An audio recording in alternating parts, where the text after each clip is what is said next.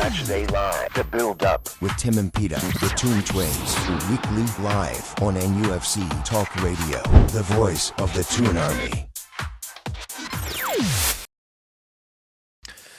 Well, it's here, ladies and gentlemen. Welcome to NUFC Talk Radio, Matchday Live, the Toon Twins, Tim and Peter. We are live once again on DAB radio across Newcastle, Gateshead and Concert. We're also live on YouTube and the website nufcradio.com. So yeah, the derby is now here, and this is going to be obviously a massive day in our season. So we'll be talking about that. Please let us know in the comments, how you're feeling this morning, because it's a weird one as well. It's such an early kick-off. We'll get into it. But before we do, once again, make sure you are subscribed to the channel. Hit the like button and get involved, like I say, in the live chat. We do want to hear your thoughts. I want to know what you're thinking about this morning, whether you're really looking forward to it or if you're dreading it. If you want your comment to be read out, or be guaranteed to be read out, please give us a super chat if you can. And don't forget to become a member by joining NT TV Plus for $4.99 a month, which includes all member perks and exclusive content in one place. And supporting the channel really helps us to deliver daily Newcastle United content. And again, if you are listening on radio, we are also live on YouTube, where you'll see plenty of opinions coming in. Right, so massive day. How are you feeling, Peter? Not feeling too confident. I'm not feeling, like I'm going into this game thinking we're definitely going to win. I have to admit, it's, a bit nervy. Feeling a bit nervy, but we'll get into it. I've got my reasons why. But at the same time, it is kind of exciting. It's an opportunity to get back at them after that loss earlier in the season. So I am confident the players, I think, will at least be up for it initially. I'm kind of looking forward to the first 20, 30 minutes. I'll say that. Right. I think that's pretty vital. I mean, I kind of said that pre-Barcelona that you can trust these players by and large to be up for the big games over the years, and then we'll go and lose 7-2. But I mean, the first half they were brilliant, but obviously capitulated second half. Just a few comments here before I continue. So I've got Quinny in the chat there. Good to see you, mate. Toon. It's Squeaky Bum Day, exactly. Got Abe Bird there. It's Derby Day. And still bad dads. Today, it's the most important day for my Eddie Howe in or out decision. How are the lads? And we've got Kevin Hawthorne as well. Good morning from Lakeland, Florida. Nice one, mate. Good to have you on board. What time is it there, by the way? So it should be revenge for us today. Should be, hypothetically, after the first game at the Stadium of Light. So we are going into the game in better form than them. If you take away the second half against Barcelona, our form is actually quite good. We beat Chelsea, we beat Man United. I'm trying to think before then, but those two games we played really well. So it's about keeping your nerve, isn't it? I think a lot of it is in the minds. And I was hearing the press conference with Eddie Howe, and a lot of the journalists were saying, what if you lose this game? Do the players understand how important it is not to lose this and the repercussions if you do lose it? And Eddie Howe was saying back, I'm not really thinking about losing it, and it's important. The players really don't think about that. They need to have positive thoughts in their mind, and they need to think about, what if we do win it? How great will it be if we get 3 points against the Magpies, and the boost that'll give everyone, the city, the fans, and obviously the boost in the league it'll give us, the league table. So I like that. I like that mentality of, no, we've got to think about what is going to happen in the positives as to what could happen. So, but it is about holding your mettle, isn't it, in this game for the players. And Kevin Hawthorne says it's 5:36 a.m. Wow. I mean, I thought it was early getting up at 8:30, mate, for this. So well done, mate. Good stuff. Dedication. Aye. So, yeah, no, like you say, we'll go into maybe team selection and stuff as well, and that comes into play in regards to players I think you can trust for this, you know. But you said about reservations, Peter. Tell us about why you've got those reservations. And yeah, I've just seen that it isn't two of us. It is actually, my name is actually Tim, so I'll change it there. It's not Mr. Peter. So yeah, tell us why you've got reservations for this, Peter. So I think if you look at our season, and I've said this before, but I'll keep saying it until this changes. The way we play, by and large, we give teams a chance. I mean, we give teams a hell of a chance, basically, to score a few goals every other match. I mean, I would say Chelsea actually was a one-off. I mean, and I loved it. I loved the way we played against Chelsea because we got that balance right. And we were compact when we needed to be compact. And it was a bit like harem scarum the last 10 minutes. Maybe I think it was a bit too, sitting back a bit too much then maybe. But barring that, take away the last 10 minutes, I thought we were in control of that match. Yeah. And the way we normally play, however, aside from that game, it is kamikaze. And it has been since the start of the season, and it hasn't been addressed. So it's not, I don't think it's going to change sort of from now at the end of the season. I don't think you're going to see a massive change in that style. Like I say, Chelsea is brilliant, but it seems like that's probably a one-off. So the problem I've got is what I do think is I think Sunderland will score today, right? I think I'd be massively surprised if they don't, and I hope they don't. And I hope we can just suffocate them and shut them out and kind of crush their confidence early doors, But yeah, that's my worry is obviously the defensive structure, and that's not just the back line. That's just how we set up the gaps that we expose between the midfield and the defence. The gaps are massive, and like I say, we always give teams a chance. Why we don't show up and be more compact, I do not know, because as I say, we don't have Isak anymore to rely on to kind of get us out of trouble. So I think we're not going to be as much of this season we haven't been as much of a threat going forwards. So why you wouldn't then compensate and be a bit more organised and structure the team to be, a bit more compact. It's baffling, but that's my worry for today. But you know what? I just, as I say, I think early doors, if we can start well, and I think they will, to be fair, right? I think at home we will get at them and push them back, and we'll look to get that early goal. And then hopefully if we do, we can capitalise on that, get another one, and kind of, then we're in control. And then it's up to us to handle that and manage the game. Right. Yeah, very true. Got Wazza there. Good morning. Double trouble at the double. Good to have you on board, mates. Good to see you. How are you feeling, Wazza, about this morning? Let us know. And what you're doing for the game as well. So I think you're right. Like, the fact is, like, we have conceded a lot of goals this season. So is that going to suddenly change?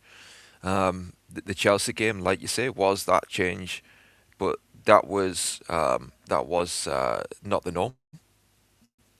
So I do envisage them scoring really today, and like you say, can we score more than them?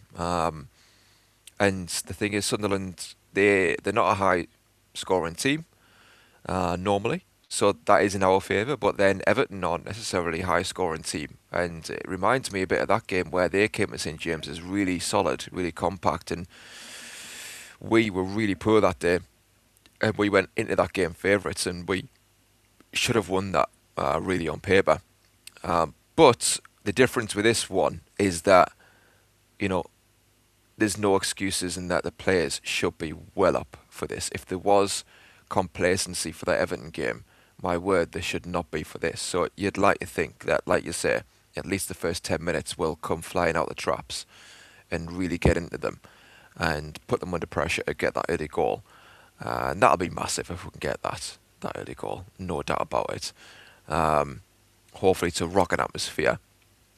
We need to make it a bear pit for them. Like I say, it should be revenge for us today, and we should be thinking about it being a special day today to get revenge, but also really kickstart the end of the season and kind of set up the end of the season well for us to go on a charge for the top 7. I mean, it's probably a bit unlikely, I think, when you look at Everton last night. I think they're in pole position really to get that 7th spot. They've got the momentum. They're playing really well.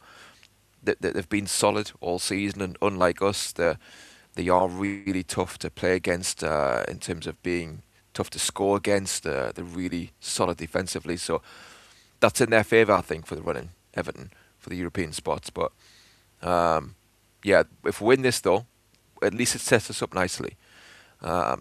So it should be a great day, hypothetically, if we really go out and show our true selves. If you talk about playing football on paper.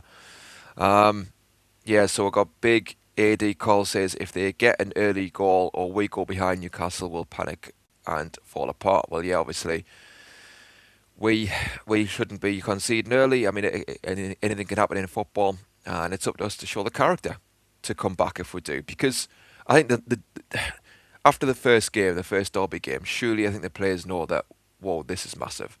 And if they do concede early, it's like, no, lads, we have to roll our sleeves up here. There's no hiding place. We have to do whatever we need to do to get back in this game and win it. I mean, certainly don't lose it, but win it. Yeah, so we got Quinny saying, knee trains on today, so I'm stuck over Darlow for the game. Commiserations, mate, but at least you'll be seeing it though. Some people, unfortunately, won't be able to see it if they're at work and stuff. So I think DX said he's at work. So I mean, maybe it's a good thing in that you can switch off and check the score after, and save all the stress. But no, we will see what happens. So in terms of team selection, so tell us your team, Peter. What would your team be? Your full team. So for me, I would go Ramsey in goal. Well, put it this way, right? If we're going to go, you asked the question, what team would I pick? If we're going to play the formation Eddie normally plays, I'll give you that team because I would do a different formation.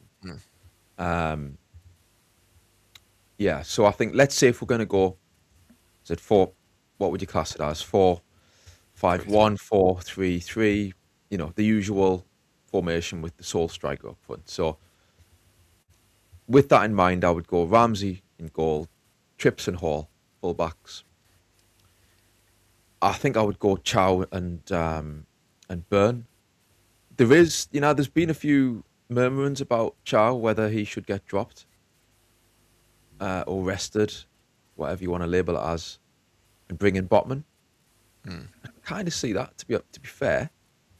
I can see that being a decent shout, Botman and Byrne, but if Charlton can just concentrate and not, because he does have the odd lapse, doesn't he?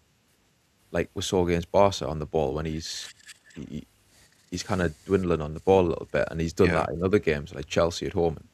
It's been more recently, unfortunately. And that may well be because he's played so many games. I don't know, but yeah, I think when he's at his best, he's class, and if he can cut those out, he's a top class defender. So ideally, you'd have him in. You'd have him next to Byrne. I think midfield kind of picks itself for me. It's Tonali, Ramsey, and J7. And did I say Ramsey in goal? Was I? Ramsdale. Yeah, Ramsdale in goal. Yeah, and Tonali. Keep him right, was it? Cheers, pal. Nice one.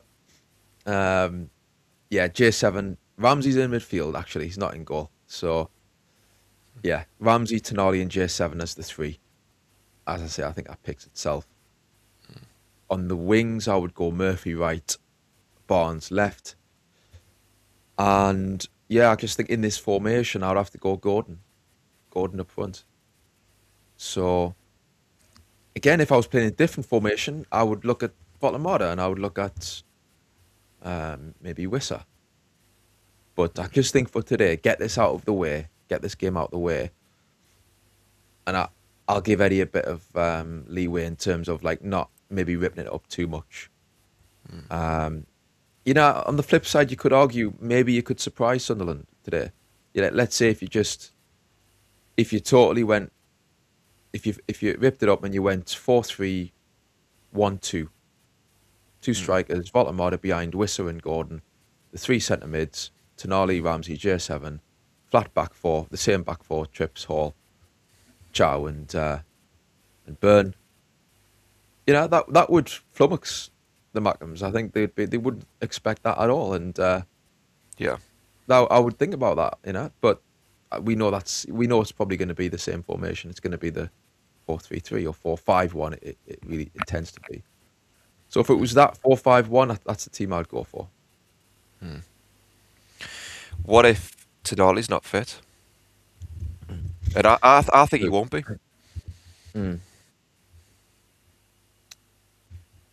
Aye.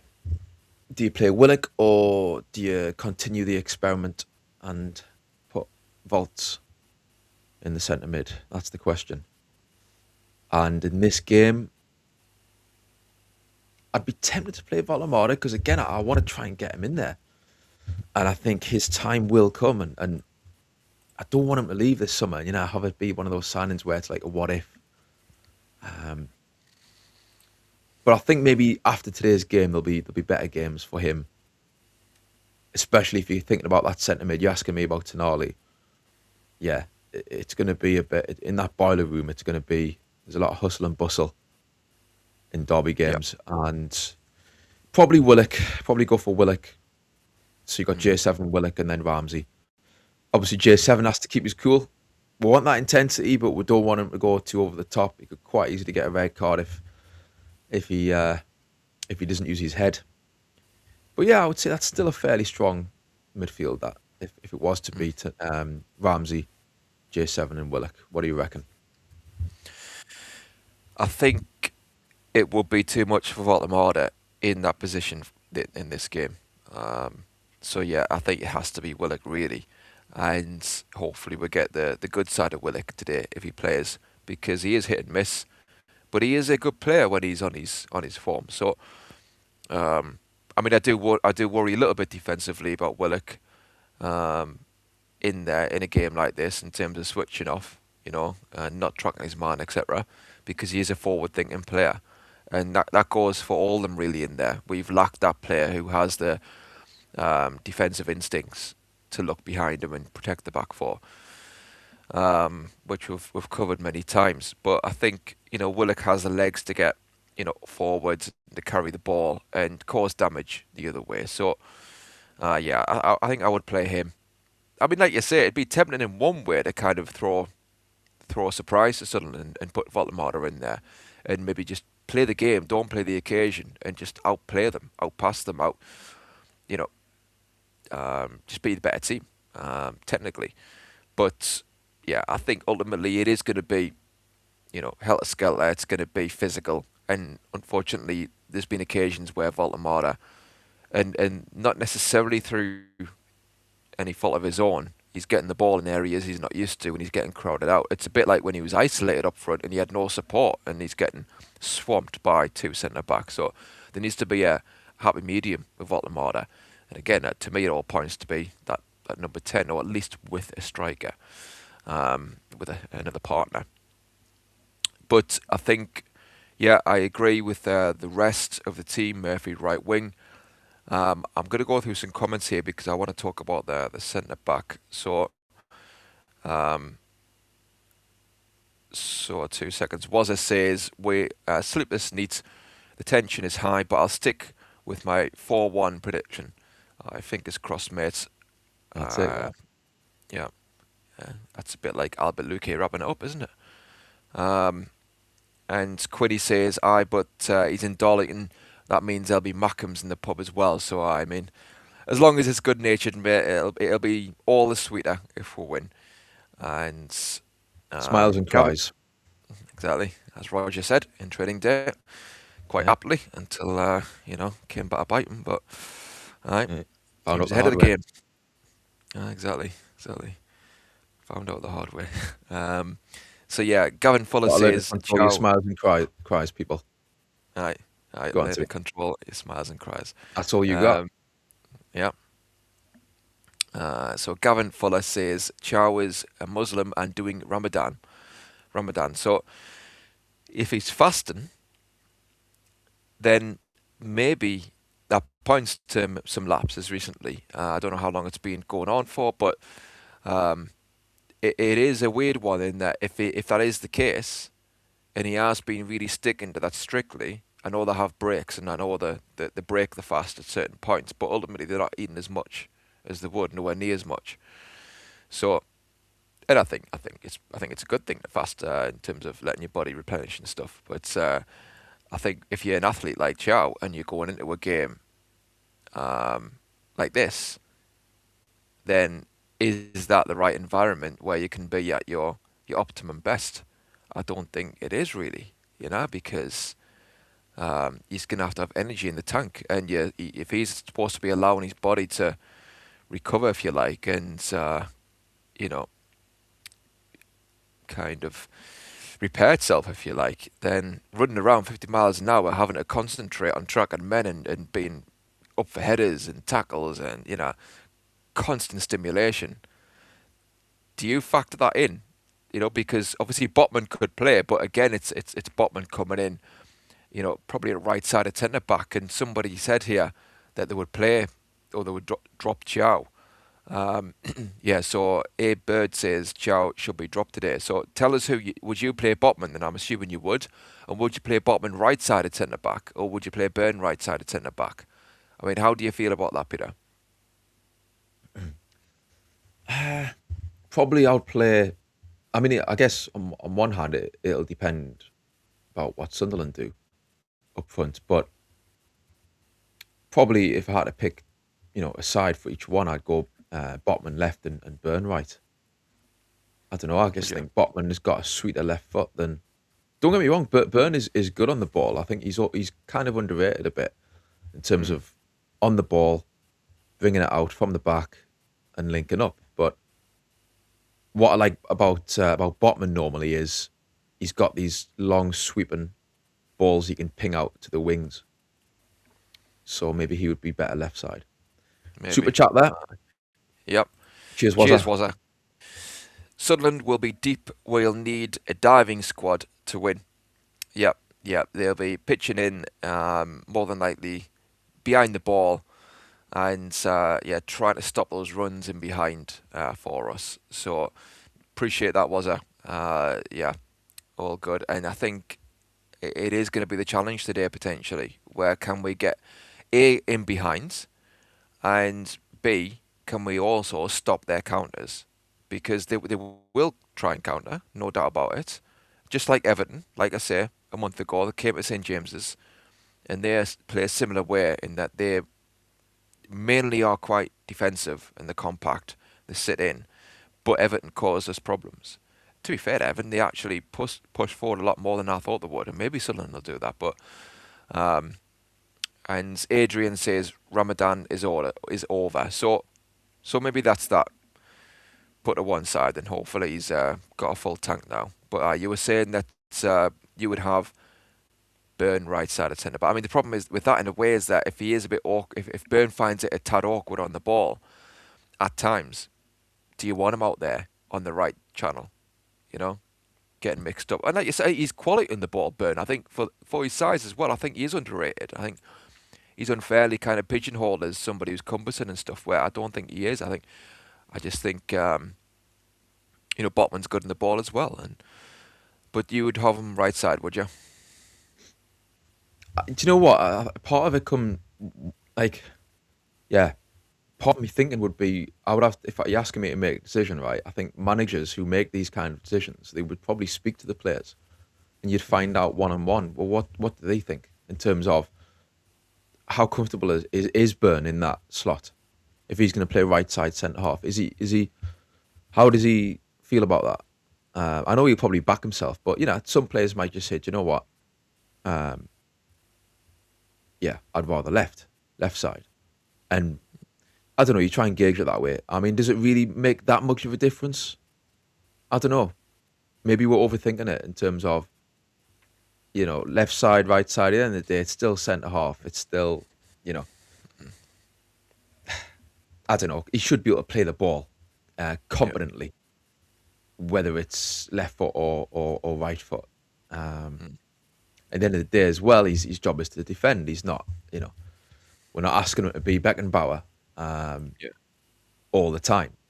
So, yeah, again, I'm just thinking about those sweeping long balls that Botman can hit. If he was to play it there, then he could really set Murphy on his way, or Elanga if Elanga's playing. And, get us out. Kind of go a bit more direct, from the back. I know what you mean. I know what you mean, and I know Wynn's mentioned this, saying that Botman's passing is overrated, and I think what Wynn refers to is more those incisive passes forwards in the midfield. And Malik Chow does that really well. And maybe Botman's overrated in that way, potentially, in that Dan Burn does those punchy passes in the midfield and it goes overlooked.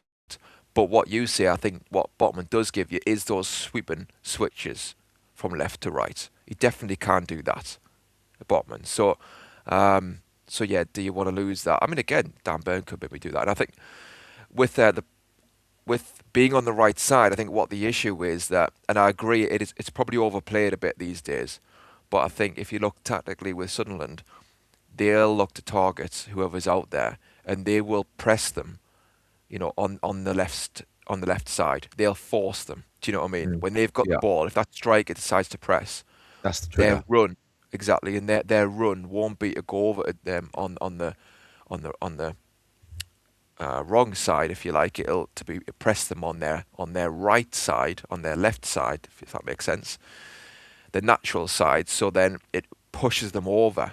It squeezes them, so Dan Bill will have to then turn onto his right foot. Do you know what I mean? And try and make a mistake that way. I think that's what they would do. So, I mean, Chow, Connor's in the chat there, and like he says, hit the like and support the channel if you can, lads and lasses. But Connor goes on to say that he thinks the back four should be the same versus Chelsea, and they looked solid. And that is our best back four. And I do agree in general in that I want to see Botman, be the long-term man. But, I think Dan Burn for this one,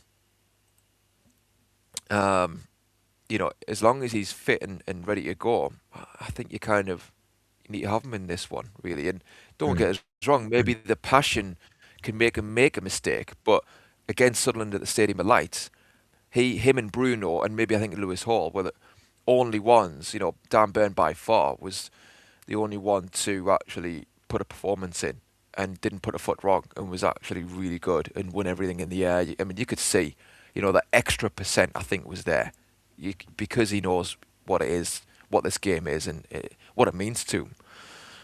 So, I mean, there is an argument, that we could have rotated against Barcelona and said to Botman, you're in for this one, Dan Burn, you're in for the derby game.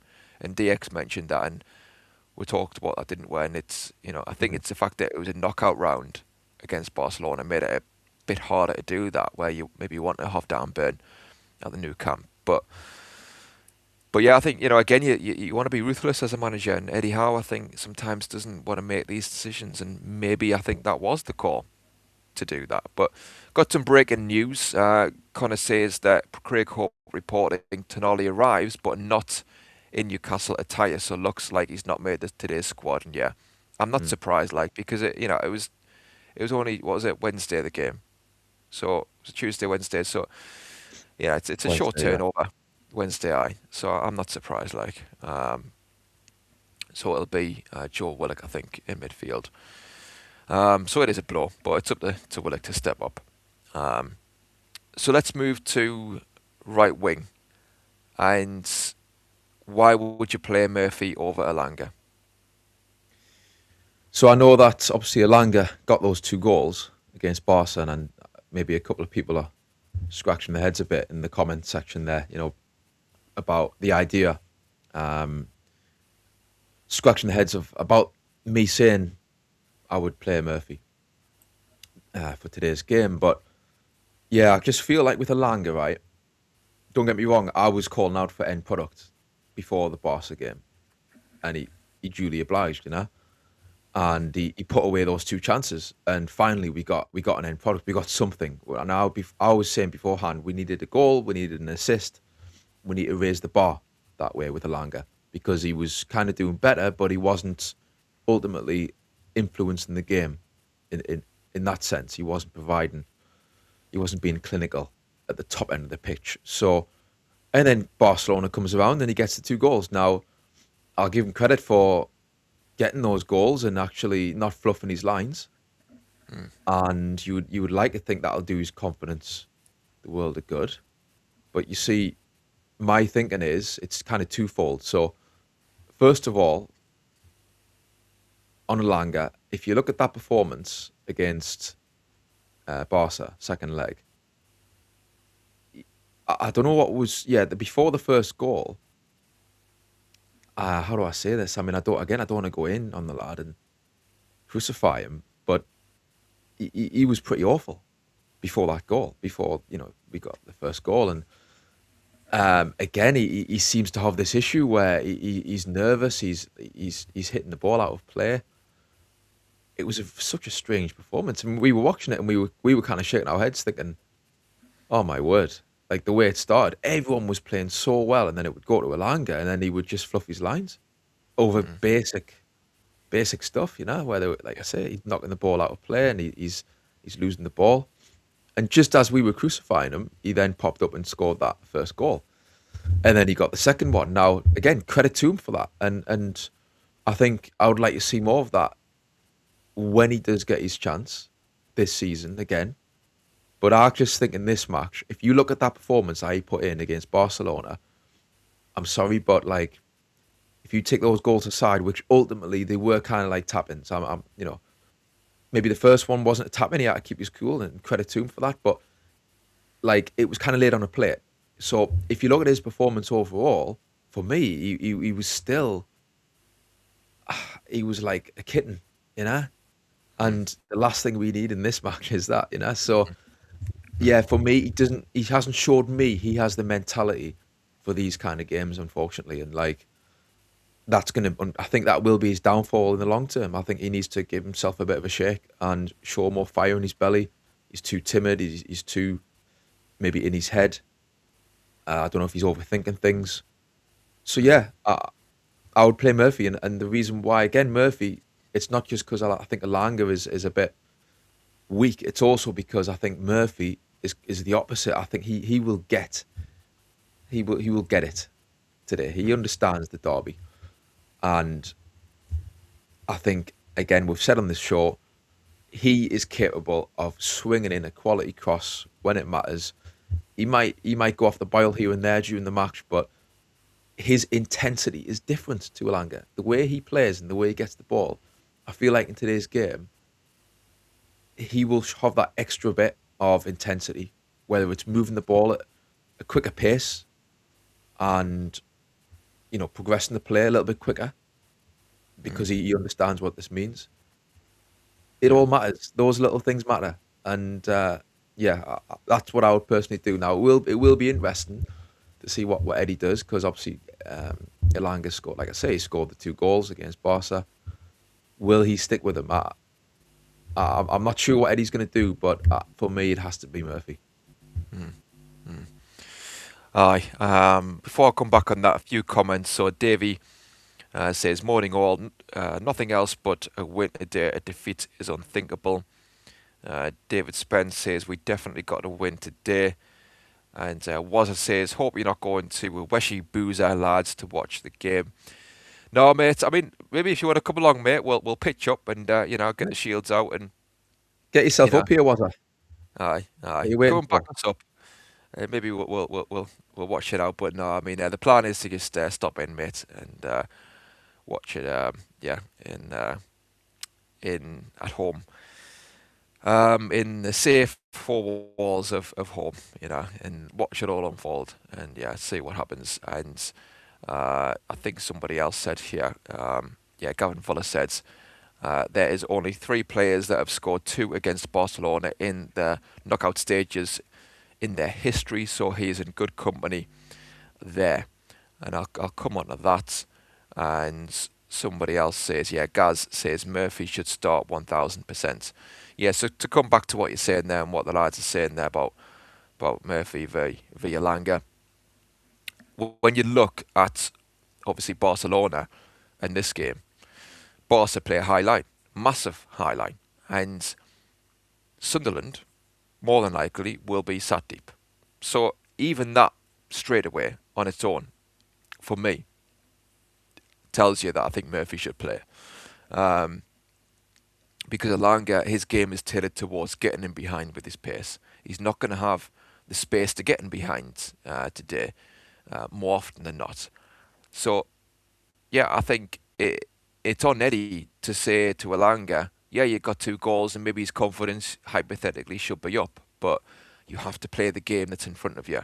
And I think there'd be a bit of naivety to throw Elanga into this one, expecting him to just continue, those 2 goals that he got against Barcelona, continue I was going to say a good performance, but like you say, it was still hit and miss. He take the goals away. He did some good things, in regards to the passing moves that were put together, and he was part of that at times. But like you say, other times he was running the ball out of play. He was giving it away cheaply. He maybe wasn't moving where he should be moving, and we cannot have any hesitation today. They need to be in sync. So, yeah, there's still question marks as to whether Elanga can cope when the spotlight is on in this way, and certainly like it will be today. So, like Murphy, said before, yes, he'll give it away cheaply at times himself, but I think he also tries to do the right thing. He's more familiar with the team shape that Eddie Howe wants, and like you say, he comes up with quality. I mean, that cross against it was Barcelona, in the first leg. What a cross that was. That's what we need. Because he hit it first time as well, didn't he, Murphy, I think? Or did he just shift it quickly? Either way, he put an early ball in. And again, Sunderland, they're going to be sitting deep. We need to be testing their defence by putting early balls in, early crosses, early passes, so that they aren't set, so that, Gordon up front, runners into the box, can get away from their marker. They're not going to get away from their marker if we pass, take a touch, don't really sit early, because Sunderland will be set, they'll be touch tight to our players, and we're not going to be able to create like we should. So Murphy very much plays into this, and that he will release the ball early. And you've got to just, a bit like I mentioned about Eddie Howe, in terms of who do you want as manager? You've got to pick your poison. There will be faults with both Elanga and Murphy, but at the end of the day, what's the positives? Murphy brings positives, and he brings final product. And like you say, he's a Geordie. He gets it. He's going to be well up for this. So, yeah, for me, some might look at it and think, well, no, you can't drop Elanga, but no, Eddie needs to just put his foot down and make the right decision for this game. And that is the right decision. And hopefully I'm sitting here, we're sitting here afterwards saying, what, Elanga's ripped it up, and he's totally proved us wrong. I really hope that's the case if he plays. But yeah, we will see. And yeah, so you've got Joe Linton in midfield with Willock and Ramsey more than likely. And hopefully Ramsey, puts that second half out of his mind against Barcelona, because aside from that, he has been brilliant. I think he is a player that you want in this game, in that he's tough, he puts his foot in, he's also disciplined most of the time, and he's played a forward-thinking role for us recently, but also against Chelsea. He sat in a bit more. It was really disciplined in that role, and like I say, he's very happy to put his foot in. So I think him and Joe Linton are going to be massive today. And then Willock to complement them. And so you've got Harvey Barnes. Harvey Barnes, he's really got to play in the left, hasn't he? Because, if Willock's in the midfields, then you've got no other alternative, really. And then you've got Lewis Hall left back. I mean, how do you see the midfield? Do you see, like you say, Joe Linton, he's really got to keep his cool. He's got to channel the passion and the energy in the right way to just forget the ref, forget, maybe say a few things to the Sunderland players, maybe if you want to wind them up, but don't get involved in bogging the game down and bogging himself down into arguing all the time. Just really have laser focus in, I'm going to win that ball and I'm going to play that ball. I'm going to start some passing moves. I'm going to get forward, going to get back. Do you think Joe Linton will succeed in this game, Peter? Well, it's a balance in it because, yeah, you want to bring that intensity and you want to get stuck in and win those battles, but we've got quality. I think that could hurt Sunderland, and J7 is included in that. So him, Ramsey, like you say, and Willock, if the whole game just becomes scrappy and it's a battle, then you're not going to see the best of those players. You need to have that balance where they get the ball down and they play and they try and cut Sunderland open. So it's a balance. Yeah, like you say, I think you got to set the tone where you don't allow it to be too much of a scrap, and that's where you got to be clever. I think, like you say, with J7, that's where he's got to be clever and not give away cheap free kicks. He's already got the physicality. He's already kind of got one up on them to start with, I think, before they even go on the pitch. So, because he's just a beast. But yeah, just be smart about it. And if he can do that, then I can see him bossing it. And we've seen when he's at his best, he's a man mountain, and the way he can get up and down the pitch. So, but Ramsey, he's, like you say, he's quality when he gets the ball down. And I'll forgive him for that pass against Barca, because, like you say, he has been, overall, when he's been given a chance in the team this season, I think he's shown he's a really good player, and he likes the ball on the floor. He looks for the outlets. He looks ahead of him to see if he can thread those balls through. He's good at keeping the ball, little triangles here and there, keeping the ball moving. I've noticed he likes to keep the tempo up. Doesn't kind of dilly-dally too much. So that's what we need. Like you say, keep the ball moving. Don't let them get set too much. I mean, I know it's easier said than done, but keep that tempo fast when we've got the ball, if they can, in periods at least. But also it's about, as I say, with regards to balance, it's about the defensive side of things and not just flooding their box with the whole bloody midfield. So, someone has to, I keep saying this, but the likelihood is there will be gaps, because it's just, like, as Ange once said, it's just who we are, and that needs fixing. And I think that's something maybe for next season why you wouldn't fix it now, I don't know. But, like, for today, you've got to look at those gaps as well. You can't just, like I say, flood everyone forwards. And I would like to see a bit more balance there in that three in midfield, so that if Sunderland, if they're going to go and try and score, then make them work for it, and don't offer them a goal on a plate. And we've done that so many times this season, unfortunately. But we can hurt them going forwards, no doubt about that. Yeah, I agree. And Tracy's in the comments there. Morning 20s, lads and lasses, and any Barnes that may be here as well. Let's smash this today. Away at the lads, exactly. And we've got Mark Cooper. Murphy can be abysmal.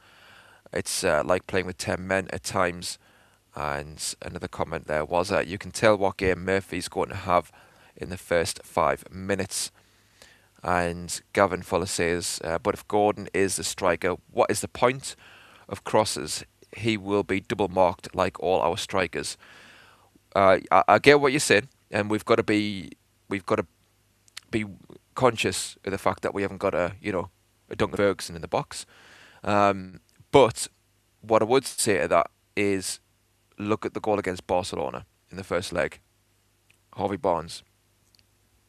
So Murphy crosses it, early cross, beautiful whip on it, takes out a lot of their defenders, and who's coming in back stick? Harvey Barnes. So it's not just about Gordon, it's about getting runners in the box who can get on the end of early balls.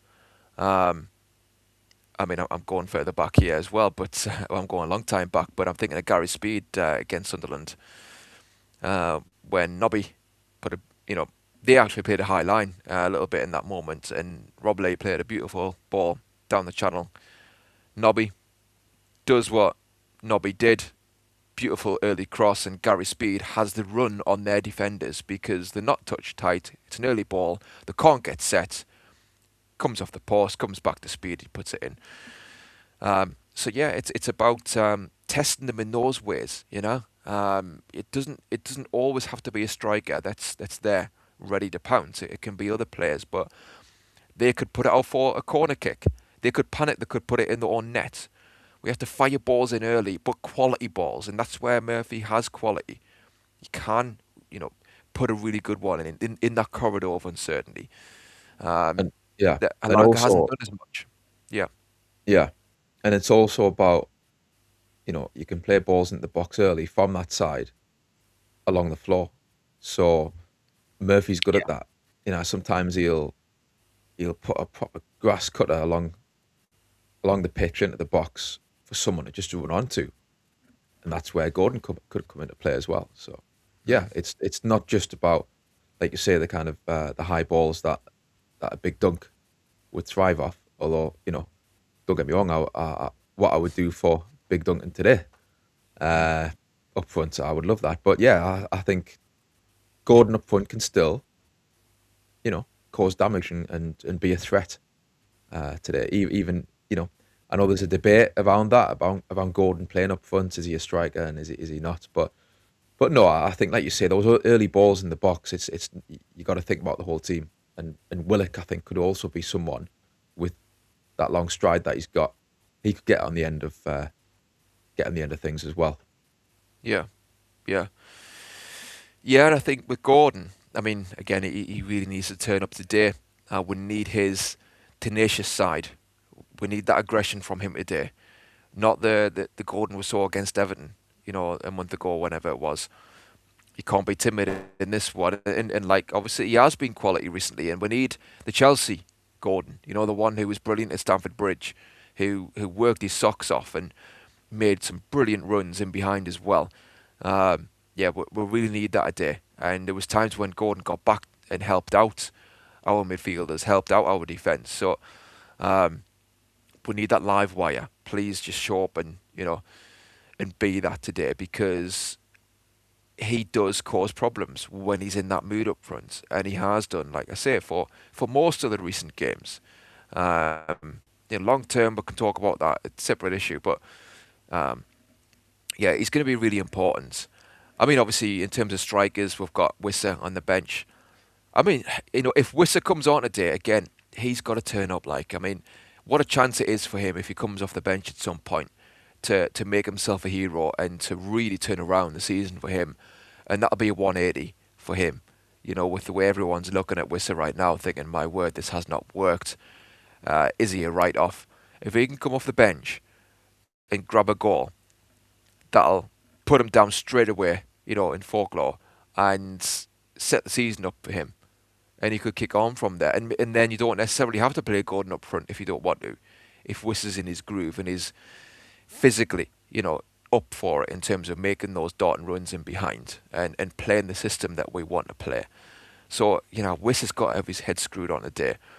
We'll see Voltemada. I mean, like you say, Voltemada, if he comes on, it's also about playing the game in front of you, not necessarily about fighting all the time. And Voltemada, if he comes on, maybe he can bring that. And he's got to be physical as well. He's got to, win the battle first, but then let his quality show through. And he's got kind of he's got things to put right today in terms of that own goal. And we gave him a great reception after that game. In the next one, to say, look, mate, don't worry about it, crack on. He didn't mean that, obviously. Mistakes happen, we're behind you. But so he's had the love from the fans, but for himself, if he comes on the pitch, it'll be nice for him to go, you know what, I need to put that to bed. What happened in that game with that own goal, and I'm going to get a goal at the right end. Thank you very much. Yeah. So yeah, they've got to, even though they're not going to be starting more than likely, they've got to come into this game, the subs, really switched on, so that if they come on the pitch, they are there to impact the game. So, I mean, in terms of Eddie Howe, yeah, yeah, I mean, what a game it is for him, and what a big game it is for him. And what do you think? By the way, Neil says that's in the comments. NUFC will win 7-2. Yeah, what a reverse that would be after the Barca game. But yeah, with Eddie Howe, I mean, I don't want to diverge too much, but I'll just say a few things in terms of long term. There's a decision to make in the summer, isn't there, as to whether we continue or not. And I would say there's not necessarily a right and wrong in terms of there's merits to both arguments, and I think you've got to be balanced that way. And that I think it's silly, if you just kind of.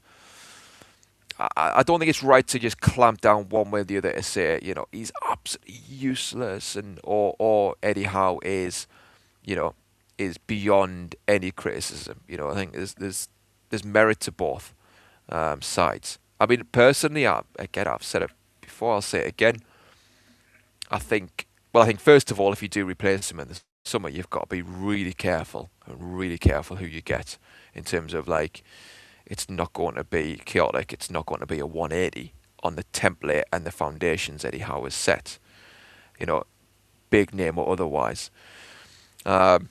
Personally, I think I'd be looking at Iriola, and if Iriola's up for it, and I think he would be, and I think he would be a really good fit in that he wouldn't rip things up completely, but he would make the relevant tweaks that we need going forwards. And I think Iriola will be at a top club in a few years' time, and we'll be sitting here, if we want to change manager, saying, you know what, we had a chance there, we could have got him. Just like we need to be with players, in terms of finding these gems of players who are out there and turning them into world-class players. We need to do that, with everything. And I think Iriola very much fits that bill. But what do you think this means for Eddie Howe, this game, Peter? It is massive. It's massive because it's not just the local pride that's at stake, and obviously losing the first game puts more pressure on that at their place. But also, I feel like we have to kind of win to keep our hopes alive for European football next season. I said before Chelsea, Chelsea was a must win. And if we hadn't have won that match, for me, the league then was kind of a write-off in terms of where we finish. I wouldn't have backed us. I'm not sure if I back us still now, but I would have said there and then it's gone in terms of top 6, top 7. I think you look at the points in the league table now. That Chelsea win keeps us in touch, keeps us in with a chance. But I do feel like we're probably going to have to go unbeaten from now to the end. I think if we're going to get Europa, then that's what's going to be needed, unbeaten run. So then whether you think that's actually going to happen or not, is another whole debate. But it is possible, I think, to get Europa and climb up the table. We're still, like I say, within reach, and that Chelsea win was vital for that. And it's the same again today. I think, if we lose, then like you mentioned Everton before, they are in pole position, and Brentford are up there as well, and Bournemouth are, like you say, Viola doing quality. So it's going to need that unbeaten run, and today is part of that. So yeah, it is massive. I feel like if we lose, it's twofold, isn't it? Like I say, it's going to be a damaging defeat for the league, but also damaging for the fact that you've let Sunderland do the double over you. Eddie Howe then would be left with, if it's true to form and we don't get Europe, then we're left with nothing. And it's been one of those seasons, isn't it, where yes, it's been a season of transition, partly because of the summer activity and the fact we didn't have a CEO, never mind a sporting director, was just shambles. And I do feel Eddie was let down that way. I think they were a bit unlucky as well with the targets that they tried to get early doors. They tried to get the likes of Ekitike, Pedro. I know they wanted the Chelsea player as well, from Ipswich. so there was quite a few different strikers that they wanted. Obviously, I know Bremo was talked about as well for the wing. So I have some sympathy, with Eddie Howe on that, and he said early doors last season, like at the start of last summer, he specifically came out and said we need to get stuck into this transfer market early, because if we don't, then targets will move. Yeah, cheers, Tina. Delap is who I was thinking of. But yeah, so Eddie came out and he made that statement, and what happens? Nothing. And not only that, but like I say, we didn't have a CEO, and I'm expecting it. Mitchell leaves. I'm expecting a DOF to then replace him early doors as well to get the summer going. And I thought, yeah, this could be a good summer if we get someone in now, get things settled. But it didn't happen, and then we didn't get the players we wanted, and the players we did get didn't work out for too many of them so far. And then also you've got the argument of has Eddie Howe integrated them well enough as well? So yeah, I feel like for me the main issue I've got, which kind of causes me to think the summer might be a summer of change in the dugout, is the fact that, as I say, this season we have been so open, and we've seen that from early on. So like Brighton away was when our first kind of, the penny dropped for me against Brighton away when we conceded that second goal, and we were just basically, Welbeck was 1-on-1 essentially from just from a tackle that Dan Burn made further up the pitch. That was just strange. That shouldn't happen at that level, Your left back, because at the time he was left back, your left back making a tackle on the inside left channel into the midfield area shouldn't then mean that player running onto the ball, in this case Welbeck, is basically 1-on-1, because the gap's just massive. The defence and midfield have parted. Now I noticed that then, and since then, that's just been a reoccurring theme, and it's strange that hasn't been fixed in terms of just shoring up the team that way. I would love to ask Eddie, come on, could we not have been more compact? Why not maybe just compensate?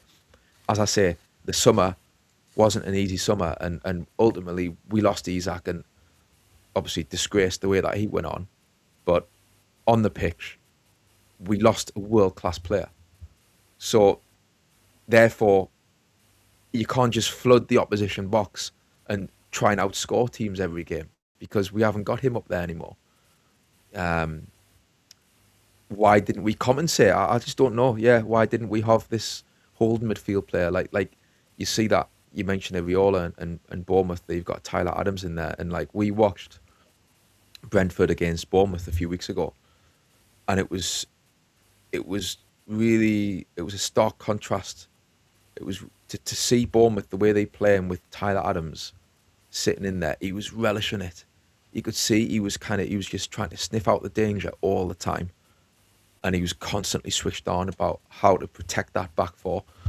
And I was watching, thinking, I find it strange we haven't tried that, and I think that's been our undoing more often than not this season. So yeah, that's why I'm thinking in the summer, with Eddie, if you really want to kick on, right, and get back into the Champions League, you have to have that balance where you're not kamikaze all the time. You're not so open. Yes, you're going to concede goals. I know that. You can't just be perfect every game, and you're going to have games where you're off it, and you will be lax in defence. But I think you need overall more of a structure where game management comes into play, and that leads on to, just to finish us off, it leads on to my point about sort of Eddie in or Eddie out. That's my main gripe, and that's why I can totally understand the rationale of maybe looking elsewhere. And like you say, I think Areola is a really good shout, to be fair. But on the flip side, if you look at football these days, honestly, there's so many LinkedIn Liams out there. Like, seriously, like, I'm talking about our team being too open.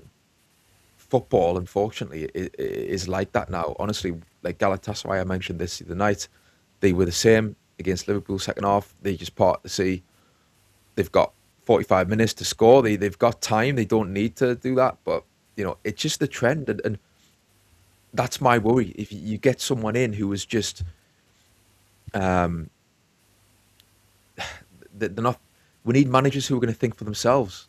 There's so many games now. You watch Premier League football, teams just they don't. There's no game management, with a lot of teams and a lot of managers. I don't think it's unique to Newcastle. I think, as I say, football's in a strange place these days. Game management, I think, ours just went out the window in football. So at one end, you've got players playing five-a-side with their own goalkeeper and two centre halves, take attack in their own box. And at the other end of the pitch, you've got the whole midfield who just floods the opposition box. So that's football now. And I feel like you gotta be careful not to get someone in who's just going to lean into these trends, and it all suddenly comes. It all sort of goes to pot. Yeah. There's a lack of quality managers, I think, compared to what it would have been in the past to choose from. There's two things I'm going to come back with, but just to go to the comments here. So Connor says, lots of pictures of Pope from the journals and club accounts. Could this mean he starts? Thoughts if he does? And that's something I was meaning to mention, actually, because Craig Hope said in his video yesterday that he would actually start Pope in this. And I know Ramsdale, somebody described Ramsdale in probably the best way that I've heard. And they basically said that Ramsdale is an outfield player playing in goal. And I think it's accurate in that he's really good in the ball. Technically, he's quality. His passing's quality. He's up for it. He's bouncing around the 6-yard box constantly. He's flying around everywhere. He's energetic, but it looks like there's an outfield player at times who's put the goalkeeper jersey on. Do you know what I mean? And that's obviously harsh. I'm being cynical, but you get where I'm coming from. And he's at a grasshopper, and I think neither Pope or Ramsdale, as we know, really, they're not the long-term options. So if you talk about this game, it's not ideal going into this game where you haven't got a solid number one who's settled. And Ramsdale, I thought, did really well in the previous two games before the last one. So you had the Barca home leg, you had the Chelsea away game. I think he was really good in those two. He looked a bit more stable, but then you go to the Barca second leg, and there's just times where, the ball's bouncing off him when he's got. I know you can't really blame him too much on the goals. I know there's not loads he could have done, but he doesn't pull off any outstanding saves. I think one of the goals, he does make a save and it kind of just bounces off him and off his knee and his chest, then goes out to one of their players. And unfortunately, we're not in a great place for goalkeeper department. But on the flip side, I wouldn't trust Nick. I'd trust Nick Pope even less, really, today. I think, Nick Pope is liable to make a mistake in more circumstances, in more scenarios, such as the ball being passed back to him, and even with crosses and stuff, he's been floundering big time, Nick Pope, recently. And so while Ramsdale hasn't looked great himself, it's no worse than what Nick Pope looked. So I think it's a bit optimistic and maybe a bit fanciful. I think Nick Pope could come into this one, massive pressure game, spotlight on him, to suddenly turn it around and say, no, he is the old Nick Pope from 2 years ago. I'm back. I don't see that. Hopefully it will. Fingers crossed. But I don't see that happening. But as Connor says, if the club are putting Nick Pope on their X account, you know what? I reckon there might be something in that. And because we know Eddie loves Pope as well, I wouldn't be surprised if he starts today. What do you think if he does? If that goes wrong, then he's showing the courage of his convictions, to be fair to him, if he does do that. But I'm the same. What I would say about Ramsdale, you mentioned there about yeah, he's like an outfield player in goal. Have you noticed as well sometimes when when we're under attack and maybe there's shots being peppered at our goal, sometimes Ramsdale he's scrambling along to try and save the shot. And sometimes, let's say if it's one of those shots, it's right in the corner and it just goes out of play. You look at Ramsdale and he's bloody flying him. He's flung himself into the net. He's always finding himself like actually in the net. You know what I mean? Like at the side of the net. He's just scrambling, and he is a bit erratic that way. If you watch his style, I'm watching thinking, mate, if you'd got there, it would have won it anyway because you're behind the line. But so he's definitely a bit of a live wire. But no, I think to be fair to him, he's done better than Pope ultimately since he's came in. Yeah. He's not perfect, but yeah, you just feel like he's so much more confident when he's on the ball. And yeah, like if you bring Pope in, he's gonna get the ball deep in the box and probably panic. That the actual quality isn't going to be there in terms of like playing out from the back. Sometimes it's those long kicks that we need as well. Ramsdale's got a really good kick on him to get it in the other half. And Pope, we've seen, he struggles with that. He looks petrified sometimes when he has to come out of the box. So yeah, get Ramsdale in there, and I like him. I know he is a bit erratic, but he's a good character as well, and yeah, he'll be up for it. So I just think keep Ramsdale in there. Yeah. I think while you want a cool head, I think Ramsdale has more oomph about him for this one, And like Nick Pope has looked nervous in his last outings, whereas Ramsdale, like I said, in that UFC, he's erratic, and he didn't have a great game against Barca's second leg, like none of them second off. But I think he'll be pumped up, and he's not going to hide, if you like.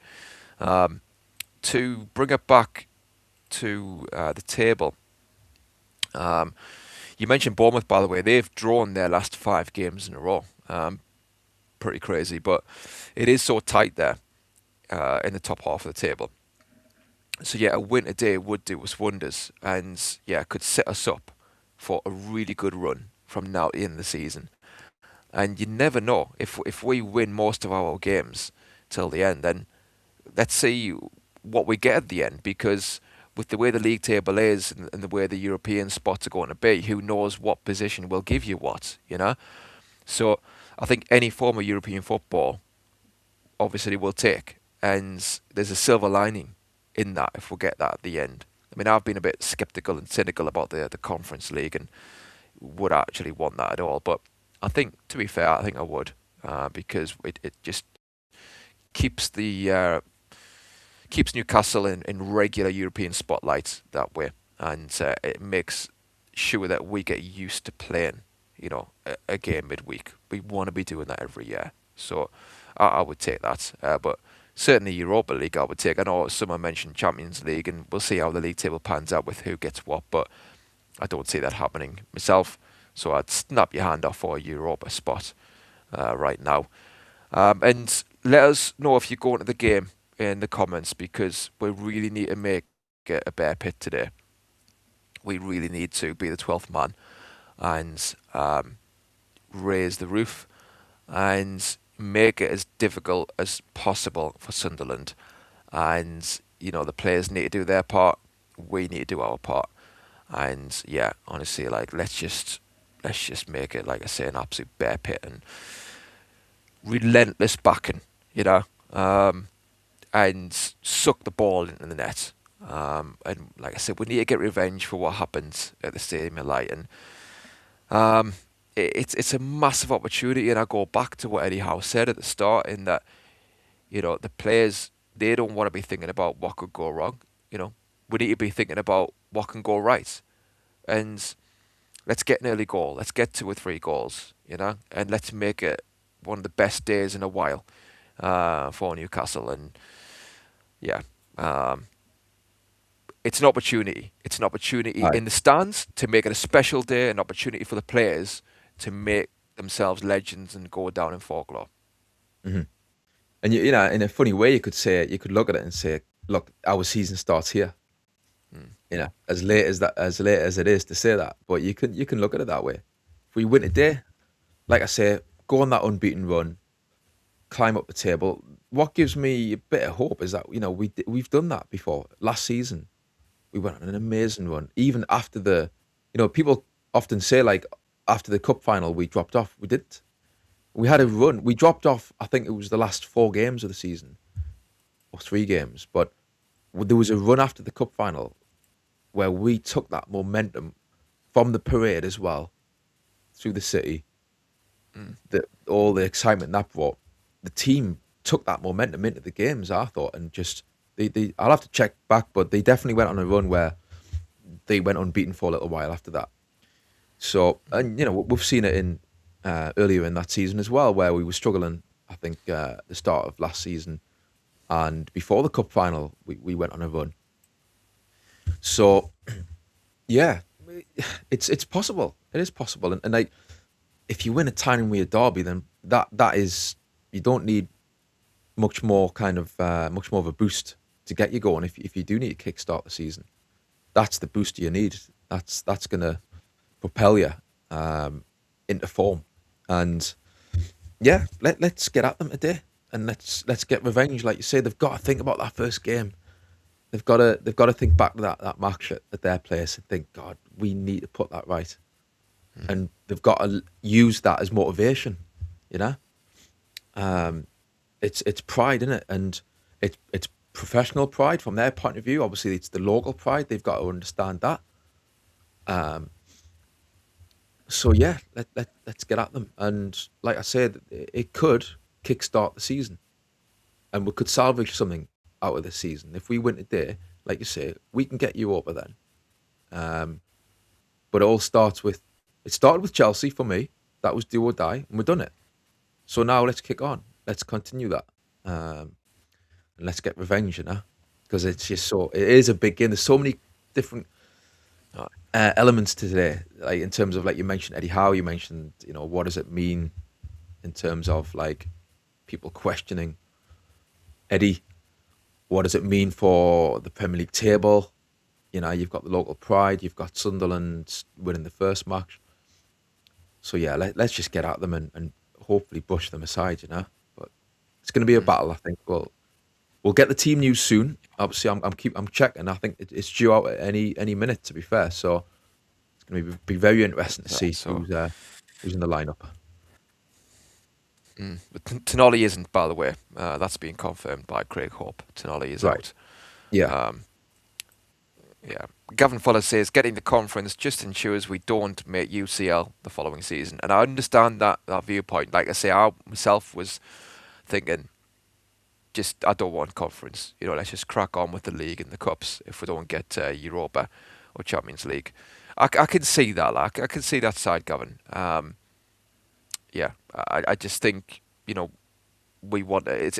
If you win the Conference League, you get Europa, and I know we want Champions League ultimately, but it could be a nice safety net, and you could afford to rotate a lot more in that competition in terms of keeping the squad fresh for the Premier League games. So in terms of being burnt out and stopping you getting Champions League, in my mind, it shouldn't prevent you as much as it would if it was Europa League.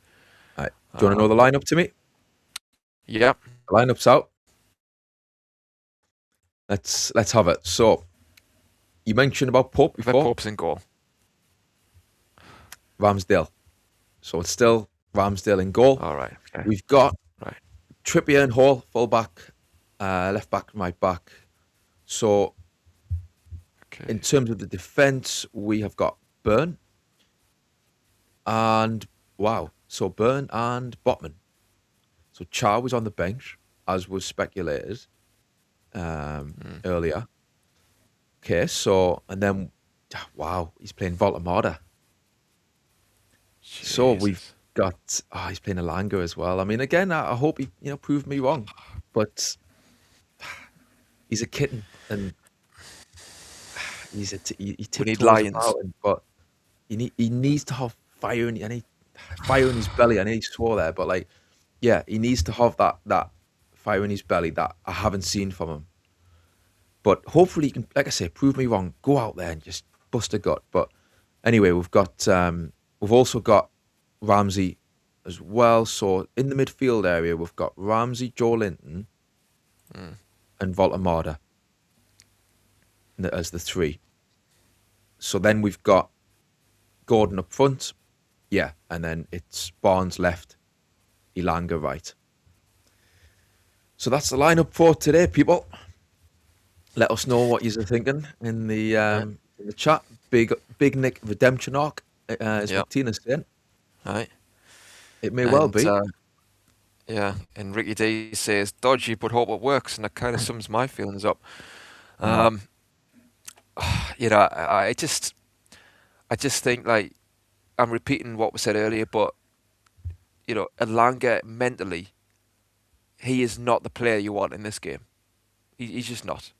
But we'll probably see, you know, and hopefully he is on today. He is, but he is not in full flow of confidence. And yes, he scored 2 goals, but I didn't see a player there who's transformed. He's still a player who's finding it difficult. He's betting himself in mentally still for this move that he's had to Newcastle. And in this game, it really is like no hiding place. You have to produce. And are you saying that Elanga is somebody you can turn to and say, you have to produce, and he's going to do it? In terms of actually, like, being part of a fluid, cohesive team that's playing really well and not giving them an inch. I don't think he is. And I think Murphy is more that player. Yes, he's still frustrating, Murphy, but he's a Geordie. He gets it. And he will not hesitate. He will not hesitate of a shot. He will not hesitate to put a cross in. So that's what we need in this game. And Elanga will not bring that, in my opinion. I really hope I'm wrong. I really do. And again, if I was going, I'd be raising the roof. I'd be sicking my heart out. I'd be backing Elanga. I'd be singing his name. And we need to get behind the lads. But I'm just giving my opinion on the cold light of day, sitting here. And Voltamada. Yeah, like, I mean, I admire it in one way because you're playing the game. You need to win the battle, but you kind of said, no, we're here to play football as well, and we're going to outclass you. So I kind of like it from that point of view, but at the same time, you can't win the game. You can't win the technical side of things if you are being outmuscled, if you are being outbattled, because you kind of need to win that first. That sets the foundation. If we start this game in the first 5-10 minutes and we're losing tackles and Voltamada is losing tackles, it's not all on him because it's not his game necessarily. But if that is happening, it sets the wrong tone. And then we can't then outclass them necessarily because it'll give Sunderland encouragement. So what do you think of that midfield, Peter? Voltamada. Yeah. Again, I've said before, I think in this formation, I'm not sure, because, you know, people will be saying, play Nick up front, what's Eddie doing? But you play Nick up front in this formation and you've got, that also comes with a whole host of problems, in my opinion, just because I think he struggles to keep up with the pace of the game. So therefore, we're saying about getting players around him and we don't do that. Well, yeah, but he's not like Gordon. Obviously, he's lightning fast, so he can keep up with Barnes. He can keep up with Murphy and Elanga. Voltamada doesn't have the pace to do that. So if people are saying the alternative is to play him up front, maybe it will come good if you play him up there. I don't know, but I can only go off what I've seen, and I think, like, I understand why Eddie is looking at it and thinking, do you know what, I'm going to drop him deeper to get him maybe in the game a bit more. He'll have players around him, as in he's got, he'll have Ramsey and J7 close to him. And also, he's got players in front. I think that's a major thing, is that other than, unless you rip up the formation, but if you look at the sole striker role that you would ask him to play, typically he wouldn't have someone he wouldn't have lots of players in front of him.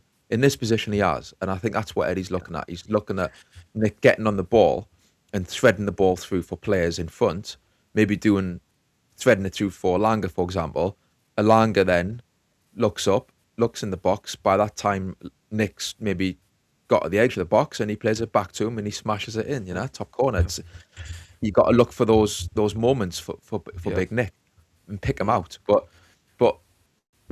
I still ultimately, we've said, I think the issue is that he needs to be relinquished of those defensive duties, really, I think, to see the best out of him. And I think that happy medium would come if he was in that formation where it's either 4-4-2 or it's 4-3-1-2.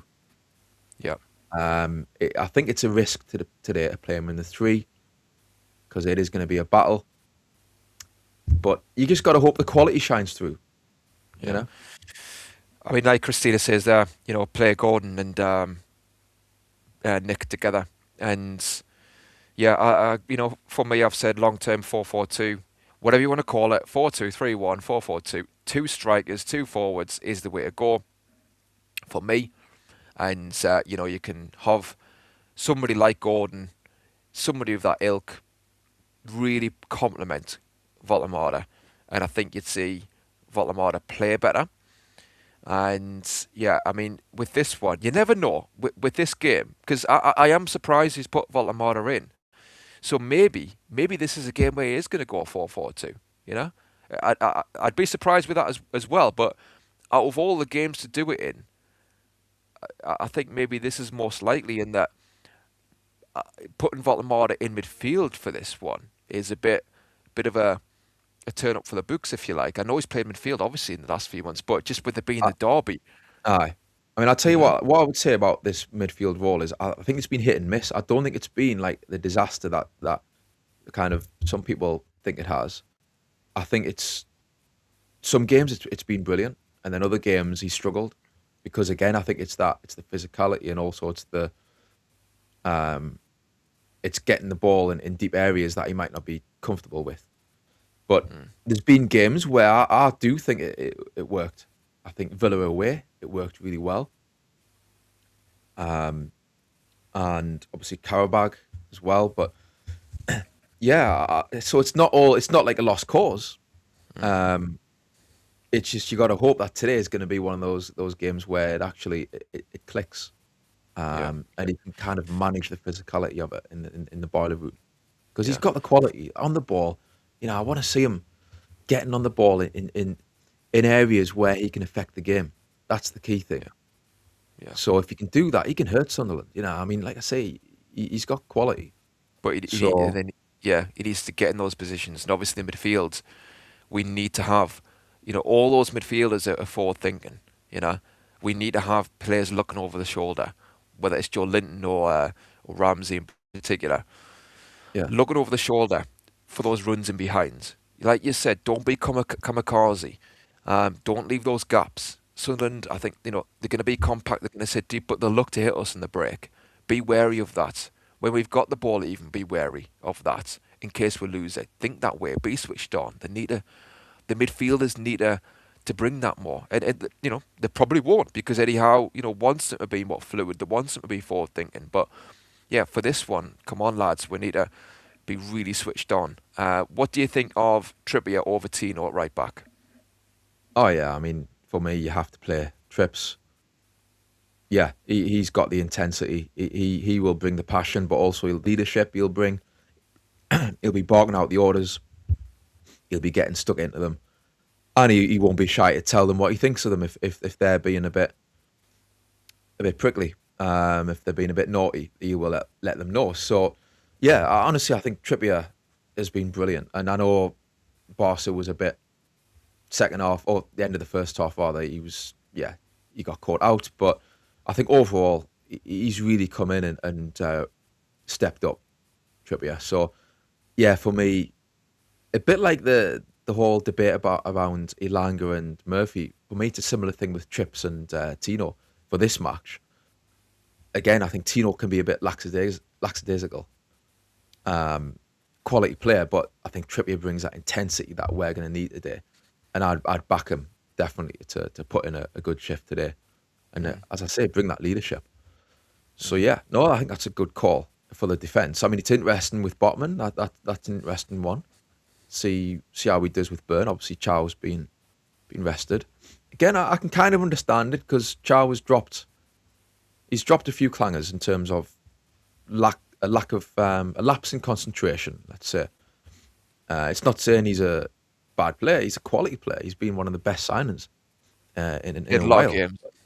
But yeah, he's played so many games. Maybe he needs to come out with it, and we've got a quality player coming in. Let's not, you know what I mean? It's not as if we're bringing in someone who's unproven. The only thing he's unproven on is his fitness, Botman, in terms of long term. But we know when he's fit and firing, he's a quality player. So yeah, honestly, it's going to be interesting. Like, I think it's going to be a frenetic match. Yeah. I think with Trippier, ideally, I would have liked to seen Tino and Trippier rotated between Barca in this one, you know. But granted, Trippier came off half time, so he's only had 45 minutes there. So, okay, maybe that's rotation, if you like, in that he didn't play the full 90, and he's raring to go for this one. And it's kind of a flip of a coin, in my opinion, because Trolls there says Trips is slow and will be run rings around. I think there is a danger of that in that. And again, that's why I would have rotated and kept him fresh if he was going to play for this one in this game. But because obviously he is 34, 35, he does lack the pace, even though he has the defensive instincts and cleverness to sometimes compensate for that. It's still a bit of a worry at times. At the same time, though, you look at Tino when he came on against Barcelona, and he's jumping with Lewandowski, and he's hardly getting off the ground. He's almost ducking for the header. That is not what we need for a derby game. You know what I mean? Like, if the ball's coming in the box, we can't have players shirking. So, yeah, to me, there's really, it's a difficult one. I mean, Tino would give you the energy going up and down. That's the one thing. And maybe if to help the skelter game, maybe Tino was the choice for that, you know? But, you know, is he too timid maybe at times for a game like this? Certainly, like I say, against Barcelona, he did seem timid. He seemed really rusty, and something as basic in terms of competing for a header, he was nowhere to be seen. So, like you say, quality player. But I think long term, he I mean, I was going to say he could be the man, obviously, over Trippier. I mean, I think I'd probably sell him in the summer if we can get a good fee. But I think for this one, I hope Trippier's experience shows through like it did against Man United. And he was outstanding in that game. That's the Trippier we need for this game. You know? Yeah, and obviously Botman will be right-sided centre-back for this, I think. And yeah, I can understand that as well, because Malik Chow has played so many games, and I think he should have came out earlier in the season just to give him a refresh. And I think those mistakes might not have happened. But again, obviously, we've talked about it a million times. It's about rotation. I think Eddie Howe is quite reluctant with rotation. So it's not ideal having Botman and Byrne together for this one, but it's not as if they can't do it. So we shall see. But anyway, we've got the Geordie Yam Yam, Gaza, is in the building. How are you doing, mate? I am very well. Very looking forward to this game, if I'm honest with you. It's been tummy rolling, is that's all I can say. It's interesting, like I say, listening to certain opinions. Say it's not arguments, it's opinions. There's twos and fro's to this side that's out there today. Obviously, a big setback with Tonali not being available. You know, you want those driving legs from midfield. You need the recovery. But again, when we saw against Barcelona, the lad looked like he was treading water in that second half. So, you know what? Maybe this injury, has it come at the right time just to give him a break? You know, to re-energise them legs, just to get us over that final hurdle, if you like. And you know, for me, it was in plain sight. You know, the fact that there just didn't seem to be that recovery today. As weak as this midfield looks, there's energy, you know, and sometimes what you need to start doing is playing in the opposition half. And I think what you've got today, depending on position, and I'm going to say that with a little tongue in cheek, because again, FOTMob, SofaScore have this team in all over the joint. If I'm honest with you, one of them have got Joe Litton as a left winger. Who plays left wing, right? Anthony Gordon has to play left wing because obviously without Barnes in the side, you need somebody that's going to be a little bit pacey. What you don't want today is to allow them space going forward. You need to be literally playing on the shoulder. The further they sit, the more opportunities Newcastle can get in. I know we struggle in the past about teams that sit in and hit us on the counter, if you like. And I have a feeling Debris today will be doing that. I think he'll be the one that sits in that more deeper role with that team and looks at pace in and behind. Again, we talk about pace at the back and recovery. If we get caught on the halfway line on a high line, there's every chance that we can go and concede today. So we have to be aware of where we are. But like I say, it'll be the setup for me where they play. Like I say, with the way I've worked it out and the way I've set it up, it'll probably be Ramsey sitting as the 6, Willock on the right-hand side, Joe Litton left as his usual position, Anthony Gordon on the left wing, Elanga right wing, with Voltemada sitting as the high man.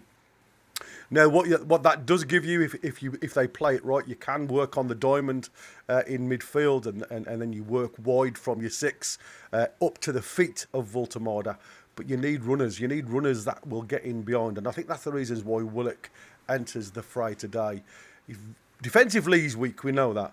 But offensively, he has the ability to unlock doors. And, you know, he has got... When he turns up for the game, and again, for me, Willock's been a frustration from the early years. But that's not true. When he first come to the club, he looked as though he could do something. But as the team has progressed, he hasn't stepped up to that same level, that same mantra. So for me, he's the one now that has to come, I keep talking about Wurzel Gummidge, wearing a different head. He has to have that passion, that hunger for this game, that attitude for this game.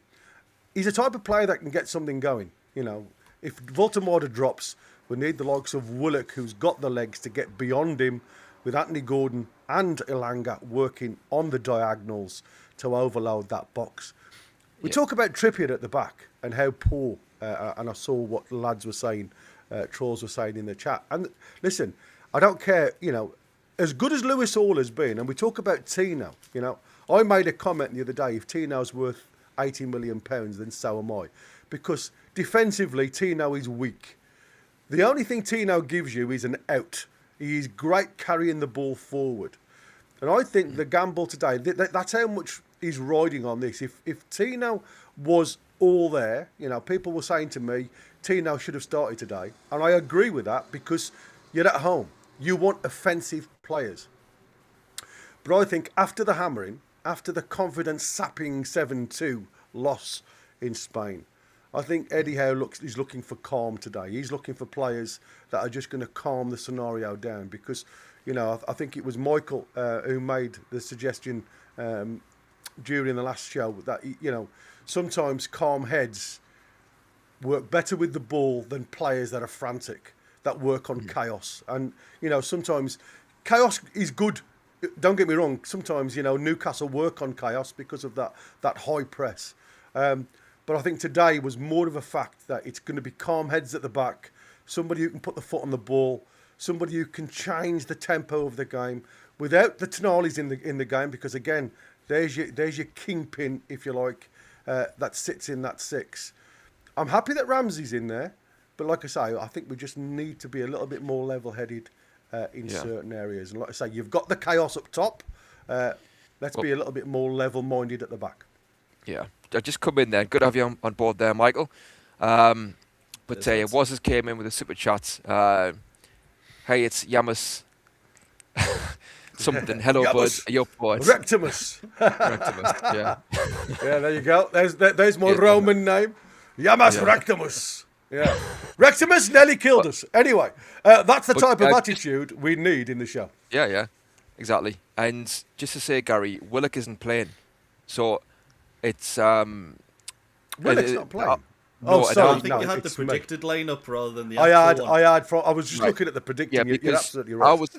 and I was thinking, we talk about Voldemort being up front because we had the same conundrum against Everton where you announced the team and everyone's thinking, well, where's Voldemort playing? And we assumed he'd be up front. And as the game kicked off, he was in midfield. So, with Willock not playing, I'm assuming, do you think Voldemort will be in midfield, or do you think he'd try him up front?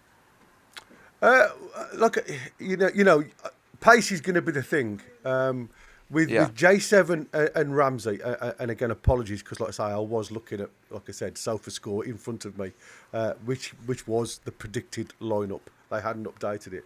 Now with Harvey Barnes, again, I stand corrected, coming in. We know there's going to be a line. No, Eddie Howe loves Voltamada in that left centre, right? We have lost Tonali today, so there's going to have to be a mentality shift with J7 and Ramsey probably being more of the defence-minded. Maybe they go this with Lewis Hall and Barnes again. Hall, as we saw even in Spain, being the one pushing further forward.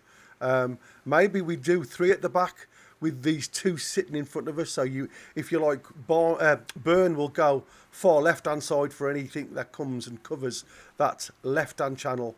We know the likes... Botman isn't good for me on that right-hand foot. But I do think, Malik Chow needs a rest.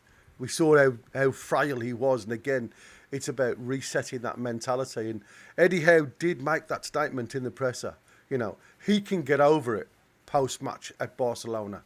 It's whether the lads have. And has he now, after these last couple of games, seen that mentality change in some of these players where they're probably tired, they've hit the wall physically. And unfortunately, when you hit the wall, you have got that. It's a difficult mindset when you're knackered, your body's breaking, and you need to be that mental strength to get over the wall and carry on that next 90 minutes. And I think maybe he's picked a team today that just gives you that, rather than trying to keep hammering something that, square peg in round holes. Apologies for not getting the right team at the start of my absolute rubbish spiel then. No. What do you think, Michael? Yeah, for me, it kind of reeks of Malik Chow being protected a little bit. I think after the Barcelona game, let's be honest, there was a lot of mistakes in there.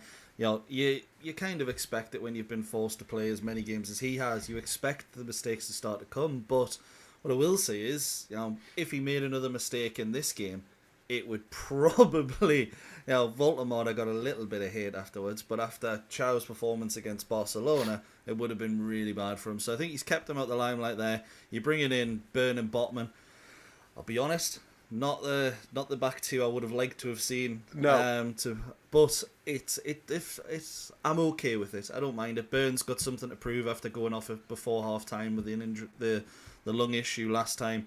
Botman hasn't been great this season, but if there's ever a game to turn up, it's this one. And let's be honest, after what happened at the Stadium of Light earlier in the season, every single one of those players, even if you didn't play, you owe Newcastle United fans a walloping today. And when you look at Sunderland's side, we can sit here and we can say, oh well, we haven't got Chow playing, we haven't got Bruno, Tonali. They're missing three of their best players as well. So and they're missing 7 in total, Michael. Yeah, missing 7 in total. So, like I say, this is a weakened side for the Mackhams. And that's what I said, that it stinks for me as them sitting literally on the 18-yard box and going for it. So, like I say, it's an interesting one. Sorry, mate, for butting in, but it is 7 they're missing.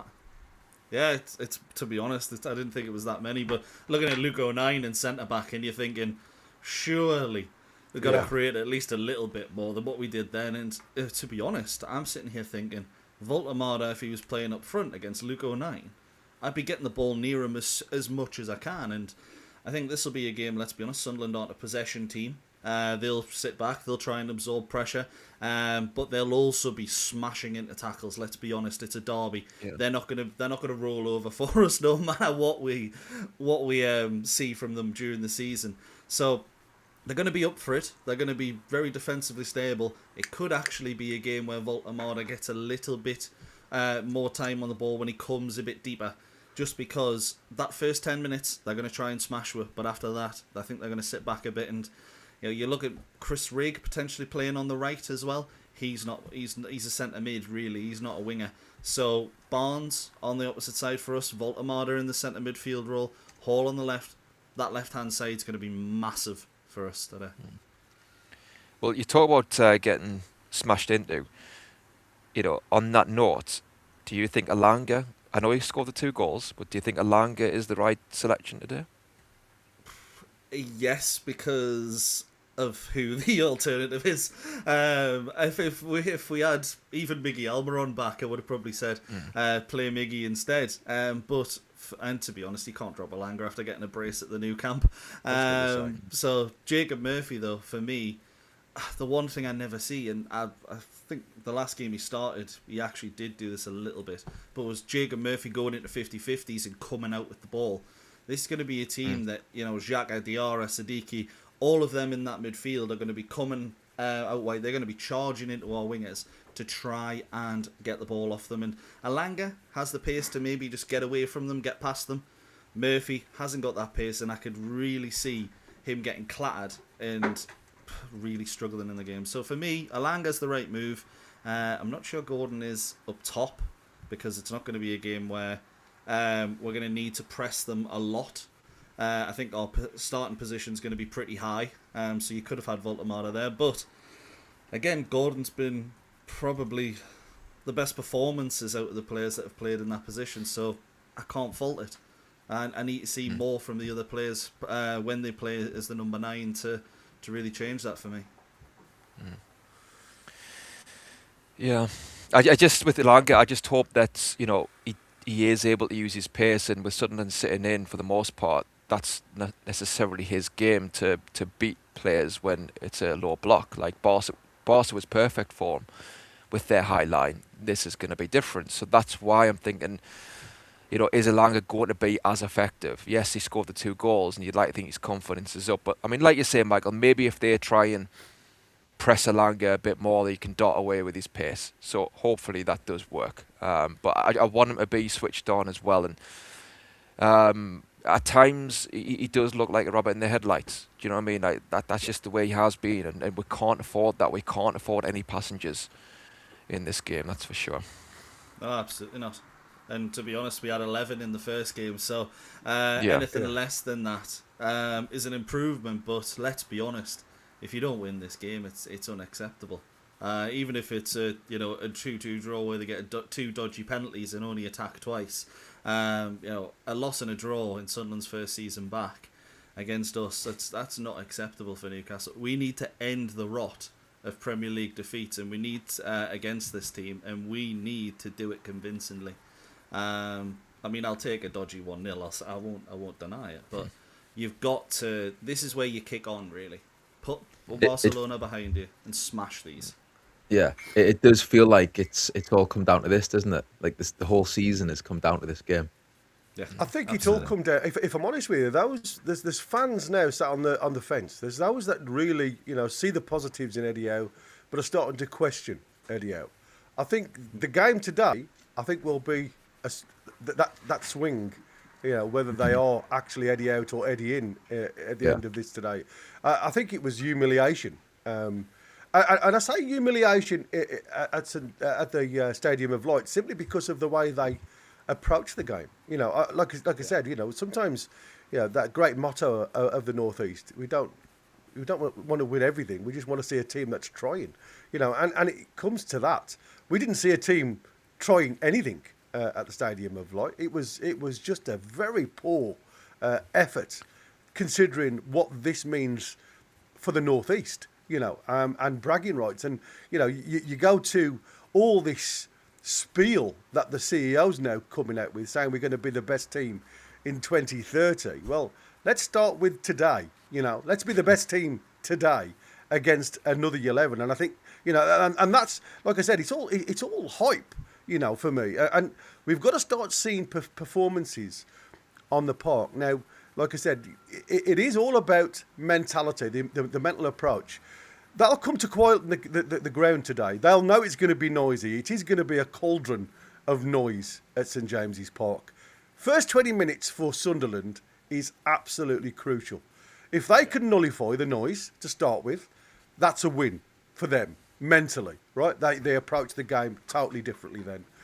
Newcastle then, if they start getting a bit frustrated, starting to play balls that aren't there, you know, because they're trying to force an issue, that's where Newcastle can become unstuck. And we've seen it before against weaker opponents. And I say weaker opponents because derbies are a leveller.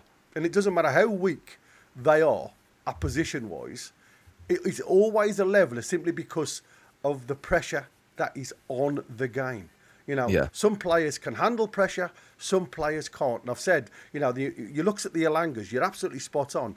Alanga with space looks a different animal. Alanga, where he's got bodies around him, sometimes his mind and his leg speed don't correlate. There's a difference of opinion. His head wants to do one thing, but his feet are going that quick. Just control the bloody ball, you know. Just get the ball under control and play simple. You know, give and goes, get round the corner. And I think sometimes what Elanga tries to do, far too often for me, especially when you've got players that are giving you 5 yards, is balls over the top. When you've got to make 5 yards up against any defender, you're second in the race. You've got to be willing, instead of just keep going over the top, you've got to be willing to come and get your foot on the ball and play the way you're facing at times. Let the players then come on to you, that it's a 5-10 yard pass inside and then spin off the shoulder. I think sometimes Newcastle, with Elanga in the side, become a little bit one way and it's been so easy to defend against. Just before you say that, Peter, was it a super chat? Sorry, Michael, I missed you. Out my Mr. Rosy Cheeks. Cheers. Hey. I'll forgive you. But just quickly as well on Elanga, he's a strange one because for me, if you look back when Elanga scored against City away in the Cup, he got his first goal there, didn't he? It was a really good goal. And you're thinking, okay, that's going to give him confidence now. We're going to see a different side to Elanga. From that point onwards, he's going to maybe get in his groove. And he didn't look any more confident after that City game in the games after. And it's strange because normally when players, you know, they get the first goal or they have a good game, they kick on. You can see there's a spring in the step as a result of that. Elanga just seems to kind of like, he plays the same. Like you don't see that bounce from a goal or from, do you know what I mean? He just remains in this kind of state of mind where to me he looks quite timid. And he looks, I don't know, like you say, Gary, is he thinking too much? But he's a really strange player. And I'm just hoping, again, he can prove us wrong. Go out there. He's got lightning pace. Don't hesitate. Get at them. Get at the byline and get some quality balls in the box. So he can do it. But I just think he needs, as I said earlier, he needs to have some fire in his belly, you know? That is going to be his downfall. If he doesn't make it in Newcastle, that'll be his downfall, in my opinion. Yeah, I'm just going to mention it because Trips doesn't play passes to Elanga when he does the runs. I see you don't mention that, Gary. Now, how many times have we seen Trippier throw the ball over the top and Elanga not get anywhere near it? You know, so sometimes what Trippier does, maybe he sees that the defender's sitting off Elanga, and maybe Trips makes that decision not to throw the ball down the line. And that's what I said. Sometimes, you know, instead of giving the opposition the ball back because Elanga's just not going to get there, play the simple football. You don't have to keep going over the top. And like I say, I think Elanga's got to change his approach to every game. You know, he's got to set up differently. You're not always going to have a high line defence sat on the, you know, doing a spudsy, if you like, sat on the halfway line. He's going to have to change his approach where he's not always going to get the space and opportunity. Nottingham Forest was a different animal for Elanga because they sucked players onto them. They wanted the opposition to have the ball. They had the confidence, if you like, with players that can hit the opposition on the break. Newcastle play totally different to that. And that's why Elanga has to change his approach to the game. Some teams are going to get your high lines. You know, the top 6 are always going to push you back. Them are the teams, for me, where Elanga has, you know, shown a little bit more.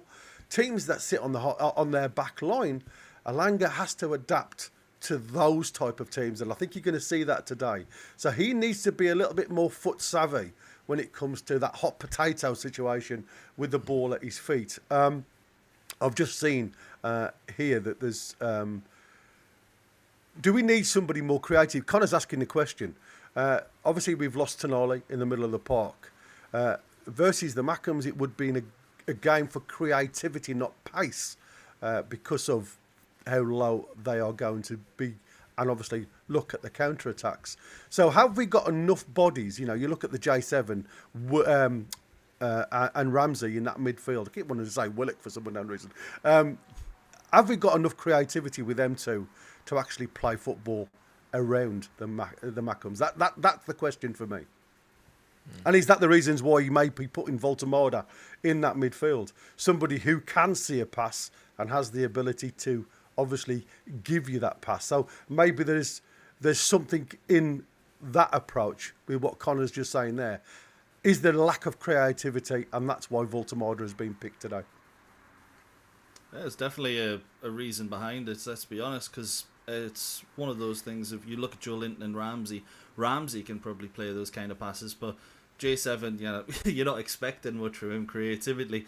What I also think that's probably one of the reasons why Trippier plays, because Trippier, whether we like him or not, and a large part of us are in the not at the moment, he does tend to have a lot more of the ball than Tino does when we play, and he does tend to create more chances, have more key passes in the game. I don't know if that's just, you know, the crosses that come in, because you see him put 50 crosses in a game or something, while Tino tries to be a little bit more delicate and, you know, allow other players to work a chance. But I think creativity is something that is so really, really lacking in this team without Bruno, more than anyone else, to be honest. I don't even think Toon Army helps out that much with that particular area. So I think it's one of the reasons Trips is probably playing, and I think it's one of the as you say, one of the reasons Voltemada's dropped a little bit deeper, because we do know he's got an eye for those little fancy flicks that can create a bit of space for players, and we've seen a few decent passes from him in behind, or just, you know, creative passes, shall we say.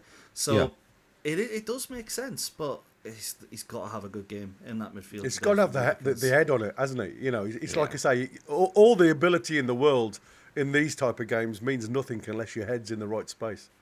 Yeah, I think the logic is there, like you say, Michael. The logic is there to play Voltemada, to bring that creativity, to break down Sunderland when they're sitting in deep, because Joe Willock, as good as he can be with his running, that's not going to hurt Sunderland's if they are sat deep. So I understand that, definitely. And like you say, though, his head needs to be in the right place, Voltemada's. That is for this one, so that his ability can then shine through. So it's interesting. It's interesting. I mean, Eddie Howe has picked what he thinks is the best team, and that's all he can do. But interesting, really interesting. Yeah, and, Eddie Howe's just been on Sky, and like I say, these are some of the headlines that's come from his pre-match interview. Patience will be needed today. Have to be at our very best. Sunderland defend very well and will be hard to break down.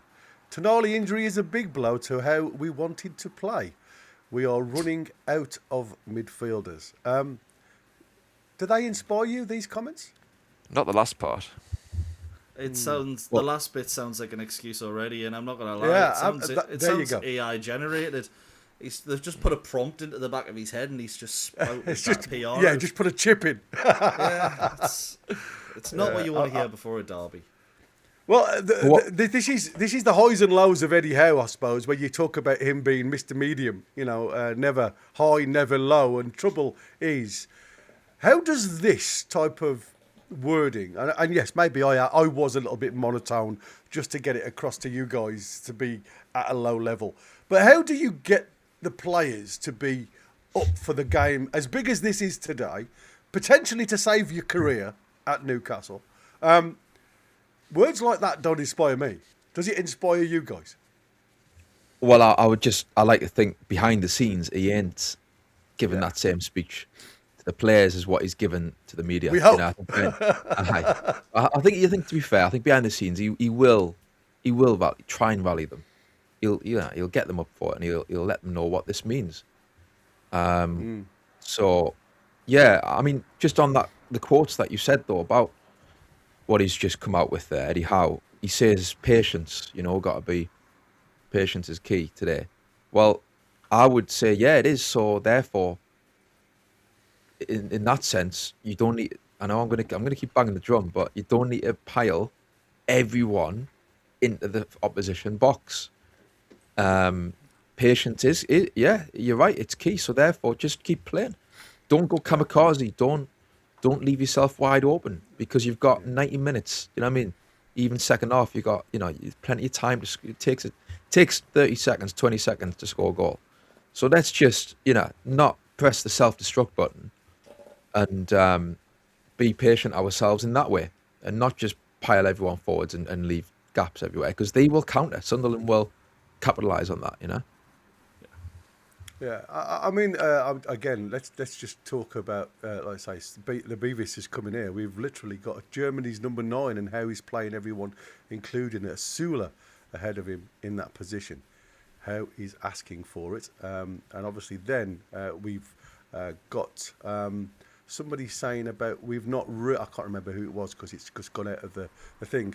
Talking about creativity, where he's actually done nothing for us, Voltemada, this season, playing in a deeper role. He's sporadic. It's not a consistent scenario that we see him in. And yes, he's playing out of position. There's lots of excuses for Voltemada sometimes looking quite unorthodox. He's not a midfielder. We know that, right? But Eddie Howe loves the height in this team. He likes that set piece scenario where he's got height for players to be doubled up on. I think it's a bit rough though to say this is all down to Voltemada. I do think Eddie Howe obviously sees something differently on the training field, and again we talk about the mental approach coming into the game. But again, this game's a massive game. So Voltemada, again, I think sometimes becomes a little bit of a statue in midfield because it's a new element to his game. And I'm hoping, if I'm honest with you, the one thing that can come off this is you can become a better player from being a versatile player, because playing in different roles, you have a little bit more... and this has happened to me during my playing career. When I started as a left winger, being naturally left-footed back in my day, the gaffer wanted me back in left midfield. I then become a bit more savvy on the work that the lads had to do in that middle of the park, and my brain was always a bit more switched on when I was playing higher up the field of play, then working back to support the lads by the side of me. I knew what they were doing because I'd played there myself when we were short. And then obviously I ended my day as left back because my legs just couldn't carry me up the field anymore.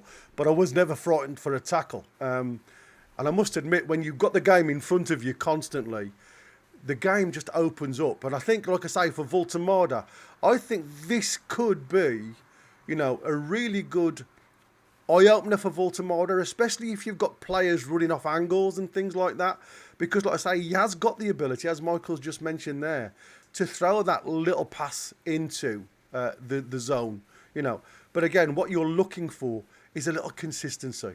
But again, I don't want to just point the finger at Voltemada saying that he's the problem, because I don't think that is fair on anybody. Hello, lads. Hello. How are you? Hey, Chris. Hello, Christopher. Hey, doing well. Yeah, I agree 100%. Voltemada is not the problem. It's the one putting him in that position. And he'll never thrive as a midfielder. So I'm thinking that it might be 4-2-3-1.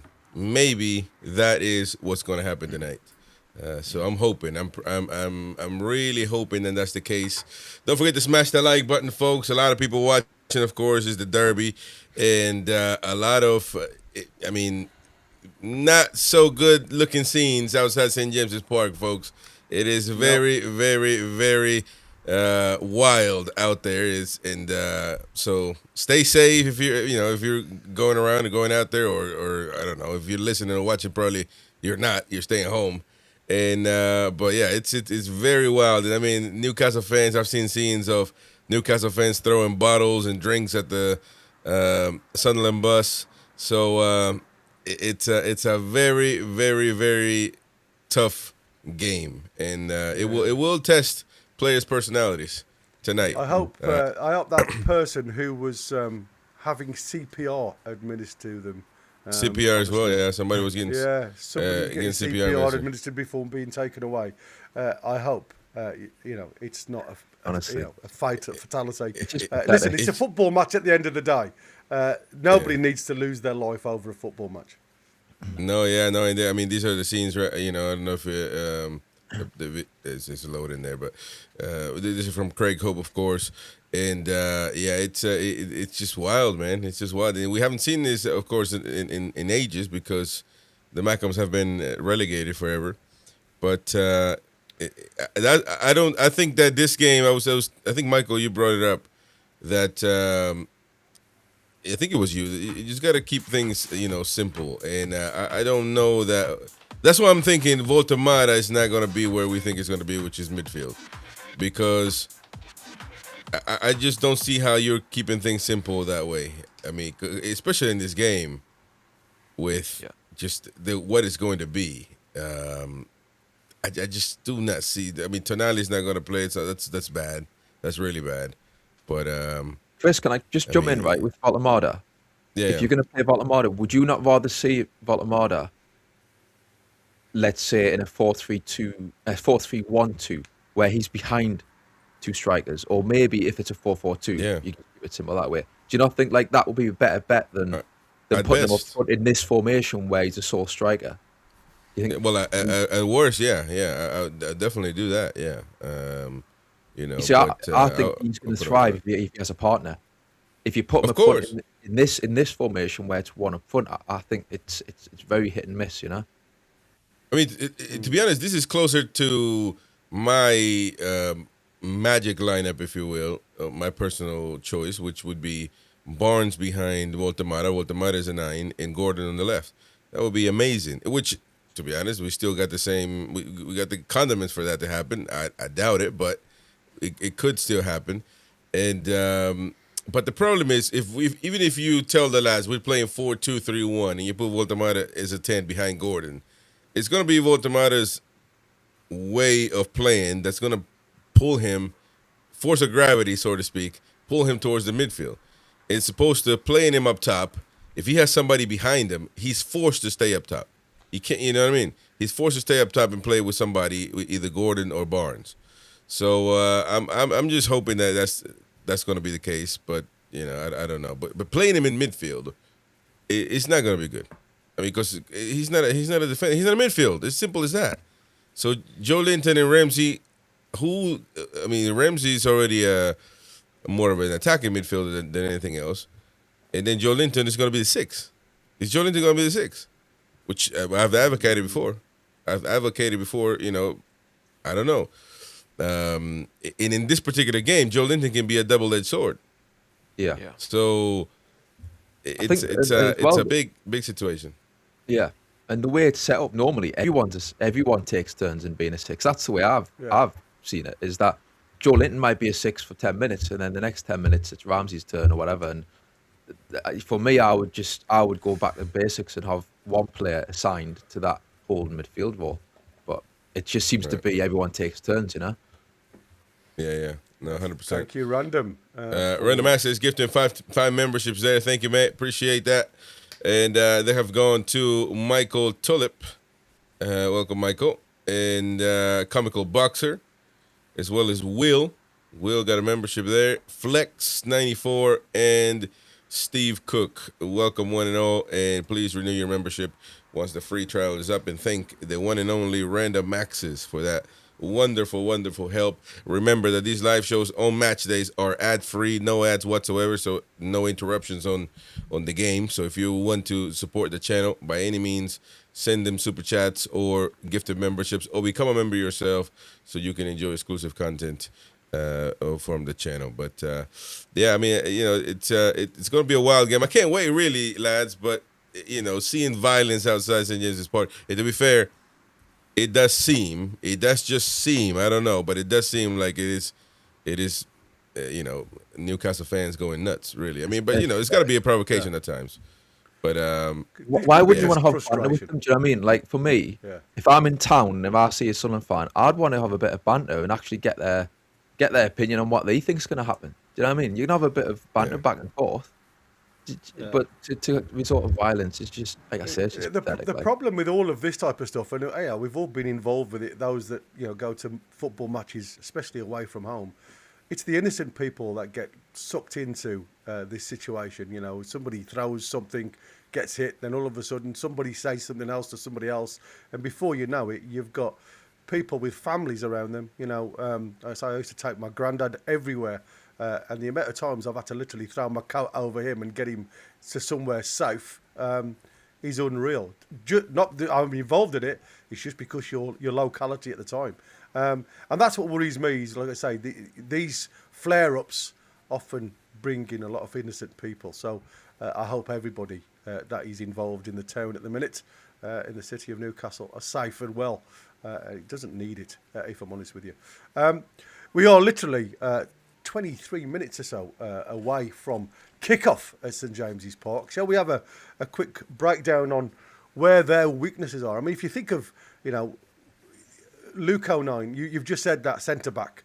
Dan Bollard is out injured. O'Nien steps in alongside Alderete. Sunderland have raft of other defensive absentees. Ronaldo, Michaelo, and this patched-up backline looks vulnerable at pace against them, if you like, on the counter.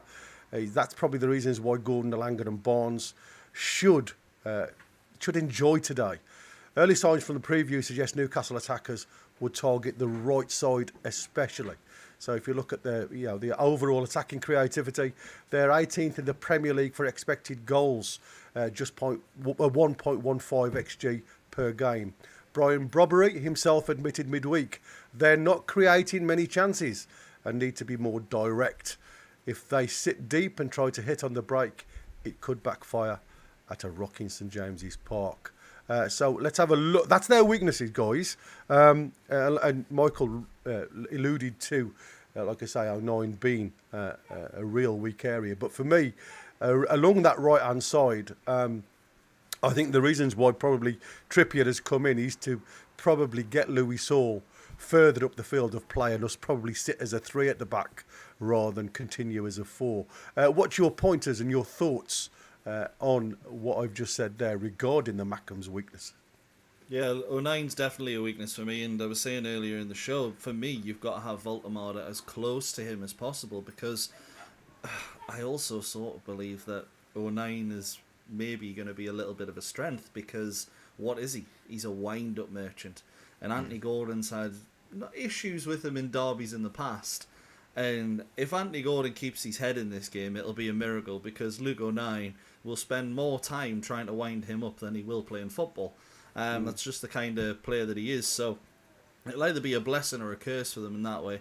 And I completely agree on getting Lewis Hall further forward with to go at Gertruda alongside Barnes. Gertruda, great right back, probably one of the best that they've ever had. Really, Sunderland. There's a reason he's linked to top clubs, but Chris Rigg, who's playing in front of him by the looks of things, isn't a right midfielder. He's not going to track Lewis Hall as well as what you'd expect a traditional midfielder or a winger to do. So he's not in his normal position. Lewis Hall's probably our strongest player overall, looking at that 11. So, yeah, get the ball to Lewis Hall, get at them, and put the likes of O'Nien and Hume under pressure, because they're naff. Yeah. I think with O'Nien, I think we should try and target to get him sent off, really, because, like you say, if he's a wind-up merchant, if he gets too into it, he can then be liable to put in a dodgy tackle. Gordon's pace can definitely get away from him if we can isolate the two and draw him out. And yeah, I think he, on paper, could be given a torrid time. But, like you say, he is going to be well up for it. So it's about kind of using that to our advantage and their disadvantage, and just maybe getting him to spill over the top, if you like. But yeah, I'm gonna love yous and leave yous, lads, and get ready for this one. Let yous crack on. So Love yeah, it. how are the lads? let's say Wisset come off the bench and get the winner. There you go. Hey, there you go. Oh man, that's one hell of a statement. Thanks, team, Love and it. Peter, for Well, your... lads. See you, man. Take care. Take care. Have a good game. Right then, that is it. Let's have a look at some strengths from these boys then, the dangers, if you like. Brian Brobby, I can never say Brobby, he sounds like Mr. Blobby, doesn't it? The clear danger man, physical, good in the air, Sunderland's main goal outlet. He's the one who can punish set pieces. A massive warning for Newcastle after their Barcelona horror show. Or nick something on the break, even in a low creation team. He is the focal point. The midfield trio, again, very creative. Xhaka, Diarra and Siddiqui, plus Rigg and Talby. Granit Xhaka brings experience and control. Obviously, he's captain today, while Diarra, Rigg and Talby offer energy, dribbling on the counter. They can spring quick transitions, and Sunderland have a habit of grinding out results in these derbies. If you look at me, quick verdict on the game, Sunderland's defence, especially with Ballard missing, and blunt attack look like the clearest weakness Newcastle can target. But Brobbery, on set pieces and their derby never lose mentality make them dangerous on the day. So it's a classic Tyne-Wear chaos that's incoming. Gentlemen, your thoughts on what I've just mentioned there.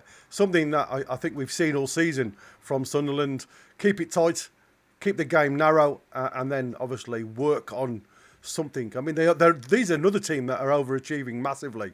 But again, you look at the league positions, and especially the last few results that have come their way, hasn't been that positive. So certainly something that Newcastle can literally thrive on today. Yeah, absolutely. To be honest, the fascinating thing is going to be Brobby versus Byrne as a matchup, because for me, I'm looking at Dan Byrne's physicality. That's the thing that he brings best when teams are trying to launch balls into the box. That's where he's at his best. That's also why Brian Brobby's at his best. And I've seen him have good games against the likes of Van Dijk, Gabriel, Saliba. So for me, he's a difficult player to defend against from the looks of things. Certainly wouldn't want to be Byrne or Botman today up against him. But if you keep him quiet, there's not a lot of goal scorers in that team from past this season. Obviously, players turn up for the derby, and you can't really go off anything statistically, really, because everything changes on derby day.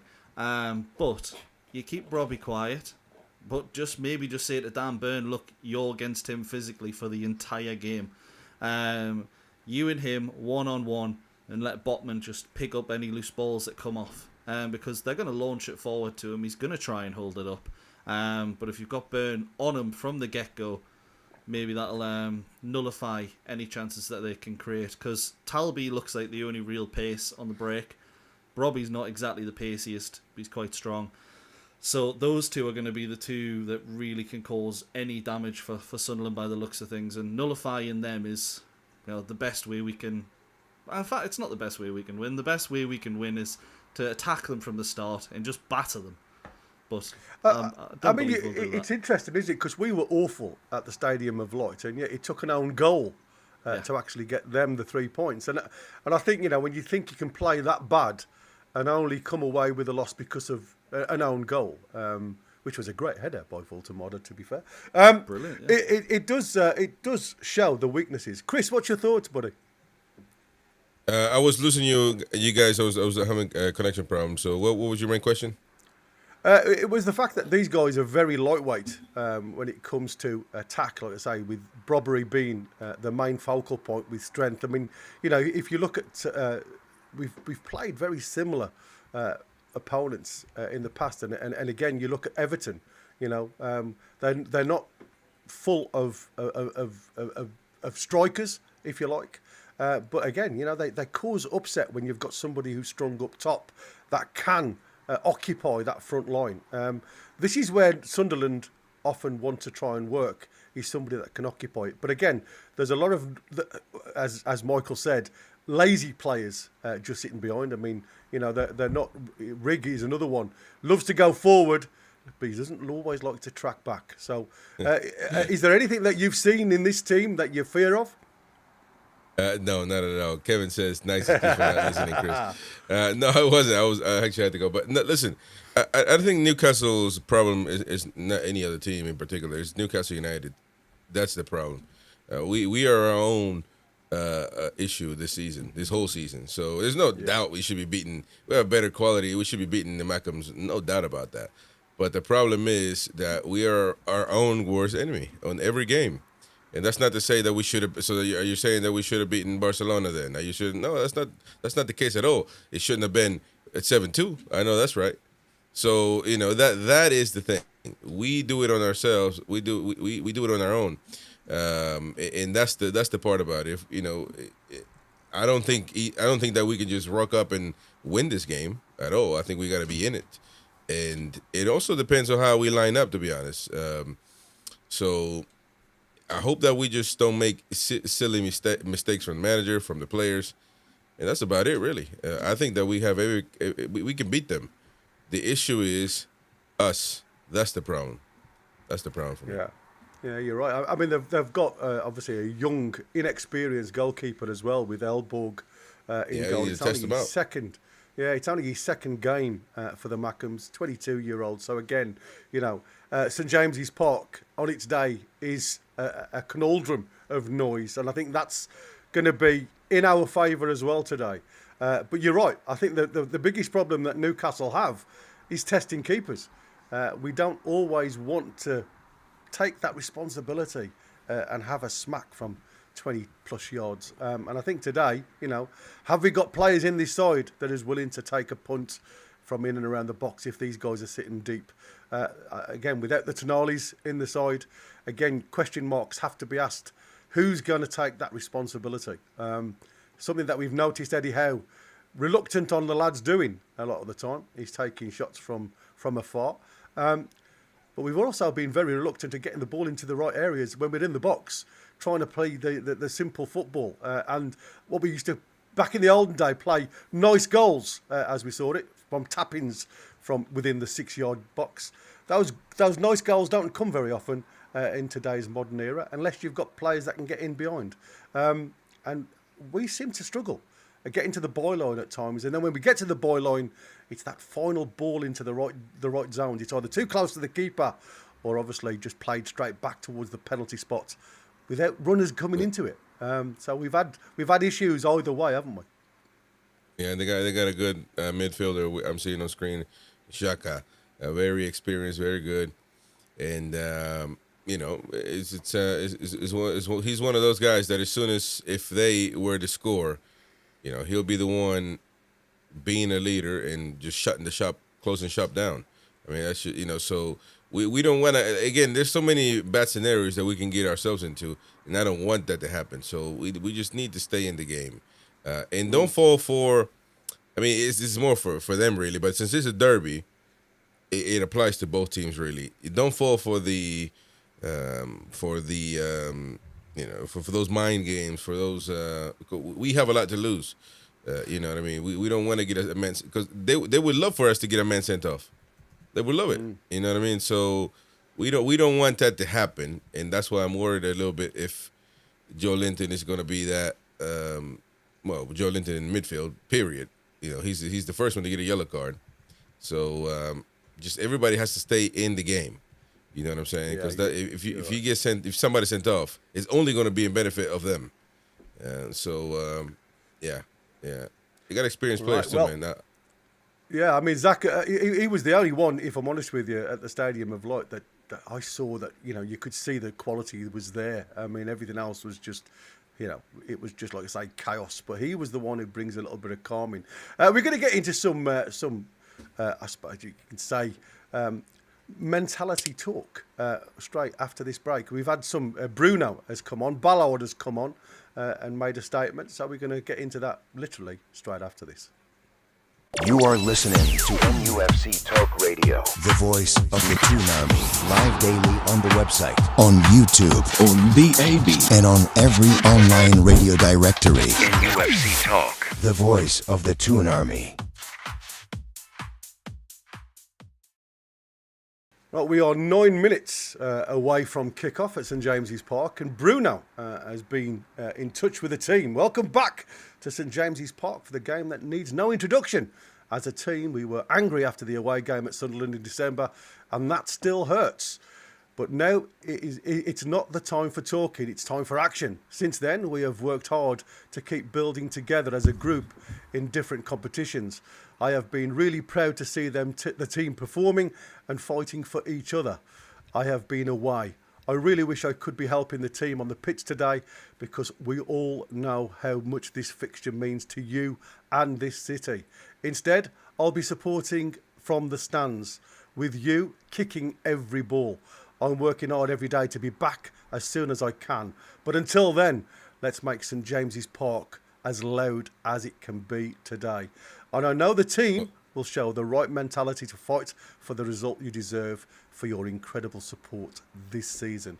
That was the words from Captain Bruno in the stands watching today.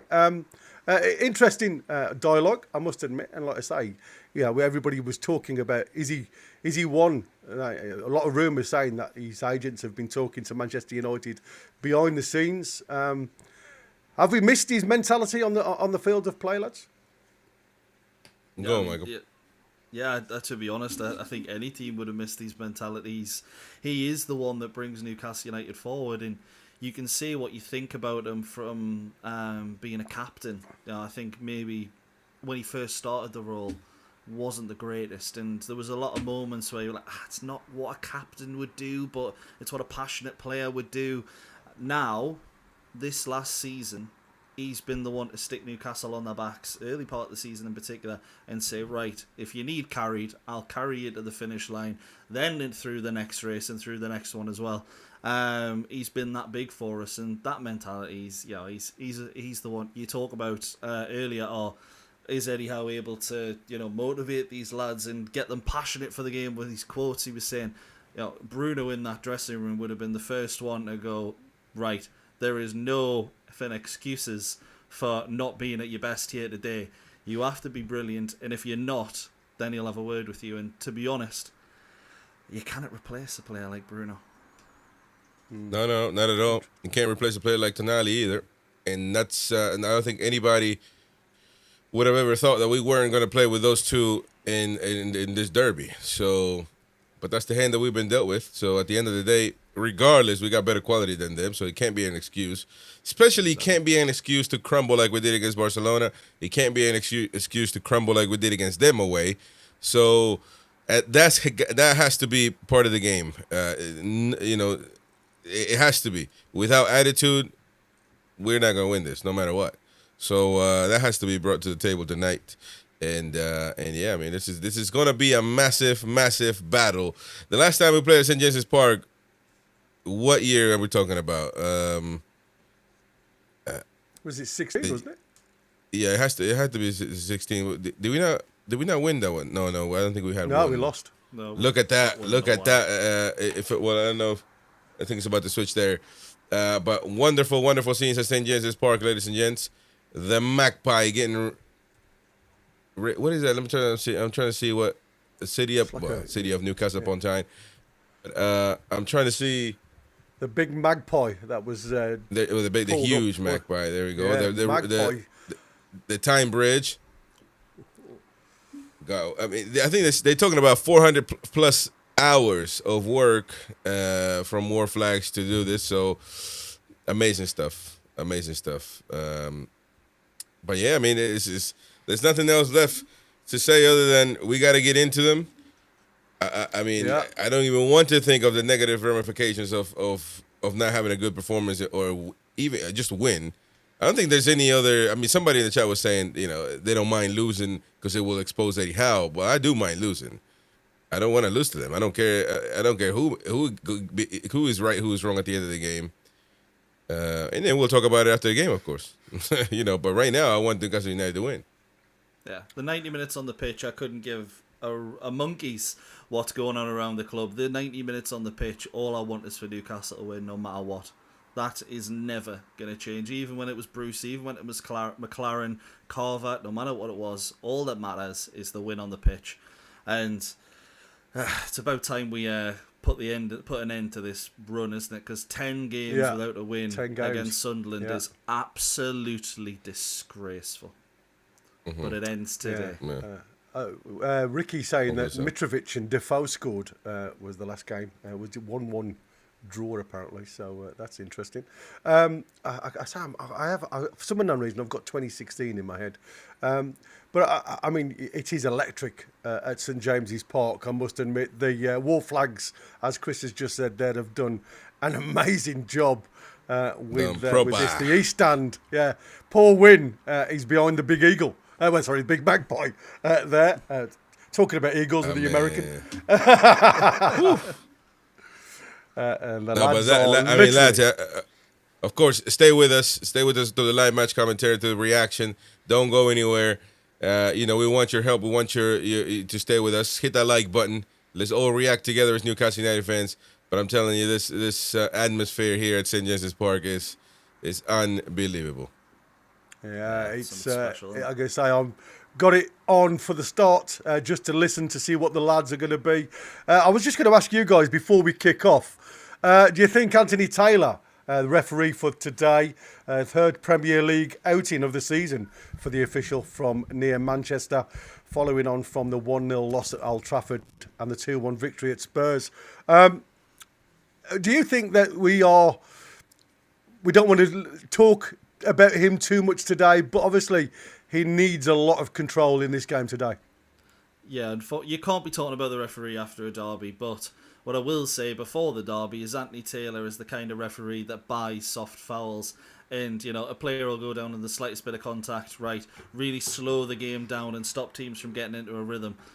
He needs to have a bit of bottle about him today, and ref the game, not the occasion, sort of thing. So the less we talk about them, the better, in reality. Just let these two teams slog it out. Yeah, I know a lot of complaints of some Newcastle fans, who believe the referee has been not good to us. And they have, something to go by, to be honest. But I just hope we don't talk about the referee, because the moment the referee is supposed to be, nobody's supposed to talk about him. And if that's the case, then he's got a good game. But it's a very tough game. Very tough game. Yeah. Usually for these type of games, you have the best referee in the country to come, because you need him. Yeah, and it's going to be interesting to see how he deals with players like Joe Linton, players like Ballard, that are going to be in his ear all game, and those tackles. How do you go for an early yellow card to try to stop any nonsense? But then what do you do after that if a player tackles again and mistimes his tackle? Then what do you got to do? You know what I mean? You gotta give him a second booking. You don't want to put yourself in that predicament if you're a referee to do that. But at the end of the day, some will say a yellow's a yellow, no matter when and how. So you just got to be careful. But it's the player's job to not give the referee anything to go by. Yeah, you're right. I just hope we don't have to keep talking about him. We are literally now seconds away from this guy. Smash that like button, folks. Seconds away. Indeed. And like I say, we will do our best to keep up with the game as best we can. And like I say, stick with us all the way through. Show your support. Like I say, if you are in the chat, regardless of what happens, try and keep it out of the game regarding the scoreline, out of the chat, until we all celebrate. Because again, we're all potentially on different time scales. But you have got the time up in the corner if you want to sync with us.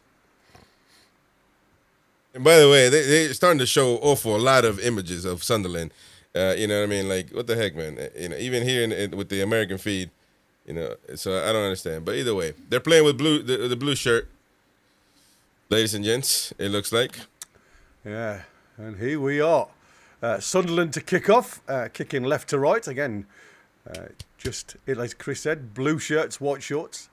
And all the way back, straight away to the keeper. Have an early touch, and he goes long, launching the ball forward. Let's go. Again, it's headed clear by Botman. And again, Voltemada trying to get the ball forward. But again, that's literally hit too long. And it's straight back into the keeper's hand, Mr. Elberg. 22-year-old, goes long again. And again, J7 trying to get underneath that. Alanga gets an early touch. It's come through to Harvey Barnes, who gets it under control, plays it back to Dan Burn. And again, out to Lewis Hall really quickly. Again, closed down by Sunderland, but it's fallen back to Dan Burn, who again just clears his lines up towards the halfway line. Again, ball allowed to bounce, and it's just over the head of Voltemada and Anthony Gordon. Anthony Gordon on the press, though. Again, putting their back line under a lot of pressure, and he can only kick it out for a throw in there. So straight back in with Newcastle position, and it's Ramsdale out of his box now, centre of both Botman and Dan Burn. Botman again with the ball, goes left-hand side to Dan Burn. Again, Dan Burn just taking his time, gives it back to Ramsdale. Again, just taking his time, looking for options in front. At this present moment in time, it does look like Sunderland has set up a 4-4-2 when out of possession. So that's an interesting one. What was you going to say, Chris? Newcastle, well, it looks like Newcastle 4-2-3-1. Voltemada is a 10, and Gordon up top. So we shall see how this goes. Yeah, I think you're going to see two formations from Newcastle today. I think you're going to see very much like you've just said there, in possession, with Voltemada just probably sitting in the hole. There's a good ball down the line for Harvey Barnes, though. Come on, Harvey. Get it out of your feet, son. He goes on the outside, comes back inside again. He just allows the defender time to get back in position. And I think that's been given to Sunderland. Throwing a little bit of a deflection from there. And as you quite rightly said, Gertruda having nothing to do with that one. Harvey Barnes, I think, for me, should have literally got it out of his feet and just threw it into the box. But what did you think of that one there, Michael? Was that, again, just allowing Gertruda back in the game there from Harvey Barnes? Yeah, we see it too often, don't we? The referee the ref coming on here. Oof. Come on, man. So that's what we should never... well, it does actually. But in America, they started doing this player cams. I mean... Player cam, it'd be interesting for marketing wise. You know, if you get like a Messi cam or the Gordon cam, they might do something. But a referee cam, nobody cares what the referee is watching, man. Oh, into the box. He said, Alanga! Great ball into the box and a lovely diagonal run from Anthony Alanga there, just over the bar. That was a good delivery into the box from Lewis Hall. That's so close. That's the most commitment I've ever seen Alanga give to getting on the end of a ball. To be honest, like a all he had to do is just he was by himself, really. Yeah, that was a good start, and again, like I say, it just shows you the little bit of a difference that a couple of good performances can do, and again a brace from Anthony Alanga to Barcelona ain't going to do him any harm whatsoever. Hopefully, he can continue. Ball gets deflected from J7 there for a throw-in to Sunderland, literally just inside the Newcastle half. Again, this setup, when they play this 4-1-4-1 setup for Sunderland, when they're in possession, ball, again, being pinged around on that left-hand side, up to Brobbery now. And again, it's a good ball inside, just a little bit too hard. It's again, Ramsey trying to pick up that second ball, but there was a little bit of a nudge, and it's going to be a free kick to Newcastle from Xhaka there on Ramsey. Ball over the top, trying to get into Alanga straight away. Again, it's just hit and hope, if I'm honest with you. And Alanga just leaving a little bit too much on the fullback. Just something we were going through there. That Alanga chance comes from Lewis Hall hitting it quick. You know, we got down the line, early cross in towards that back post. Obviously, Barnes, we were talking about this situation just beforehand. He's a lovely Ilanga with the lovely Chuck Norris tribute tonight. Yeah, have that. Hong Kong Philly! There you go. You will feel that in the morning. R.I.P. Chuck Norris, man. Yeah. R.I.P. Chuck. Oh, well done, Anthony Gordon. Just getting in front of the keeper. And again, very elbowed under a lot of pressure early on, which is exactly what one ball. No, Botman. That was Botman. Yeah, Botman there. I don't know whether there was anything in that, but Anthony Taylor is telling me, wait a minute. Yeah, he's got a hold of his Botman shirt. That's an maintain your decorum. Mr. whatever his name is. To be fair, he is. Yeah, I think it was basically 50-50, wasn't it? calling Yeah, but listen, there was a little bit from Botman at the start, though. Look, mate. But you're right. I mean, there was a lot more from Brobbery, or Brobby. I want to call him Mr. Blobby all the time I say that. I don't know why. It's crazy.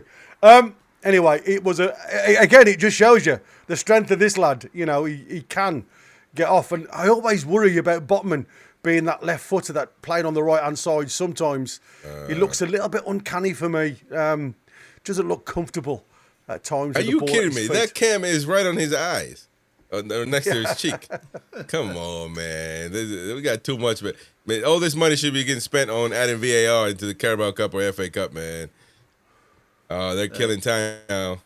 Yeah, absolutely. They're wasting this time. is exactly what they'll do. The dark arts. Again, Anthony Taylor's going to have a word with somebody. Yeah, Alborg's being spoken to. He's having a word with the guys on the side. A couple of yellow. Oh, the two assistant man from You two, Newcastle go and back there, Sunderland. have a fight. Winner comes out. Yeah. There you go. Here we go again. It's Mad Dog being a little bit loose of the tongue. Dan Byrne clears that one, but it only comes back to a blue shirt. And again, really heavy touch there from Ramsey, who hasn't had the best couple of games that I've seen recently. He had 2 or 3 great games, really highlighted that midfield, but against Barcelona at the Nou Camp, he was an absolute rabbit in headlights.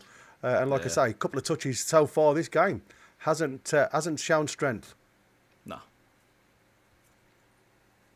We're just waiting for this ball to be thrown in towards the Newcastle penalty area. And it's launched towards Ramsdale, who claims that one. It was a hell of a throw, to be fair, to that near post. But Ramsdale above everybody. It took a minute. It might as well have been. Yeah, Trippier now down the line to Alanga. Inside to Ramsey. Back now to Botman. J7 is very much a 6. Yeah, J7 and Ramsey sitting as the deep ones. Oh, not really. Dan Byrne having the freedom of Newcastle to run into there. Ball back to Dan Byrne, who's carried on his run. Well done, Dan Byrne. I'm sure that's a corner off Xhaka. No, it won't be. Oh. And the Toon Army is not happy with that one. Let's take a look at it. It was a corner. It should have been. Yeah. I think it is. It is a corner, it is. it's going to be a corner. Should have been a corner. Here we are then. Let's see what happens. See if this set piece, man. Let's see if there's any WWE today. As we often 100%. See now, that gets... hold on. Mr. Tyler again talking to the big 3 at the back stick. Botman, J7 and Voltamada. Harvey Barnes having an issue. Yeah, little Harvey tug Barnes of war having there. a bit of a scuffle there in the 6-yard box, and Anthony Tyler again not allowing this kick to be taken until he's had a word. So there's still lots of scuffling going on. Again, trying to push Diarra, I think it is, trying to push Harvey Barnes into an offside position from a corner. It's crazy. Again, Botman not really doing a lot on that one.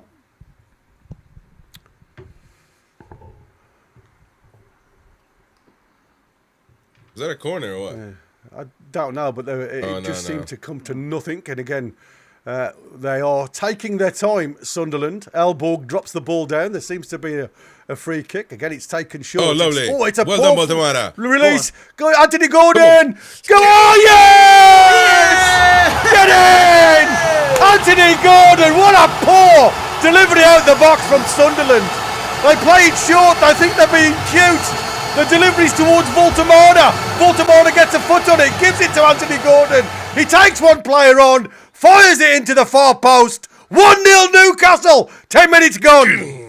Yeah, great start for Newcastle. Just what you wanted. Terrible by Sunderland playing out from the back. Newcastle press well. Voltamada gets in front of his man, hits it at Gordon, beats his man and puts it in the bottom corner. Come on!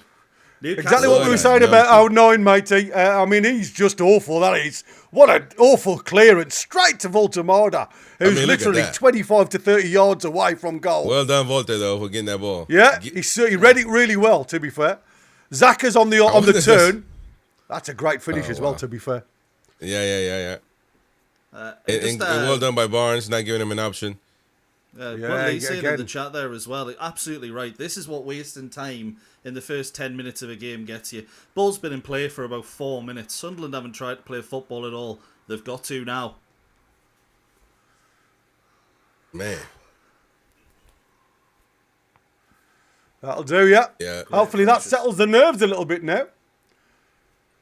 Well, we Big have start. seen this before too, so.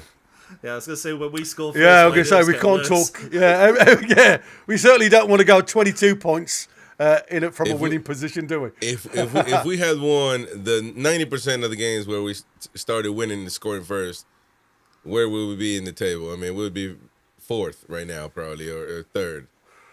I mean, because we've started winning so many games against tough teams too sometimes. Oh, we're losing the ball there. Yeah, losing the ball to Sunderland. Anthony Gordon scored 3 Premier League games in a row now. I say it's not bad. 6 goals now, I think, from Anthony Gordon. But again, a little bit of niggle down on this left-hand side. It has gone to a throw into Sunderland. And the Magpies again forcing the left-hand side of Anthony Gordon doing really well to support Louis Saul there, tracking all the way back. Again, it's going to be a launch into the 6-yard box. So again, we need to be on our toes with this one. 9 with the throw towards the 6-yard box. It's headed clear by Volt, only to the edge of the D. And Zaka with a swing and a miss straight into the kebab shop. Zaka is starting to lose it. Yeah, he was cool as the back of the spoon earlier on. We thought the occasion got to us a bit at the Stadium of Light. You can already see most of those Sunderland players have dropped their heads a little bit. Xhaka getting a bit angry. This is exactly what Newcastle United wanted from the opening 10 minutes. Yeah, exactly. Our 9 under the ball there. Again, it's headed forward, but it's only come to Dan Burn. Newcastle now. He's facing his own goal, though, and he's got to be careful here. Dan Burn, get rid of it. Louis Saul now. I mean, again, over the head. Just trying to get it up towards the field of play, and it's Voltamar who's able to bring it down. Well done, big Volt. Again, he gets a nudge in the back. He gets back up. Ramsey now playing it back to Dan Burn, and again, it's Sunderland creating the chaos. Well done there. Hall switches the ball now over towards Trippier. First time up but at the top. But again, didn't quite come off there from Trippier. Good thought. Yes. Well done, Botman. Well watched there with Mr. Blobby. And it's out for a throw-in. And I think, again, they're just waiting to launch this ball again into the 6-yard box, taking all the time in the world. And it's, again, this lad coming across, 09, who's obviously been tasked from that back line to come and launch the ball into the box as much as they can. It's what they rely on. Heavily, Sunderland. Ball comes in again towards the 6-yard box. Headed cleared again the way it was coming from Big Dan Burn. It's another throw into Sunderland, so I don't mind that. Keep them mental. If I'm a Sunderland fan there, I'm furious at the fact their right centre-back, I can't even bear to say right centre-back has to go all the way over to the left corner flag to take a throw. You're just asking yourself to be hit on the counter there. Just didn't really get hold of that one. Again, ball comes into the box. J7 gets up for this one, but again, it looks like there's a foul there. A push on Botman. Now again, chaos comes to nothing from Sunderland, and it's a free kick to Newcastle. It's only been 14 minutes, man. That's unbelievable. Yeah, it's going to be one of them games. Like I say, I'm glad, like as you said before, Michael, all of the dark arts of Sunderland really slowing the game down hasn't worked for them. Newcastle able to get on the counter. Ball goes long from Ramsdale. Again, looking for Voltamada. Barnes picks it up, though. Gives it out to Voltamada. Inside left position. Back to Harvey Barnes. Barnes takes it down the line. Plays it inside towards Anthony Gordon. But it's cleared this time from Diarra, I think it was, for the throw into Newcastle.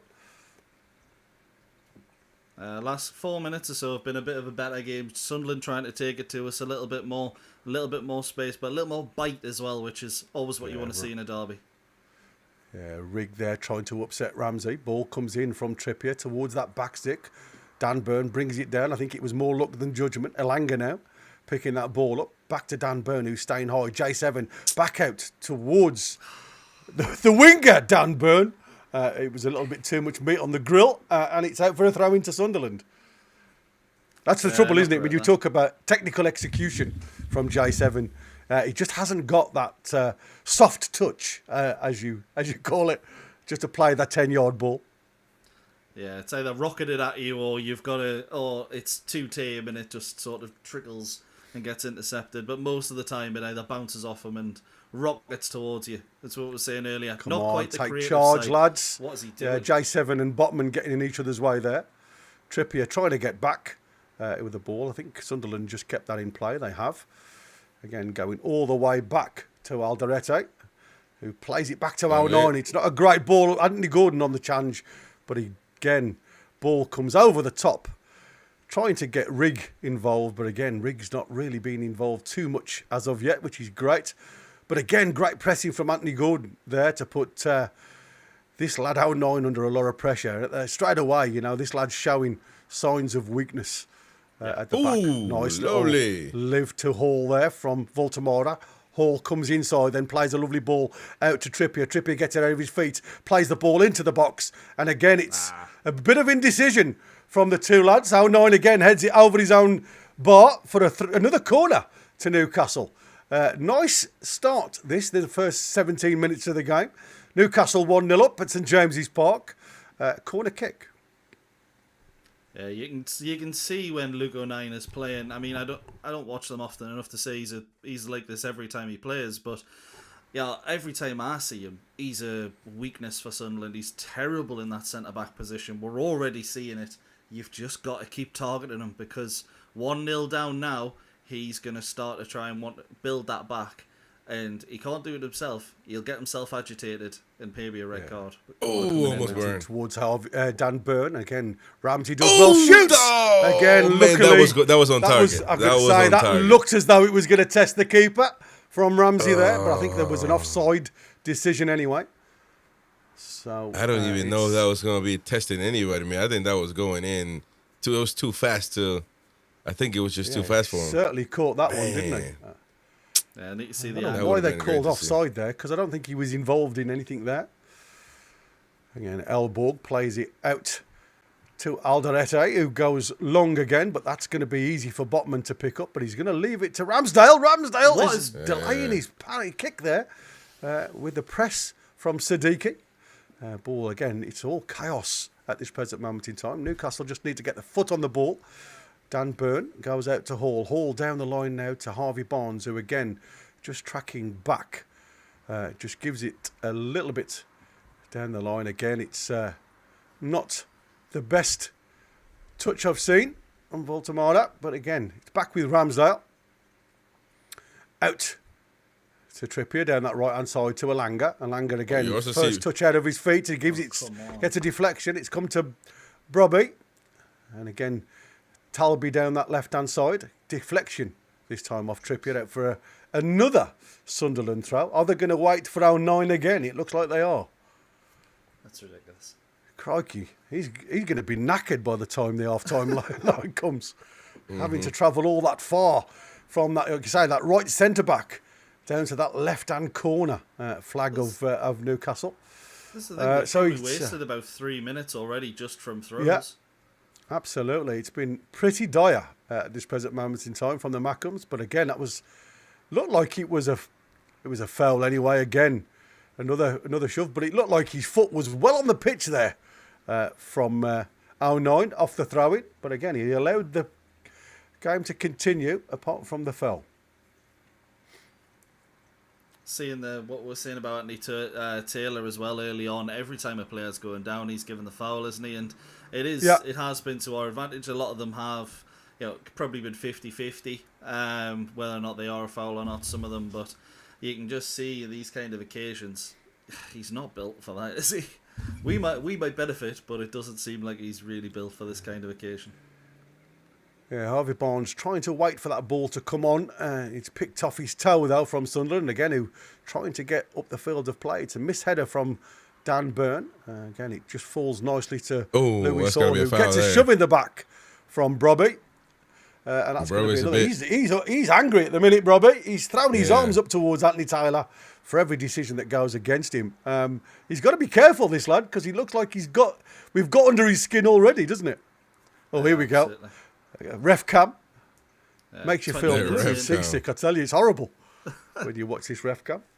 20 minutes in, 1-0 to Newcastle United. Anthony Gordon with the goal after 10 minutes. Good start from Newcastle, absolutely. Yeah, Debris. And he also has a mic on, in case he's got to talk to the crowd or something. Yeah, he's mic'd up with the VAR and everything else, isn't he? So yeah, just getting these two-way comms, ball cleared. Again, Trippier picks the ball up and gives it all the way back to Ramsey. And again, all the blue shirts really in the Mackham off. Only Brobby coming out. Trippier down the line to Elanga again, who's got time to get the ball under control. Plays it inside to Voltemada, gets it out of his feet, plays it back to the right back. Trippier, again, just giving Ramsdale a touch on the D. And Trippier just telling everybody, calm it down. Draw them onto you, all the blue shirts now, on that three-quarter press. Into Voltemada, who gets it out of his feet really quickly, finds Harvey Barnes on the halfway line. Barnes on the turn. Can he release Hall? He's trying to get it out of his feet. Into Voltemada. Now up to Hall. But again, just a little bit too far in front of Hall to try and get it under control. You can see what he was trying to do there, Voltemada, is release Hall really quickly. But again, I think sometimes he's trying to do it too technical at times. With that first-time touch, he had time there to get the ball under control, playing in that slot. Again, he just needs to be aware of players around him, doesn't he? Yeah, absolutely. Let's be honest. If Newcastle get the basics right for the next 70 minutes, they'll win this game because there hasn't been too much fancy work going on from Sunderland. If you beat them at the basics at this point, you've won the game. You've already got the lead. Just don't do anything stupid. But what I will say, Voltemada, a lot of fancy flicks he's done in there, but a lot of them have come off as well. So good start from him. I'm confident with him doing the flicks, but a few others, maybe not so much. Yeah, but that's what I said. I love the fact that he's trying to get the ball out of his feet quickly. Ball into the box. I'm just going to stop there. It's headed clear, but it's only come back to a blue shirt. And again, it's getting, let's say, driving in to that box, Siddiqui. Back Rigby, fired into the box. But again, Newcastle retreating to the edge of the 18-yard box. Again, it's Siddiqui trying to get involved there, but it's cleared again to the halfway line from Newcastle. What I was trying to say about Voltemada, though, I think I love the way he's playing in that zone at the minute. Like I say, away from the two sitters of Ramsey and J7, but I think he just needs to be aware of the players around him that are involved. Ooh. I say, there you go. Talby there trying to get one into the top corner, trying to hit that bin. Ramsdale, full stretch there, gets two hands onto it and clear. I don't know whether it was going in, to be fair, but Ramsey couldn't take that chance. It was good shape to it, to be fair. Yeah, it's in all the way. That is, it's a great save. That was going into that top bin all the way, wasn't it? Yeah, absolutely. And Newcastle can't be sitting back.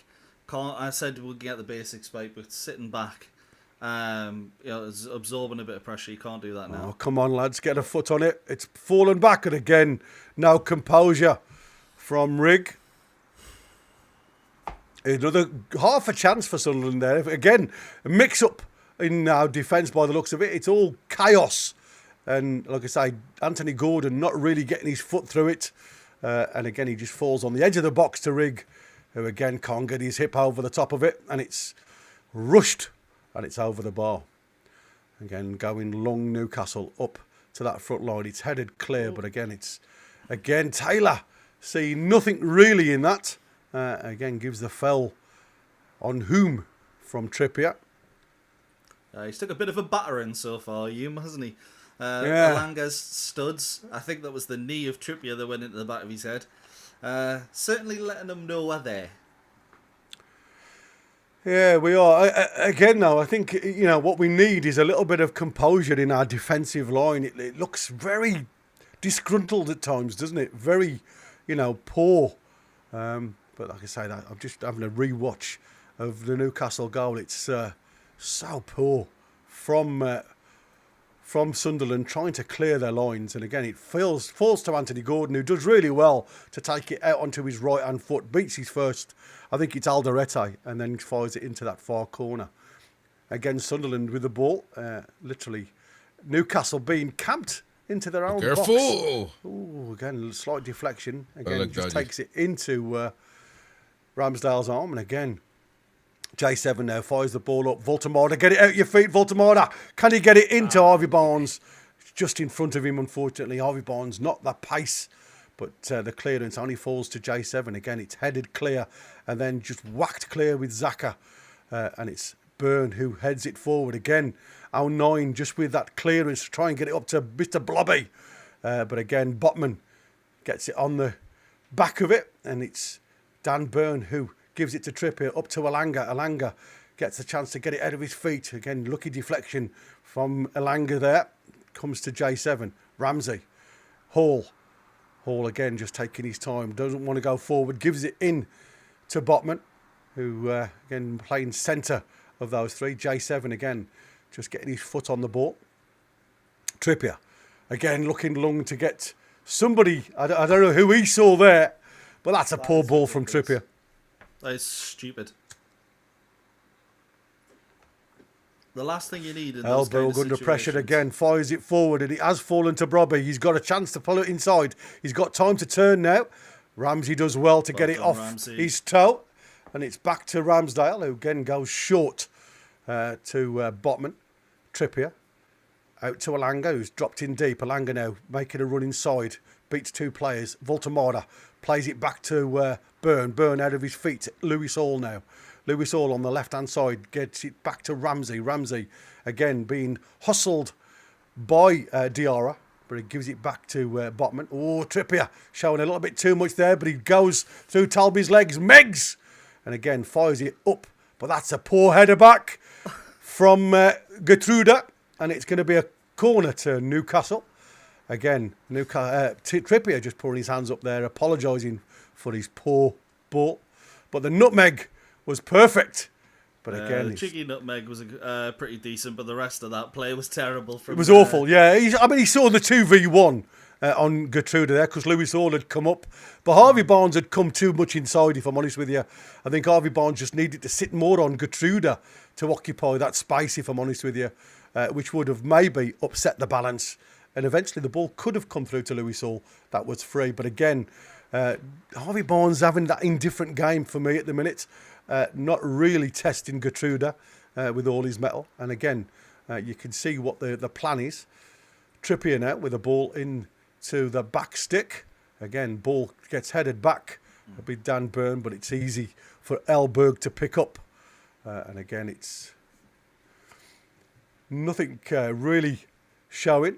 Again, Elberg drops it down because of the time that the referees are allowing these days to have the ball in your hand. And Elberg trying to throw the ball in towards Xhaka, who heads it back to Diarra. Xhaka again trying to play some football, but again, it's a sloppy ball. Anthony Gordon picks his ball up, plays it in to J7. Now Gordon back to Ramsey. Gordon again dropping deep to try and create that extra body. Hall picking the ball up from Ramsey. Out to Harvey Barnes. Harvey Barnes now, again with Gertruda in front of him. Comes inside, plays it back to Ramsey. Ramsey's got J7 inside. J7 now picking the ball up with his back to goal. Plays it all the way to Botman on the halfway line. Out to Trippier. Again, Newcastle being patient. Good run from Joe Linton out on that right-hand side. Picks the ball up into the corner of the space. He's marked out by 2 with whom? And Alderete. But that's going to be a corner. And there he goes. Facing the crowd. Pumping the crowd up there. J7 once more. Yeah, great run from Elanga as well to come close to Trippier, create that space inside. You can see that. We're talking about the triangles at Newcastle too. That's another thing that were really well rehearsed. Sort of coming back, getting the ball, coming closer to the fullback, and then he can just launch that in behind. It's what we want to see a bit more rather than the long hopeful balls that we've seen at times.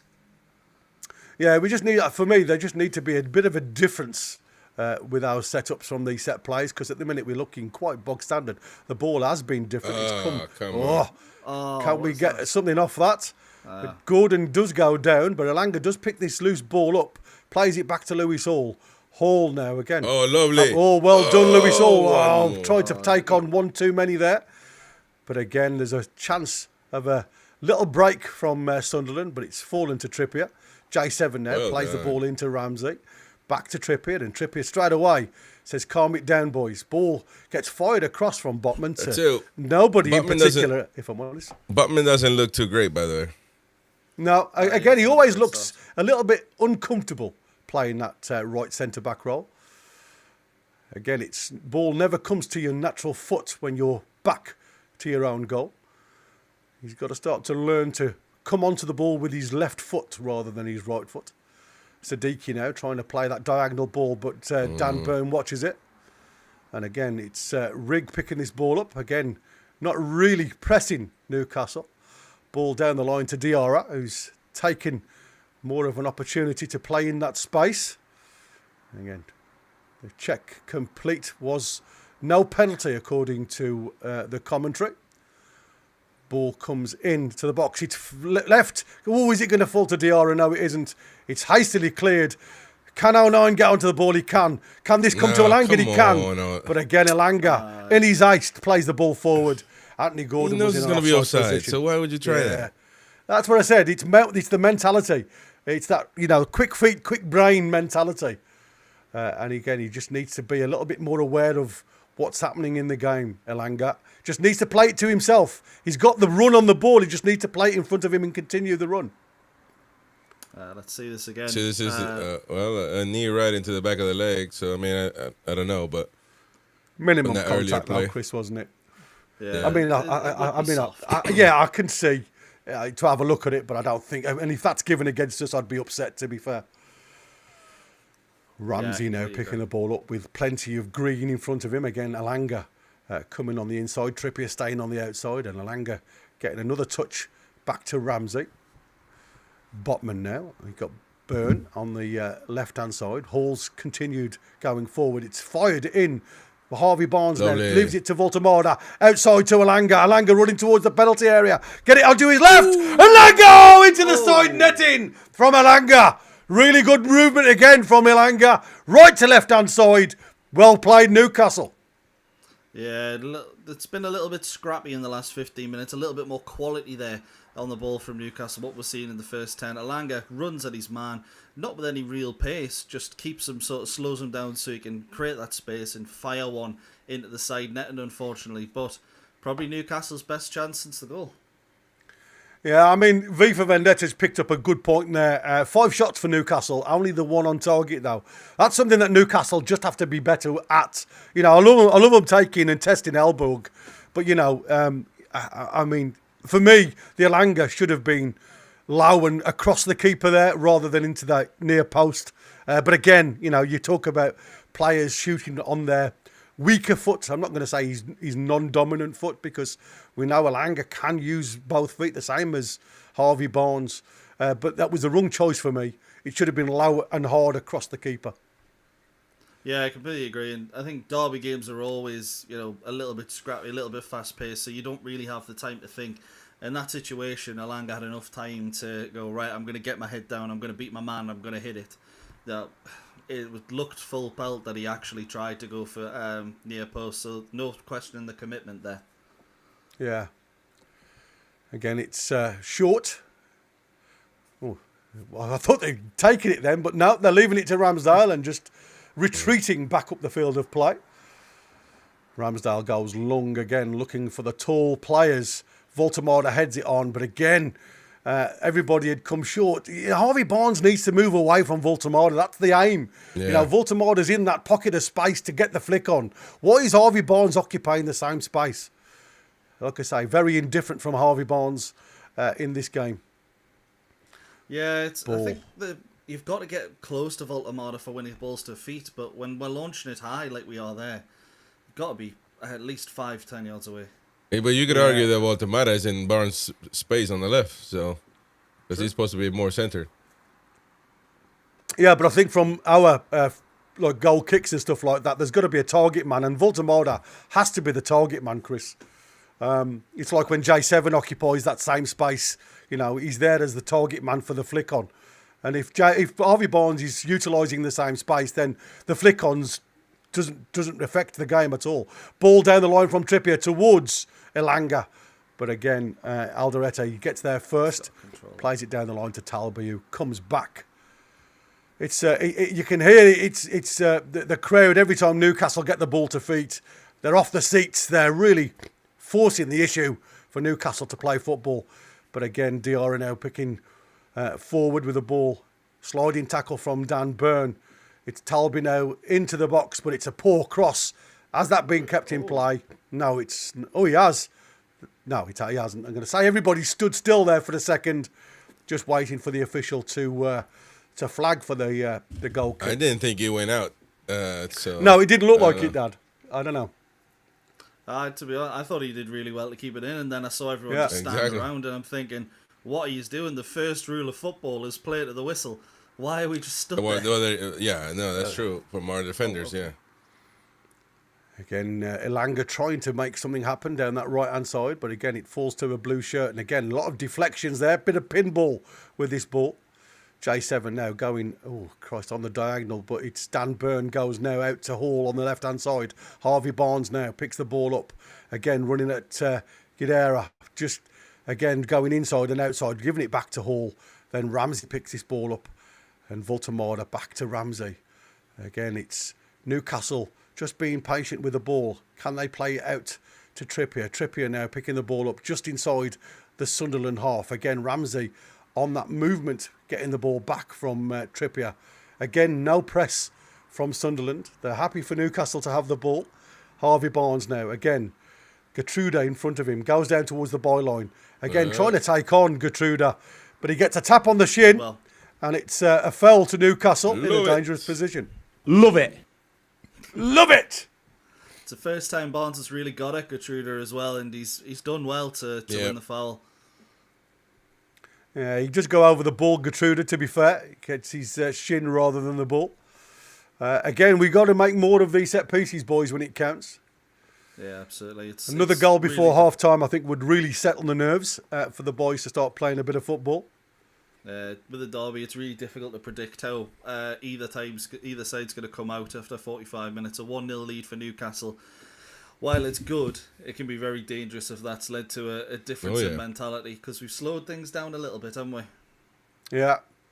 I'd love for Louis Hall just to go and occupy that space at the side of the penalty area there.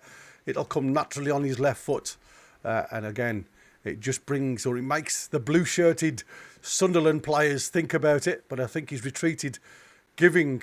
Oh, he hasn't. He's done what I asked him to do. The ball comes in from Trippier. You know, I was just going to say, this is where we missed Tonali, if I'm honest with you. The set play with Trippier at the minute is just nowhere near. Yeah, exactly. Just letting them off the hook. It's really poor. Man, that's shocking, man. I think the thing we need to do in the summer more than anything is buy someone who can take a free kick, because I'm getting sick and tired of this. It feels like every set piece we have, well, not every set piece we have, because we all good at set pieces, but every free kick we have just seems to either go into the wall or high, wide, and not very handsome. It's ridiculous. Yeah, well done again. Anthony Gordon coming from that middle out to the left-hand side, and again, it's Xhaka who's sitting deep, and he's screaming at these defenders, saying, get out to him. Because he's the one now being that extra defender, if I'm honest with you, because of Al9 and Alderete's performance so far. Ryan Taylor in the audience, yeah. If only we had him on set pieces. Yeah, exactly. Remember that one. You're gonna miss. 5 corners at the minute to Newcastle. Again, nothing really coming from it. Ball comes in. It's missed by everybody, to be fair. Elbow come for it, but got nowhere near that. It just needed a little bit more dominance from the Newcastle black and white shirts. But again, there's a lot of holding. I mean, look at that there. You can see Gertruda having his arms wrapped all the way around J7 to stop him getting anywhere near that ball. Elborg down to Gertruda on this right-hand side. Plays it inside up towards Diarra. Again, the referee has played play on there because the ball's up to Brobby. That's good. And again, who's going to get fouled? But Rigg picks the ball up, plays it into the box. It's come all the way through to Talby on the edge of the box. Talby fires it in. But again, Dan Burn. You know what I've noticed now with Dan Burn, when he's the last man all the time, but he sits right in front of the keeper. It doesn't matter who it is, whether it's Pope or Ramsdale. It worries me sometimes, some of his positioning, where he's trying to protect the goal. I just think, he doesn't need to be that deep at times. We saw them, create many onside decisions against Barcelona. Again, Bobby trying to bring the ball back towards Diarra. Can this come to Anthony Gordon? Anthony Gordon again on the charge, trying to get hold of Summit. Xhaka again just controlling the ball. And it's Siddiqui now playing the ball out to Diarra. Talby on that left-hand side. Again, slowing the game down a little bit, Newcastle. Letting them play in front of us. Again, trying to fire the ball through the middle. But that's straight to Ramsey. What was you saying, Chris? Well, the biggest issue is that the high press is not sustainable. We were doing all that in the very beginning. Here we go. Go on, give it to Harvey Barnes. Give it to Harvey Barnes. Fires it out to Hall. Back into the cross. And again, it's a slider from Alderete. Wrong choice for me. I think the ball from Voltemada should have been for Harvey Barnes, who was on the shoulder of Gertrude there. Yeah, Joe Linton playing us into trouble there with the back heel, by the way. Ramsey does well to win it and actually create the space, but such a stupid back heel to play in that position. It was, wasn't it? You a don't blind need back. to do that. Yeah, blind pay again. And again, this is what we were saying about, some players that aren't natural in that position, not aware of players around us. And again, there you go. You're just literally allowing that ball to come into a zone that's more occupied by a blue shirt than a black and white shirt. But Newcastle play themselves away out of trouble really nicely. Lewis Hall with a long throw in towards the edge. It's flicked on by Botman. Is that a handball there? It was a Botman with that overhead kick. Halfway line with Trippier, who's last man standing at the back there. Fired back out to Lewis Hall on his left-hand side. Lewis Hall, again, off Diarra, out for a throw into Newcastle. Again, yeah, we're having a look at this. Was it a handball decision? Oh, nice. Everybody's having a Chuck Norris tribute tonight, boy. Yeah, they are good. High kicks. J7 down the line to Lewis Hall. Gets it into the box. Get a head on it! Off the post from Botman! Great header! Down to the keeper's left-hand side, off the post, and cleared a danger for another Newcastle throw-in. Unlucky. Yeah, great play that. Lewis Hall being the extra body. Great header into the box. And again, there's a player gone down. The referee has said, carry on. I don't know who that is. It's Dan Byrne, I think, was hauled down there. And I think the referee is still, he's having to stop here. Just having a look at what's going on with the collision. But I think it was 9 there with Dan Byrne. Both players holding on to each other there, to be fair.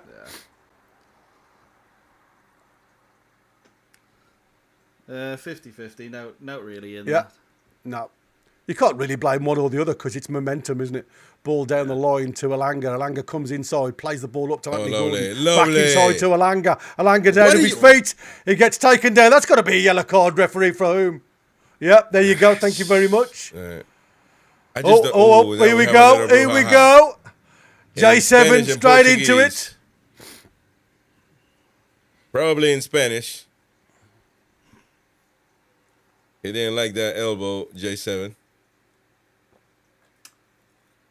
But for some reason, I felt like Ilanga could have kept going because I think wide open man on the left, though. I don't know if I probably would have tried to do that as opposed to just go falling down. Because I mean, credit Xhaka here because he's trying to calm J7 down. He's just taking the heat out of the situation there. Well done, Xhaka, on that one, to be fair, because J7, as we know, isn't... he's always close to the referee's book. And he certainly doesn't need it for words spoken, does he?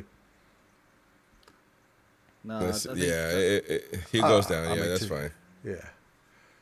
I don't really know what happened there. I mean, why? Not a lot of contact. Why did J7 get really upset with that one? I mean, what was wrong? Maybe. Well, I don't know. He was going. He's talking about an elbow. I mean, from Alderete. yeah. I don't know why J7 got that upset. I mean, it was a great header from Botman that hit the post, to be fair. Let's see what happens from this set piece. Again, we've not been great from dead ball scenarios so far in this 45 minutes. We have got 2 minutes of injury time added. And to be fair, I think that's very kind of the officials. Every free kick they look at Ryan Taylor, man. Go on, yeah, man. he's like, yeah, this is what worries me. You've got 5 bodies around the ball here. That is the saddest part about it, but you got to go back in time to find a good exactly. A good set piece taker. We have minimal set players, haven't we now? It looks like Gordon and Trippier having a really good chat about this one. Louis Hall is also eyeing up the top corner here, the top bin. Let's see what happens. Again, players all moving away now. Anthony Gordon's moving away from this Trippier. Hall. Who's going to take it? Trippier sets up, leaves it. Hall! Nice. Hits it to on goal, but again, just bouncing before Elberg, who's able to keep hold of it. Not enough into that for me. No, definitely not. To be honest, it's a really strange attempt and idea, in my opinion. Maybe he's going for the far corner, but it couldn't have been straighter at the goalkeeper. Well done to Ramsey there, getting the ball back to the keeper, Ramsdale. Are you seeing what's on screen, Chris? Oh. We are literally into the last couple of minutes. I say, don't think there'll be much time added on, if I'm honest with you. Ball down the line to Alanga. Again, Alanga getting barged off the ball there from Diarra. And again, he smiles, picks up the ball. And that's it. It's half-time, ladies and gentlemen, at St James's Park. Newcastle 1, Sunderland 0. And again, it's been good in phases, but it's been really poor at set phases. Gentlemen, if you don't mind, I'm going to have a quick breather because I'm just getting a bit chesty, and I'm going to let you carry on for the the main part about this game is that I didn't think I finished my point earlier, that it was we can't sustain going all game trying to press. It's just not feasible, and that's the issue in my opinion, because what is the game plan after that? You know what I mean? What is the game plan? Are we going to... I think that's the main reason why we always kind of crumble in the second half, because we don't have another game plan. All the running and pressing is great. And in a game like this, it helps you. I think it boosts you in the very beginning. But then you start seeing that, we can't keep going with that. It's too much physical work for the team. So what is going to be the next step for Newcastle United? How are we going to play now? Are we going to defend the goal? What are we going to do? Yeah, I think the worst thing we can do is try and sit back and defend, isn't it? We know Newcastle United from experience this season aren't good enough to sit and defend a lead. The only way Newcastle are going to hold on to a lead and win this game is if, because let's be honest, we managed it against Chelsea, but there were moments where Delap should have scored, for example. So if Newcastle want to hold on to this, we need to actually go on and get a second, in my opinion, because I do think Sunderland, although they've been a little bit toothless, I do think they are going to end up scoring, whether it's from a set piece or a stupid mistake from us at the back. So we need that second goal, and I think we need to push for it. Come out the second half the same way you came out for the first, and then try and control the game a little bit more. You can play a little bit slower and actually just control the game. They need to come onto us. They need the goal. Newcastle kind of do as well, but scoreline wise, Sunderland need it more, obviously. Yeah. I think that's the main point. We need to have another a game plan. I think Walter is doing great where he's at. I think Harvey Barnes has been somewhat decent. Then you got Gordon, of course, who done a great job pressing in, of course, with that play. So Nilanga's been looking good as well. So I think the attack is doing well. The thing is, you can't keep them pressing and running because it's just not sustainable. It's just that simple. Let's go with the chat here. Because a lot of people were mentioning Joe Linton getting upset. Well, we gotta make sure that we don't get carried away, because that's exactly what they're gonna want to, resort to if anything else is get a man sent off. It will only be beneficial to them. Don't forget to smash the like button, folks. Help the channel out. Hit that like button, reminding you that this is an ad-free show. So any super chats, anything else would be kindly appreciated. If you can become a member or gift memberships away to somebody else, if you're a member already, help the channel out in that way. If it's not the time, just smash that like button. Help the channel get as many people as we can. 350 odd on YouTube. Hit that like button, folks. Watching, and a lot of people on radio as well listen to the radio commentary. So appreciate all of that and more. And so there we go. Toon Gordon has ran his heart out the first half. Yes, he has. But like I said, that's not sustainable. So, we got to make sure that we do the best to, to play a different way without the players getting tired. Lafree is dangerous if he comes on. We will concede. We need another desperately, says Drophy. Welcome, Drophy. First time seeing you in the chat, mate. We got live coverage of Newcastle United every single day, every match day, every reaction. Of course, after the game, we're going to be doing the instant match reaction where people can give us a call and have their say. Is we're looking at the play again. The play that doomed the Mackhams. The high pressing, Voltemara, nice little touch, accurate to Gordon. Who's that player right there in front of it? That's Xhaka, isn't he? Asking for the ball or something like that. I don't know what he's doing. He's having an issue with his teammates, and he's pointing. But Voltemara right behind him. I mean, he should have just hoofed it, to be honest. But thank goodness he didn't. He played it with his center back, and I mean, right there, it was just impossible. Gordon did a great job, though, getting his man out of. Look at him. What's that? The defender? Who's that guy? Luke the number 13. Yeah, I don't know if he called for the ball. I don't know what was happening. He's looking now, and he knows I am knackered. But he could have hoofed it. He didn't. Are they saying that he slipped? No, he didn't, man. Get out of here. He should have just hoofed it. But that was the play, ladies and gents, that made everything possible. And, of course, Newcastle United kept trying. Botman hitting the post, and that was close. Too close for comfort for the Mackhams. But that's about it, really. Two good plays. Well, I mean, Elanga did have a header. And that would have been nice as well, but it was just a lot. The intensity was in the air. It was a lot. The aura was heavy, but as far as chances created, we had about 2 or 3. Maybe 4. And we could have capitalized, of course, but we didn't. So let's go. Kenny says, "Where's Gary going?" Yeah, well, there you go. He's going to get a drink. Lucky saying, "Header so close, second goal." Yeah, that could have been another one, of course. Just a Jordy says, "Check stats, first half. We are in control. We can sustain press. If we can sustain the press, we can get more out of a player in the derby." It's just not sustainable. It hasn't been for ages now. We always start great like this, but you have to have a plan B to fall back on. I just don't believe it. I mean, what do you think? Do you think that we can actually keep on going like that? I mean, it started diluting it at the end of the first half, though. Yeah, to be honest, we haven't played like that for the last 20 minutes, in my opinion. Exactly. We started off with it really well. You can do it in the first 10 minutes of games, but then you've got to be selective. You've got to have a bit more of a tactical brain on your shoulders rather than just, we're going to outrun every team. We worked really hard against Barcelona. Second half, we tried to slow it down a little bit and they tore us apart. Against the better teams, they're able to do that. Sunderland aren't Barcelona. That's one thing I've been saying ever since the Barcelona game. Very, very different sides. But they can still hurt us. We do need to have a bit more of a plan B to slow things down and have a bit more control of the play. But for me, the only negative has been a lack of creativity in open play. Actually carving out those chances ourselves. I know a derby is always going to be nervy. You're always going to be scrappy. You never see good games of football in derby matches.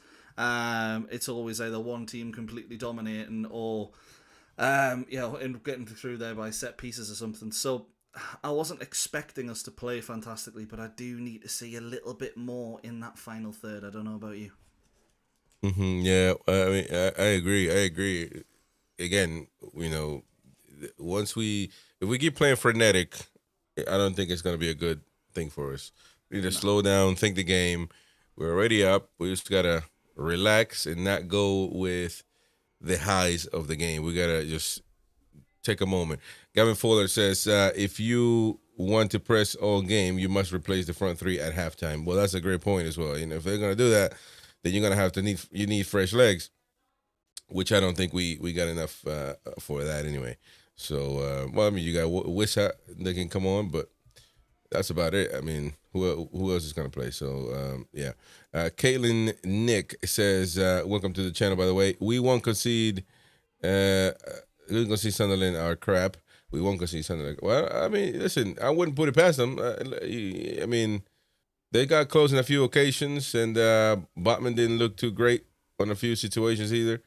So I wouldn't underestimate anybody. That's my take on it. Josh says, Gordon should be our new number 9. His press and pace and work rate defensively and offensively is class up front. Tonight he's been really good, I will say. I'd say with that, if you can have a striker who does that job as well and Anthony Gordon alongside him, then surely that's the way to go for me, because I completely agree. Gordon's work rate is the best asset that he has when he's on it, and when you can really see he cares. You can see he's proper up for it today. You get a striker that's up there alongside him doing that exact same job like Isak did, then it's going to be a real fun time to watch Newcastle. But I don't think he can be the striker long term personally. Yeah, well, I agree with that. I agree with that. We've been the strongest team and winning. There's nothing to complain about first half. There's always things to complain about. There's always things to talk about, of course. Not necessarily to complain, but when you analyze the game, you got to analyze. You can't just, exactly. Get up here, got 3 pints and just keep ordering them. We gotta talk a little bit about the game, of course. The Bevis, same old Newcastle needed a mistake. Any win will do, but I worry we'll run out of steam and the changes that Howe will make. Can I be Howe in? More or less he says we're not gonna last if we keep going like this, which we'll have to see, of course. Kenny says Sunderland haven't scored in a derby this season. Well, that's true, by the way. Yeah, that's point. true. Yeah. That's true. Mutts, we'll call him Mutts before I fall in for something, says, it always worries me, welcome to the channel, by the way, it always worries me when I do this, but I struggle to actually get the goal. One goal, but mainly down to a Sunderland mistake rather than our ruthless play. Well, it was actually due to our ruthless pressing, if you will. That we get, and there was a lot. So I mean, we did press, and they made a mistake, no doubt about it. But it wasn't just we had to go out there, get the play going, and score. I mean, Waltemata had to be accurate with his first touch pass. Gordon had to be really good at getting his man off of him and scoring, of course. So it wasn't just it was a mistake, but it wasn't like a tap in, or a bounced off somebody's head or something like that. So. But yeah, I agree. I mean, we're gonna need a little more than that, of course. Becca, OMG, I saw the goal. I missed the first 21st minutes. Well, thanks that you're. Thank goodness you're back. So welcome. Queen of Heart, afternoon. There you go. Afternoon, 1-0. Get in, hit the like button, help the channel out in a big way. If you can do that, please. And here we go. We got more comments. Put in your comments. Mark Sutton. Osula and his awkward play style will cause O'Nine's nightmare. Nightmare, says Mark Sutton. Welcome, Mark, to the channel. And what do you guys think about that? I mean, that's an interesting take. I mean, it's been frenetic. Maybe a type of game for him, if you will. Yeah, completely. Second half, let's say 61 minutes, like he sings, saying, come on 60 minutes. I think he's exactly right, to be honest. You come on 60 minutes, give the likes of O'Nine a little bit of a shock. They'll go, I'm already knackered from having to go and take the throw-ins over the other side. Now he's got to deal with the Sula, who nobody knows what he's going to do. Could be a very, very wise move. I'm not sure Wissa would be happy about it, but what's new there? Yeah. John No says, anyone else worried about Eddie Howe's halftime team talk? Well, I'm not worried about that. He's not telling them, go lose the game now, lads, so we can complete the job. The objective, but so I'm not worried about that. But I just want him to identify the players that need to be changed earlier on and do the job, because I think you're gonna need. I think in this particular game you're gonna need a lot of energy. So I don't know. It's all a gamble, to be honest. At the end of the day, but yeah. Let's see here. One more comments from the chat on YouTube. Becca says this performance isn't filling me with much confidence for Eddie. I wonder why though. I mean, we've been the better team, no doubt about that. I don't think anybody can disagree with that. We've been the better team. But I mean, again, my point is always from the Newcastle perspective. Like, we are our own worst enemy. It's not about the Mackhams. The Mackhams are useless. It's about us. We're the ones that put our own, our own games in jeopardy at times. So that's all I'm getting at. But we got to be able to control this game much better, of course. Connor, 1 yellow card, no tackles flying in. It is a derby. We only got one. Who was the yellow card? Was that? There was Treyu at the end for the tackle on Alanga. Okay. So that's about it. Yeah. Well, listen. We shall see. Hopefully, on our end, we keep our cool mind. Jackson, welcome Jackson to the chat. John, no, we are notorious for having a big drop second half. Hopefully, things change as of today. Isn't it crazy how that works though? Man? Hopefully, in this game, that won't happen. Which is hopefully so. Mills Beast, I think from Australia, says, "Hey fellas, very happy with the performance. Iron sharpens iron after Barca. Walter Mata has such a sweet pass. He does. The only negative for me was Ilanga should have had his shot on target. Well, I don't necessarily think it's a negative. I mean, maybe he should have, to be honest. I mean, he was kind of by himself.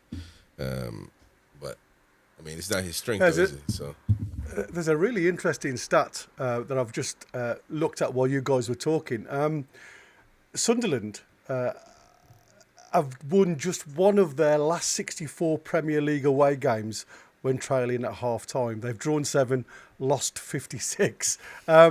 So, like I say, they are under a lot of pressure, if you like, and we are literally off again for the second half, ladies and gentlemen. So Let's again, go.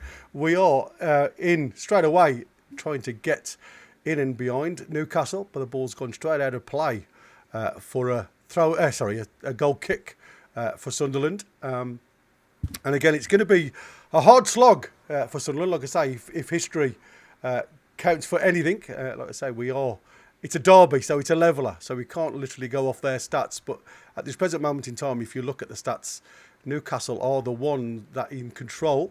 But again, they are chaotic, Sunderland, and they look to breed from chaos.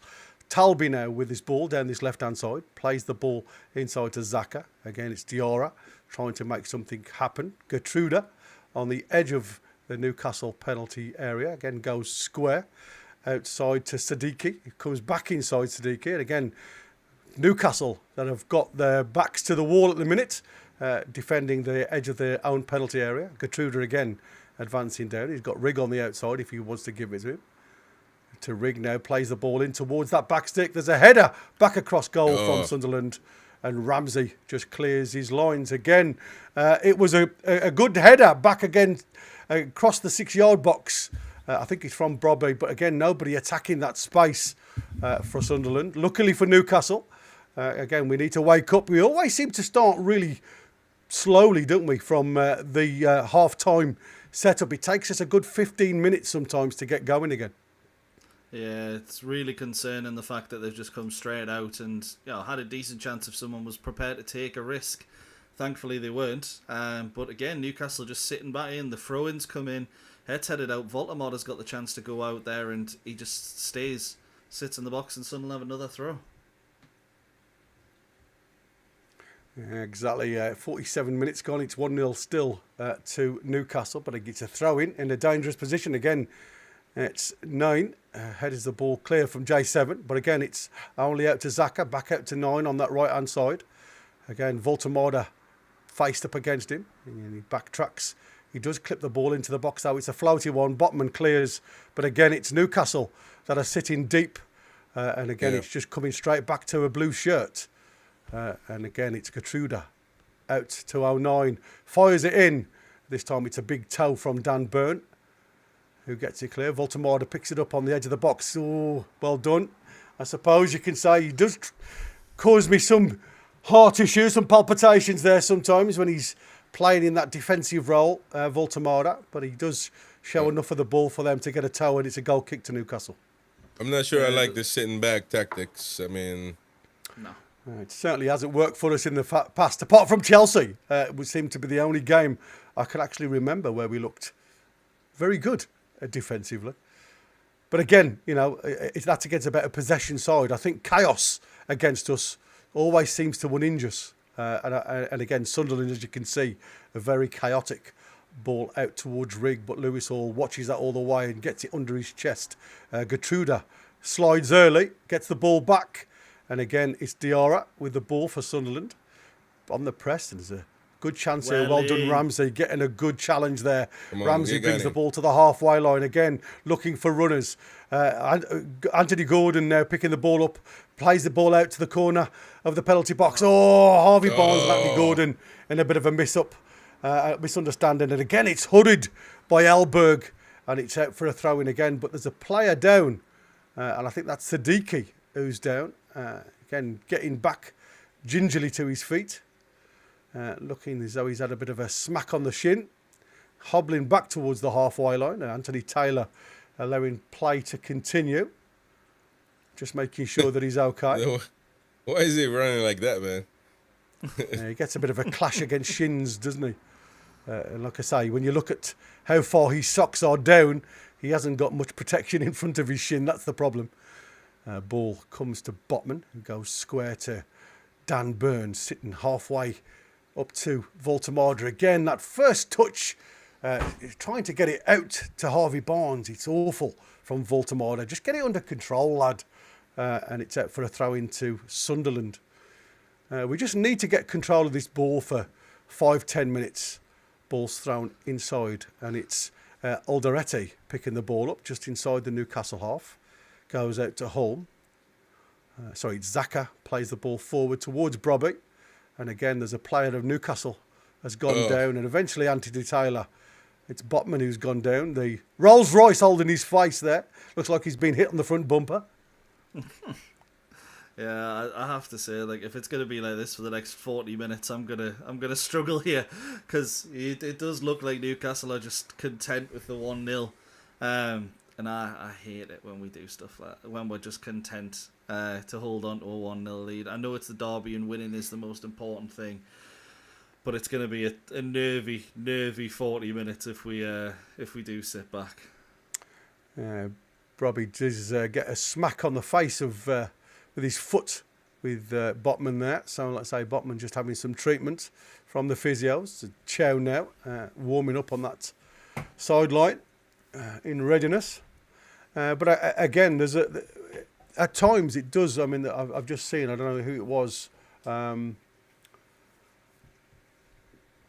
He's saying about the midfield being a little bit poor. I'm trying to find where it was now, but it's gone past me. And we're not sticking. And again, we talk about Voltemada playing in that half space, being aware of players around him. He just needs some time to get a hold of the ball, don't we? When the ball is fired up to him, rather than trying to get quickly behind Sunderland. You know, again, we talk about this rush to get that second goal. And it's about controlling the game at times. It's about just getting your foot on the ball and playing a bit of football, rather than this rush constantly to try and get and create. And like I say, we talk about chaos from Sunderland. And at times, Newcastle bring their own chaotic performance. Again, it is Botman still on the floor, looking up at the sky. Yeah, looks a little bit concussed here, Botman. Looks a bit groggy. Chow will be coming on soon. Yeah, I mean, let's see what the referee sees. Oh, yeah, he did get a right smack in the face, actually. What? The referee cam is valuable, I guess, because we can see that was right. A kick right in the noggin. Yeah, he's certainly very gingerly at the moment, like I say. I was going to say, this could be a concussion substitute, so it won't count at the minute. He's able to come back on the field of play if required. So, like I say, at the minute, there's Fabshire I'm sure Cristiano will be happy to see him. Looking very very nice in the stands there. dapper. Looking very suave. Yeah, very suave. Tonali as well was in the stands. Yeah, Tonali dressed in black. Very casual, Tonali. Very the Italian Sicilian. Very Sicilian. Ready to make you an offer you can't refuse. Yes. Sven Botman coming off here for Malik Chow. The right move, in my opinion. You don't want absolutely Barcelona. Yeah, Fabian Schär coming on the screen there, as you were saying before. Obviously, he had a similar incident. Ended up being just slightly out of position for the first Rashford header, and ended up costing us. So good to see Newcastle are learning from mistakes. They are indeed. We'll say that. I always go back to the Fabian Schär moment, where we didn't actually make a change until after we conceded. After that clatter on the head where he was concussed. So this is a concussion substitute. All the relays going to the fourth official and obviously Debris, who's telling him that one won't count. It's a concussion substitute. Mad Dog getting a bit of a close-up there from the ref cam. What are we getting? The ref cam is up in the manager's nostrils. Yeah, exactly. I saw the hair. You need a bit of a trim there, lad. I don't know why you're taking so much time here. Somebody's having a conversation. I think he's having this conversation as well. Who is that? What? These are security officials. I think. Oh, yeah. Because now we're talking about probably the stands. Yeah. This is nothing to do with...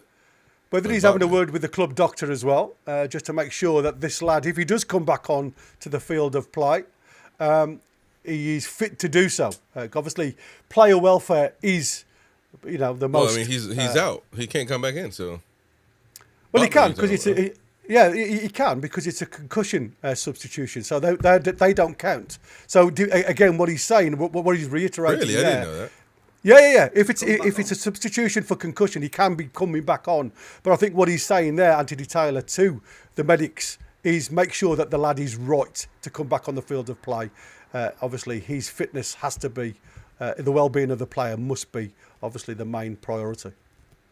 Long ball to the edge of the box from Ramsdale. Again, it's headed clear, but it's Hall firing it back towards Anthony Gordon, who flicks it in to the penalty area. And it's Ramsey getting to the ball there. And again, like I say, it's an easy fall, if you like. Walter Marder penalised on Diarra there.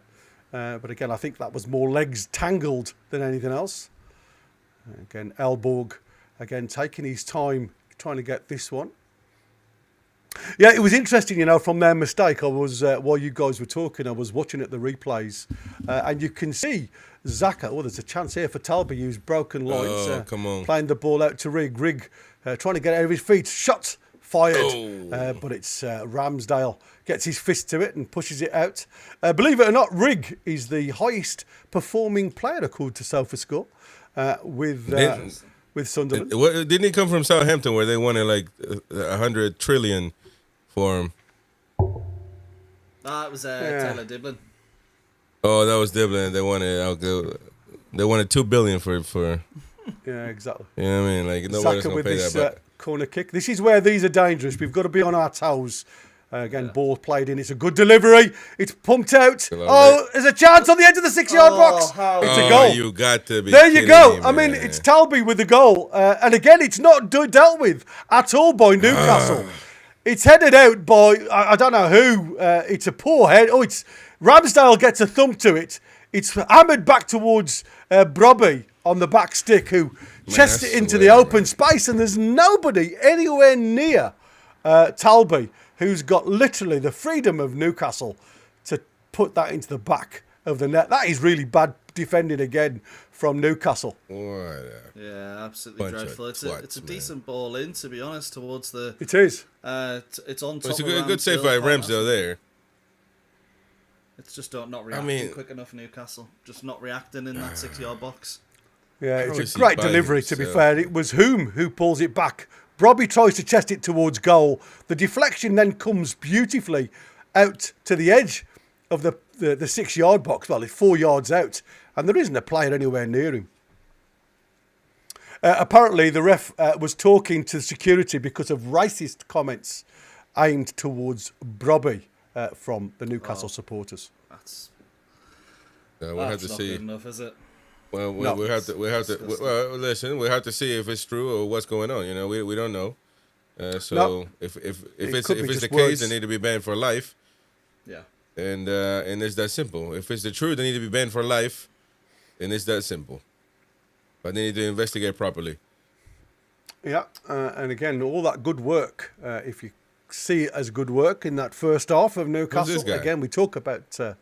Sunderland's owner. yeah, he's That's a young Sunday's lad, isn't owner. He looks 10. Yeah. Yeah, Oh my he's God. a young boy. These billionaires now certainly don't come as the old Presidentes of Italy. It don't take much to own Sunderland, man. We're just a couple of guys together. And... No, but listen. Actually, we deviated from the main subject here, man, which is how did this happen? Once again, Yeah. we give up a lead. Once again, Yeah, it's terrible. Again, this could be what we said. For some unknown reason, the first half and second half mentality just seems to always go against us. And again, chaos creates chaos rather than having this opportunity in this first part of the second half just to control the Joe game. Willock is going to come slow it down. Yeah, it looks like Willock is getting some instructions from the gaffer of where he wants him to play. Dan Byrne, again, forced to go long down the line towards Harvey Barn, but Gertruda gets that one. The ball, Ramsey to Voltemada. Again, Voltemada gets tapped by Xhaka just inside the Newcastle half for a free kick to Newcastle. Newcastle have to reshape, boys. And like I say, really take this game to Sunderland now. well, I think that Eddie Howe needs to make every possible change right now, early, to go to attack. I mean, maybe Wissa needs to come on. I mean, to be honest, who are you taking off though? That's the problem, man. Gordon has been a little bit quiet. I don't know, man. It's been about 15 minutes or so. So Gordon's been a bit quiet. I don't know. I don't know, but we need to do something because Oh my God. trust me, this ain't good enough. It's going to cause some riots. And Alanga again giving the ball away cheaply back to Sunderland. But again, Sunderland and Anthony giving the ball back to Anthony Gordon. Yeah, but Diarra, he's able to get back and get that ball again. J7 doing well to watch that ball, heads it back towards Alanga. Alanga being pressed by whom? And it's a free kick to Newcastle just inside the Sunderland half. Again, we were talking about the start of Newcastle in the second half. And again, it's just... everybody just marking space rather than marking players within the 6-yard box. Why are we on the line, lads, for set pieces? It was a great corner kick, dangerous corner kick from Xhaka. But why do we sit on the goal line sometimes and not mark players? Shout out to Becca celebrating her 6 months of membership. Says, I'm here in spirit. Well done, Bex. 6 months. It's a really weird Love one, it. isn't it? It's... I mean, we've got a set piece here, chance to win it back, but we're gonna just take our time, and everyone's gonna go down just weirdly. But yeah, again, it's all about everybody trying to create this offside position. Trippier with the ball into the box. Again, it's aimed to nobody apart from a blue shirt, if I'm honest. Ball goes long for Talby, the goal scorer, to run for. He's the only blue shirt in the Newcastle half. Ball is fired to Lewis Hall, but all of a sudden Brobby on him, and Hall in his haste towards the halfway line gives the ball straight back to Diarra, who's running forward. Brobby now on the corner of the penalty area of Newcastle plays it back to Xhaka, who again, Newcastle just stepping off him, allowing Xhaka to shot. Oh my God! That just dipped over the bar. To be fair, it was a deflection that completely took Ramsdale off his step. It was dipping terribly. I think it come off Ramsey. It does. Off Ramsey, but again, the dip on that ball. Does it? Yeah, off the back of Ramsey's head there. And it creates a lot of top spin on that ball, and the ball just goes over the bar. Again, Newcastle under a bit of pressure here, again, from their own misguidance of delivering that ball under the press of two players, Brobby and Talby. And again, it's criminal to think that they're under that so much pressure at St James's Park. Shout out to Connor for being a member for 14 months. Oh, he knackered Becca. But listen, Becca 6 months, but 14 months. Thank you very much. Says, come on, Newcastle, let's be having you. Again, it's fallen back to a blue shirt on the edge of the box for Sunderland. Again, Newcastle win that ball back, trying to get it forward quickly. There we go. Oh, Anthony Gordon stopped running. Yeah, he gave up on it. That's saw the problem. He saw the ball being given away, so he stopped running, and then all of a sudden the deflection fell back to a Newcastle shirt. I swear, man. By which time he'd lost the opportunity. Voltemada up to Alanga now on this right hand side, back to Trippier. Trippier puts his foot on the ball, goes backwards to Malik Chow, goes square now to Dan Burn again. Retreating blue shirts, allowing Newcastle to play in their own half. Ball up the line to Dan Burn. Ramsey now picking that ball up back to Harvey Barnes. Lewis Hall, again, looking for option. Can only go back to Burn. Again, all of the blue shirts of Sunderland camped in their own half. Have we got the mentality? The ball, again, aimless from Trippier to try and find Alanga. But Alanga wanted to ball away down the line. Ramsey now picking that ball up again, firing into Voltemada. Voltemada to Hall. Hall to Harvey Barnes. Harvey Barnes again running Gertruda back. Comes inside, but it's easy for Rigg to get a toe to it. It's a throw into Newcastle. 3 players coming on. Tino, Willock and Jacob Murphy. You'd imagine it's going to be Alanga, Voltemada and, well, Trips on top of that. But we'll see. Alanga coming off. It's been very poor the second half, but decent in the first. Got to say that for everyone, to be honest. Voltemada coming off, thought that would be. I didn't want that to happen, but I thought it would. For Willock, and then obviously Trippier will be off for Livramento. What do you make of those changes, lads? You could see it coming. We had no control in midfield, and I'm not saying Willock is going to give us that, but go on, Chris.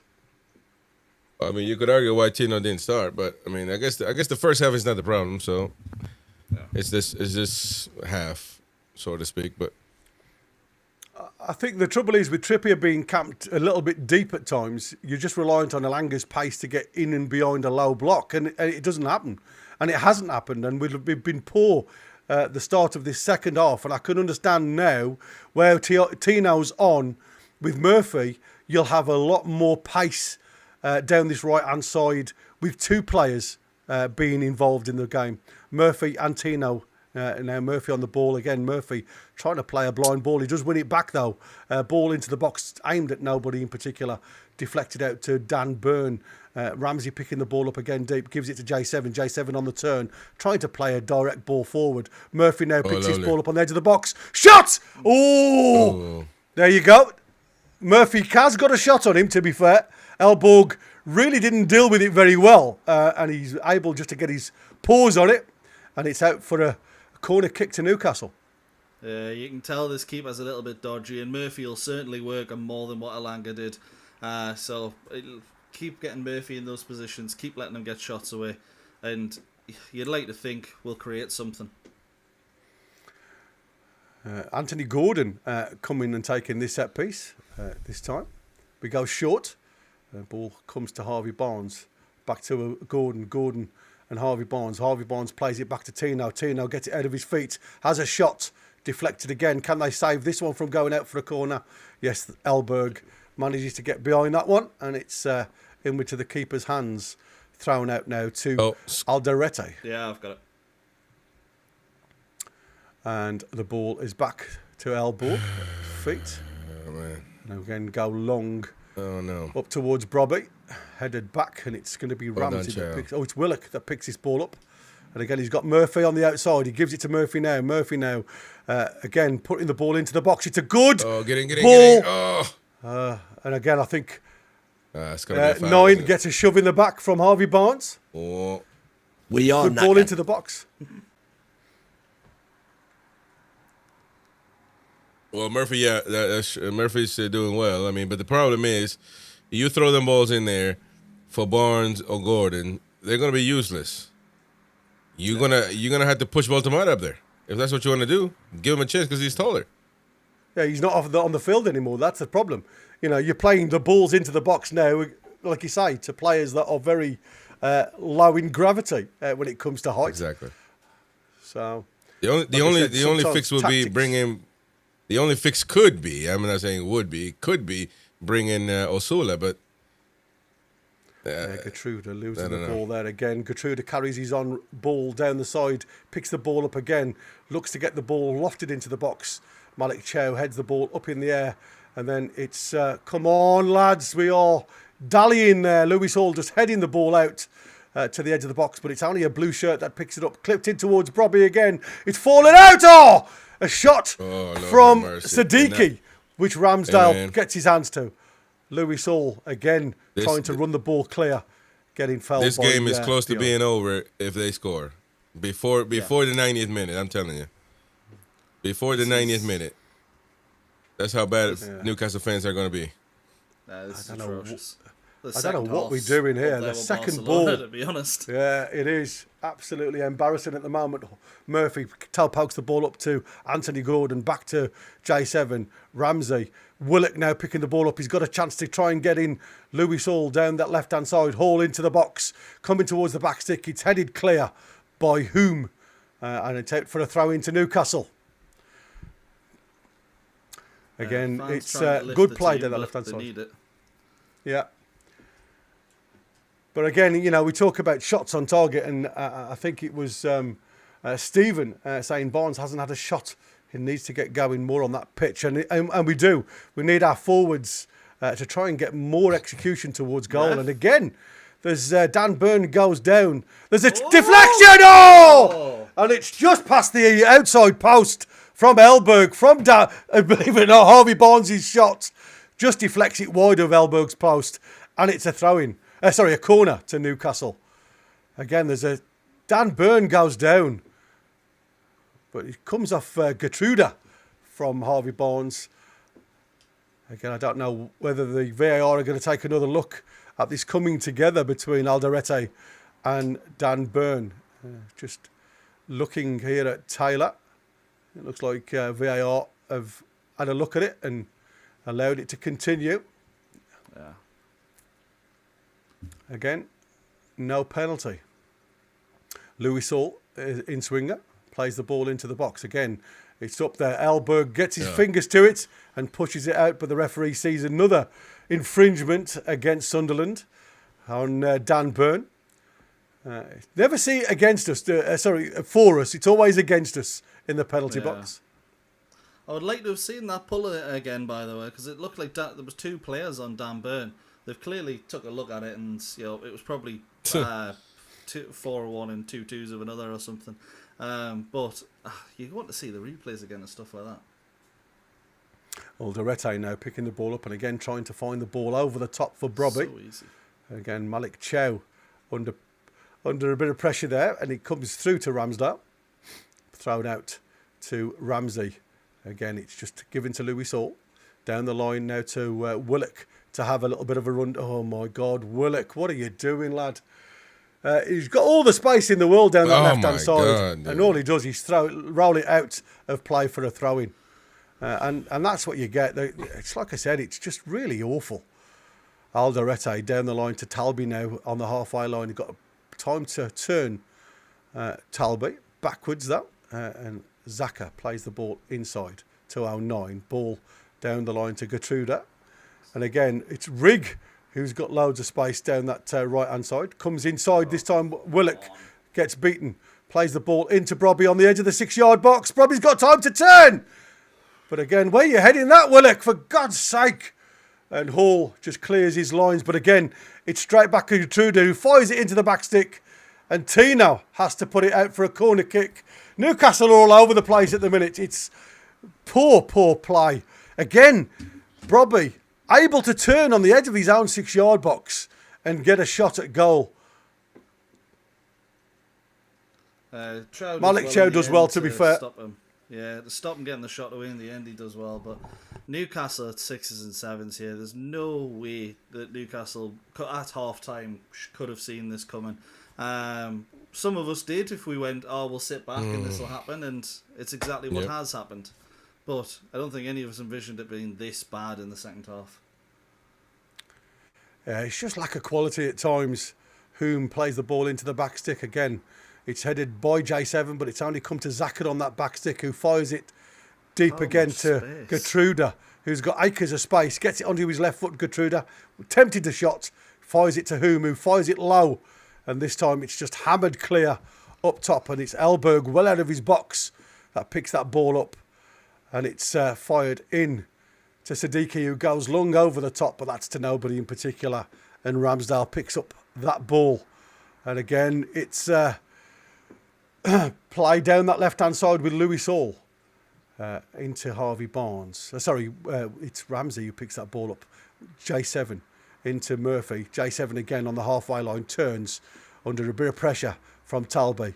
J7 fades it into Gordon. Gordon now with Willock on the outside of him. Willock comes back and facing to Hall. Hall back to Ramsey. Ramsey again coming inside, running at the Sunderland players. Plays it square to Murphy. Murphy to J7, out to Tino. And now got a little bit of time to try and get this ball onto his right foot. Whom gets a block on it. It's a corner kick to Newcastle.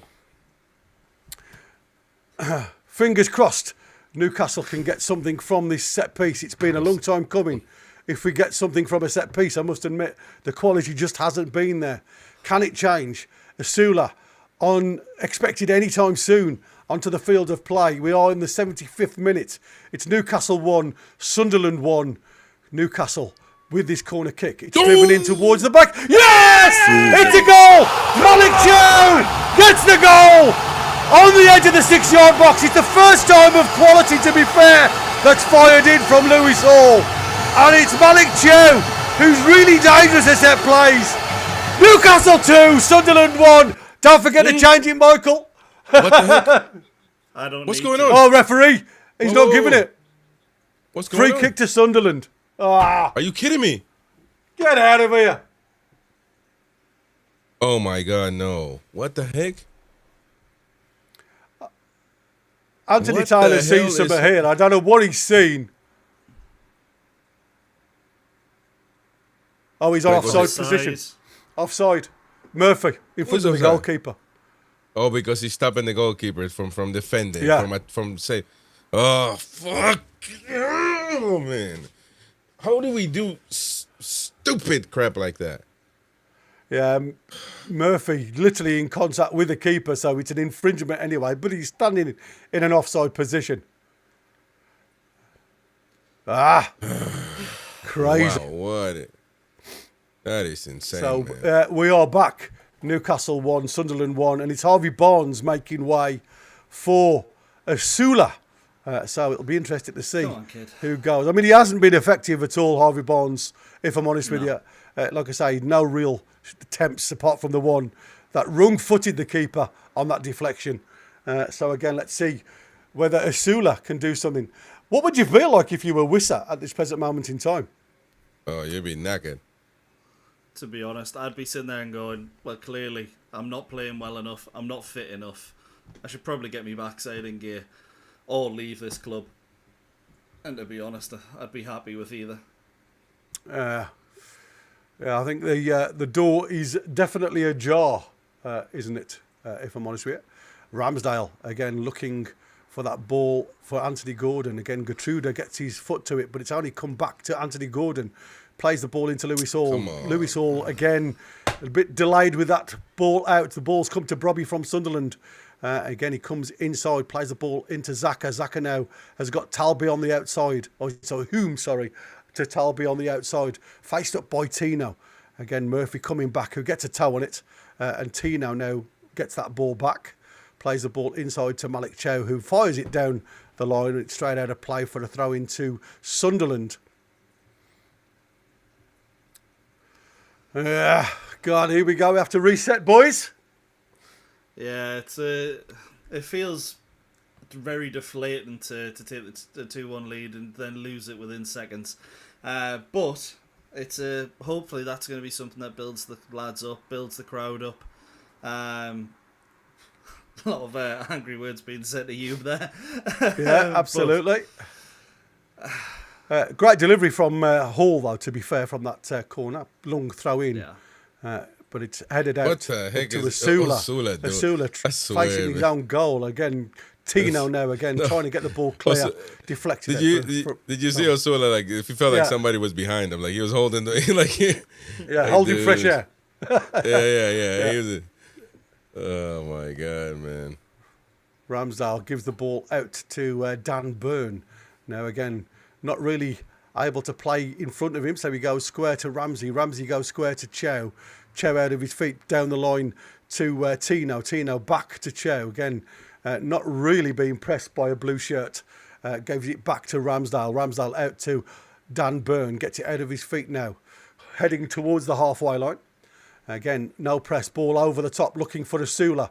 09 gets his foot on that, controls it well, heads it out, but that's a really poor header. And again, it's questioned back towards Alderete, who can only play the ball back. It's fallen to Tino. Tino now plays it into J7. He's got time and space, gives it to Gordon, back to J7, gets it onto his right foot, hammered in towards goal, but it's deflected. And again, 09 trying to clear it. And again up towards Brobby, who couldn't get hold of that ball. It's over his head to Ramsdale, who gives it to Dan Byrne. They look so bad at the background, Sunderland, and we've just not tested them enough, have we? No, definitely not. They've not created really anything, Newcastle United. Obviously, the Chow chances from a set piece, from open play, I don't think we've created all that much at all, and we've just gave the ball away in a dangerous area. Yeah, Tino again with Zaka, and again Zaka this time gives the ball away to J7. The ball has fallen to Joe Linton. Sorry, it's Hall. Sorry, it's Anthony Gordon on his right foot. Anthony Gordon. Where is your execution, Anthony Gordon? Just when we needed you to hit the target, gets underneath it, and it's over the bar. I get too excited sometimes and say the wrong players' names. J7 taps it through to Willock on the halfway line. Willock with a good ball over the top. But again, it's floating rather than anything else. He comes inside a Gertruda, Anthony Gordon. And again, no composure. Gets his foot underneath the ball and fires it over the bar. Not good enough in those kind of situations. Great finish for the goal, but Lightning wasn't going to strike twice. No, and again, it's Sunderland taking all of the risks, playing short of the ball up to Brobby.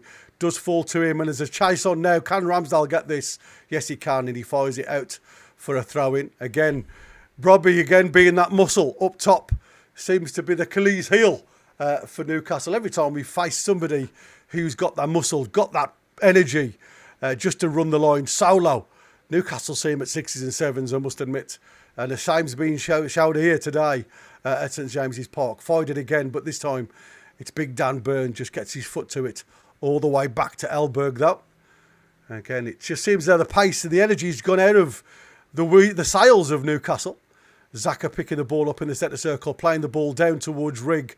Again, Rigg getting the goal side of Hall. And again, just doing what you should do as a player, just getting body in between. Fired into Brobby. Plays the ball into Diarra, back into the centre circle. Sorry, into the 6-yard box. But again, Newcastle trying to get it clear. Two blue shirts getting in each other's way there. And again, it's Hume trying to distance shot. Headed forward. This time, can we get out to the Asula?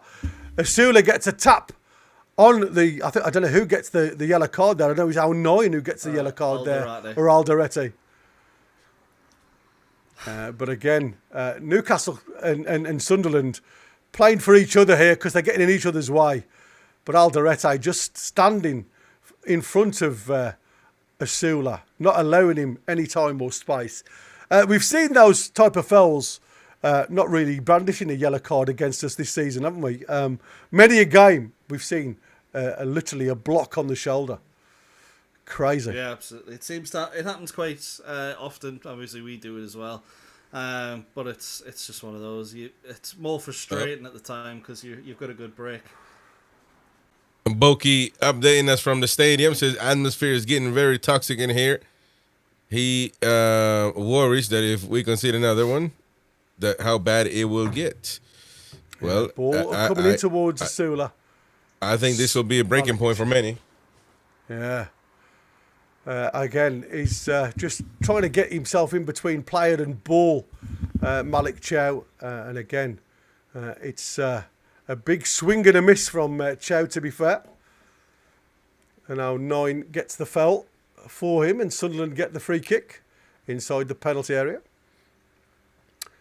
Again, it's very hot, hostile at St James's Park, and again the crowd are getting quieter.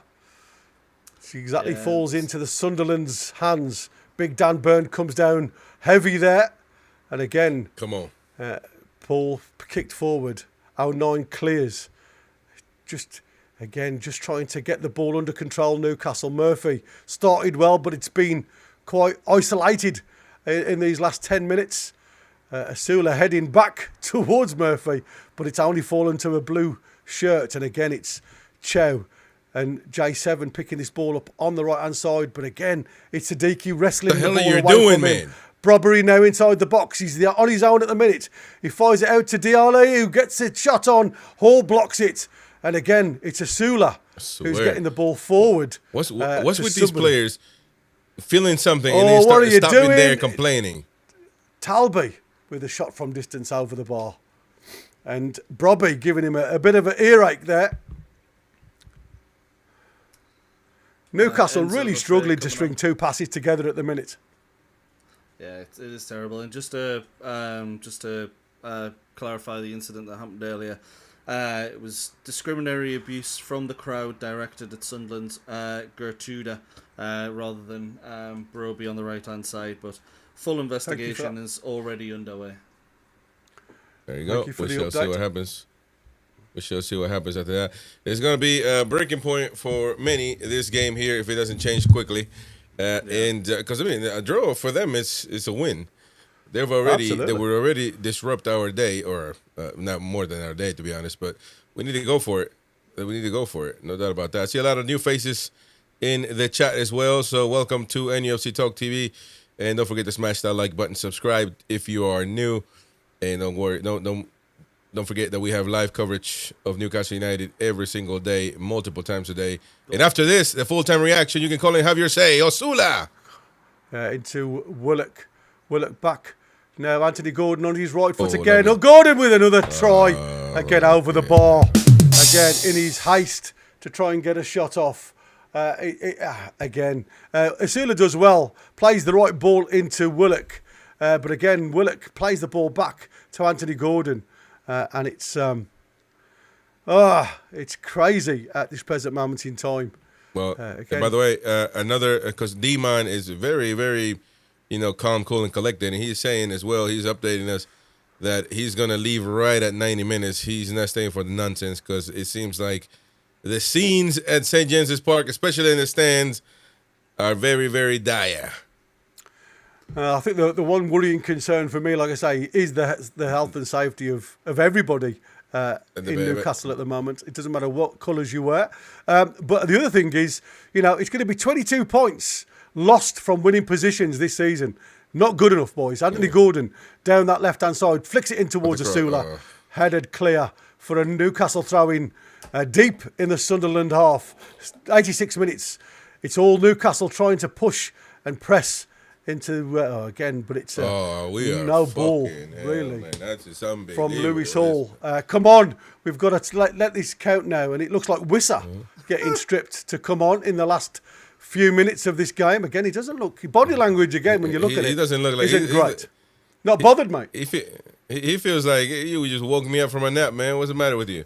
type of face. Yeah, he doesn't look happy. Sunderland over the top, and we've got a runner here from Sunderland. He's onside. Again, he's down on that right-hand side. He's faced off by J7. He's in the box. But again, he's been literally backed. Rigg now gives the ball all the way back to our 9. Alderete. It's Newcastle now on the back foot, fired in towards Whom now, who's being challenged. And it's going to be a goal kick to Newcastle. There's no fill there. And I think it's going to be Anthony Gordon probably for Wissa, I would have thought.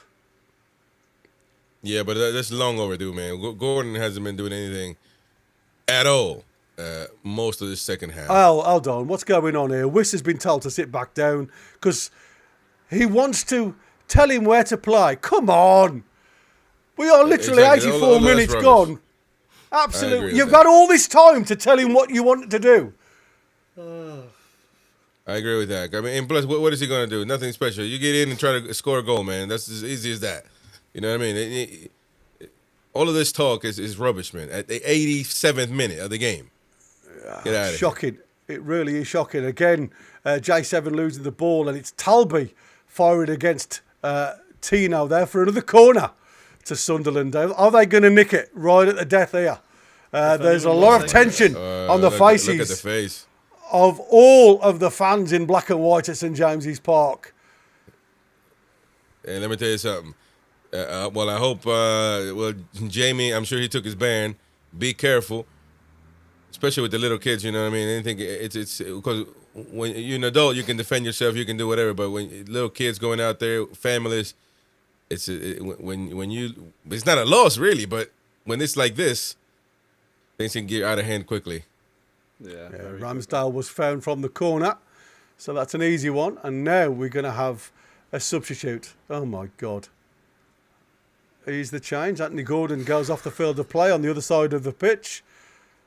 And again, the goal that we scored with Anthony Gordon, I was just going to mention it before we kicked off for the second half. What you saw was Xhaka pointing to the left-hand side when he was just in front of Voltemada. And what Chris Rigg had done was gone tall. And Dan Burn was split between... Botman was marked with Brobbery, 1-to-1, if you like, man for man. So Dan Burn then split Rigg and Brobbery. So he was in the halfway zone. So what they tried to do was feed the ball wide to Rigg, high up the field of play, to get 2-on-2, if you like, scenario. And obviously he miskicked it straight to Voltemada. But we are straight back with the blue shirt in position. And it's now down the line for Murphy, back inside to Willock. Willock trying to get the ball to the right-hand side, but it's left-hand side, but it's a poor effort. There's Sula out there on the left-hand side now with Wissa up the field of play.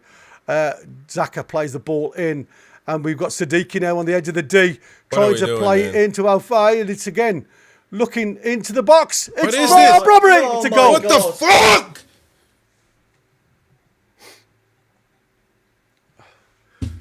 I told you. It is when we go on that 6-yard box, O'Fay just plays the ball into no zone. And it's Tino. I don't know who you're marking, lad. Who are you marking?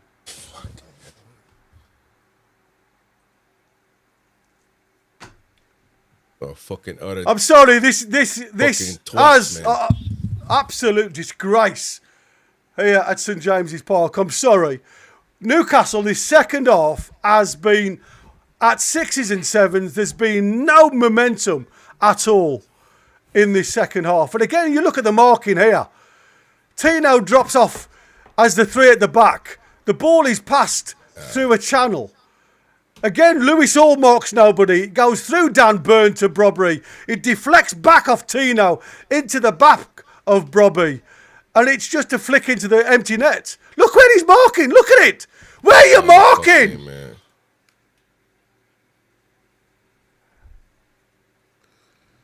No, you gotta sack the whole fucking lot. Robbie gets a first shot. Ramsdale saves the first shot from Brobby. Yeah. Tino sat behind him. He's doing absolutely nothing. Jesus Christ. As I said, what is the defender? It's Sunday League bloody marking here. Wow. 7 minutes of injury time, boys and girls watching. Sunderland are 2-1 up at St James's Park. This second half has been atrocious. Absolutely atrocious. Yeah, if you've got kids inside that stadium, get them the F out. Get out. Get them gone. Yeah, no, you gotta get out. Get the whole you gotta get. If you're in the family enclosure, if you're in those little quiet rooms, you gotta go, man. You got to go, because this is not gonna be good if this continues like this. And to be honest, what are you gonna draw and that's gonna make people happy? Not really. So you might as well just leave right now. I mean, this is criminal, man. Northumbria police, you better get gunning.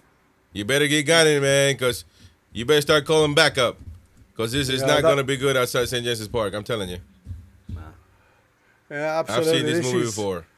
Absolutely, and Mayenda has come on for Brobby. Like I say, he's done his bit now. So obviously the Mackems just defending now. They're throwing in a lot of defenders, and there's, like I say, we have eaten into 3 minutes of the 7 already.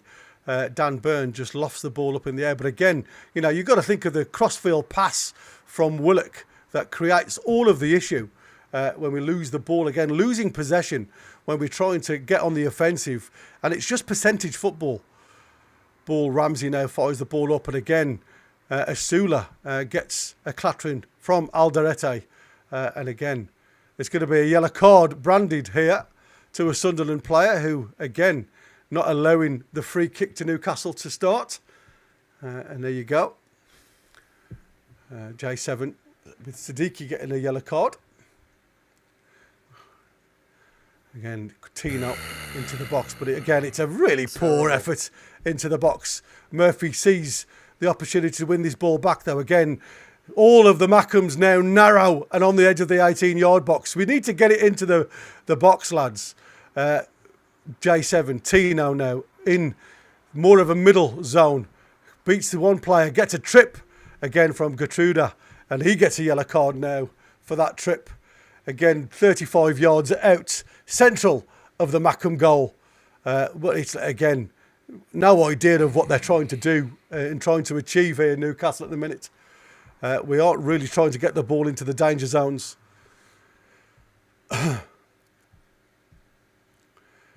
Well, if it carries on this way, it's 11 Tyne-Wear derbies without a win for the Magpies, which isn't great. 7 wins, 3 draws, no losses for the Mackems. Our collaborators in the stadium are leaving early because the scenes are shocking, to say the least. So Lewis Hall with a deflection.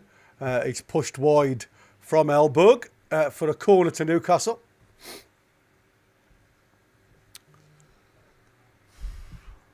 The thing is, you see all these rumours about players potentially wanting to leave and stuff like that, and you cannot blame them with stuff like this. With games like this, where you've been schooled twice by your local rivals, who are terrible, by the way.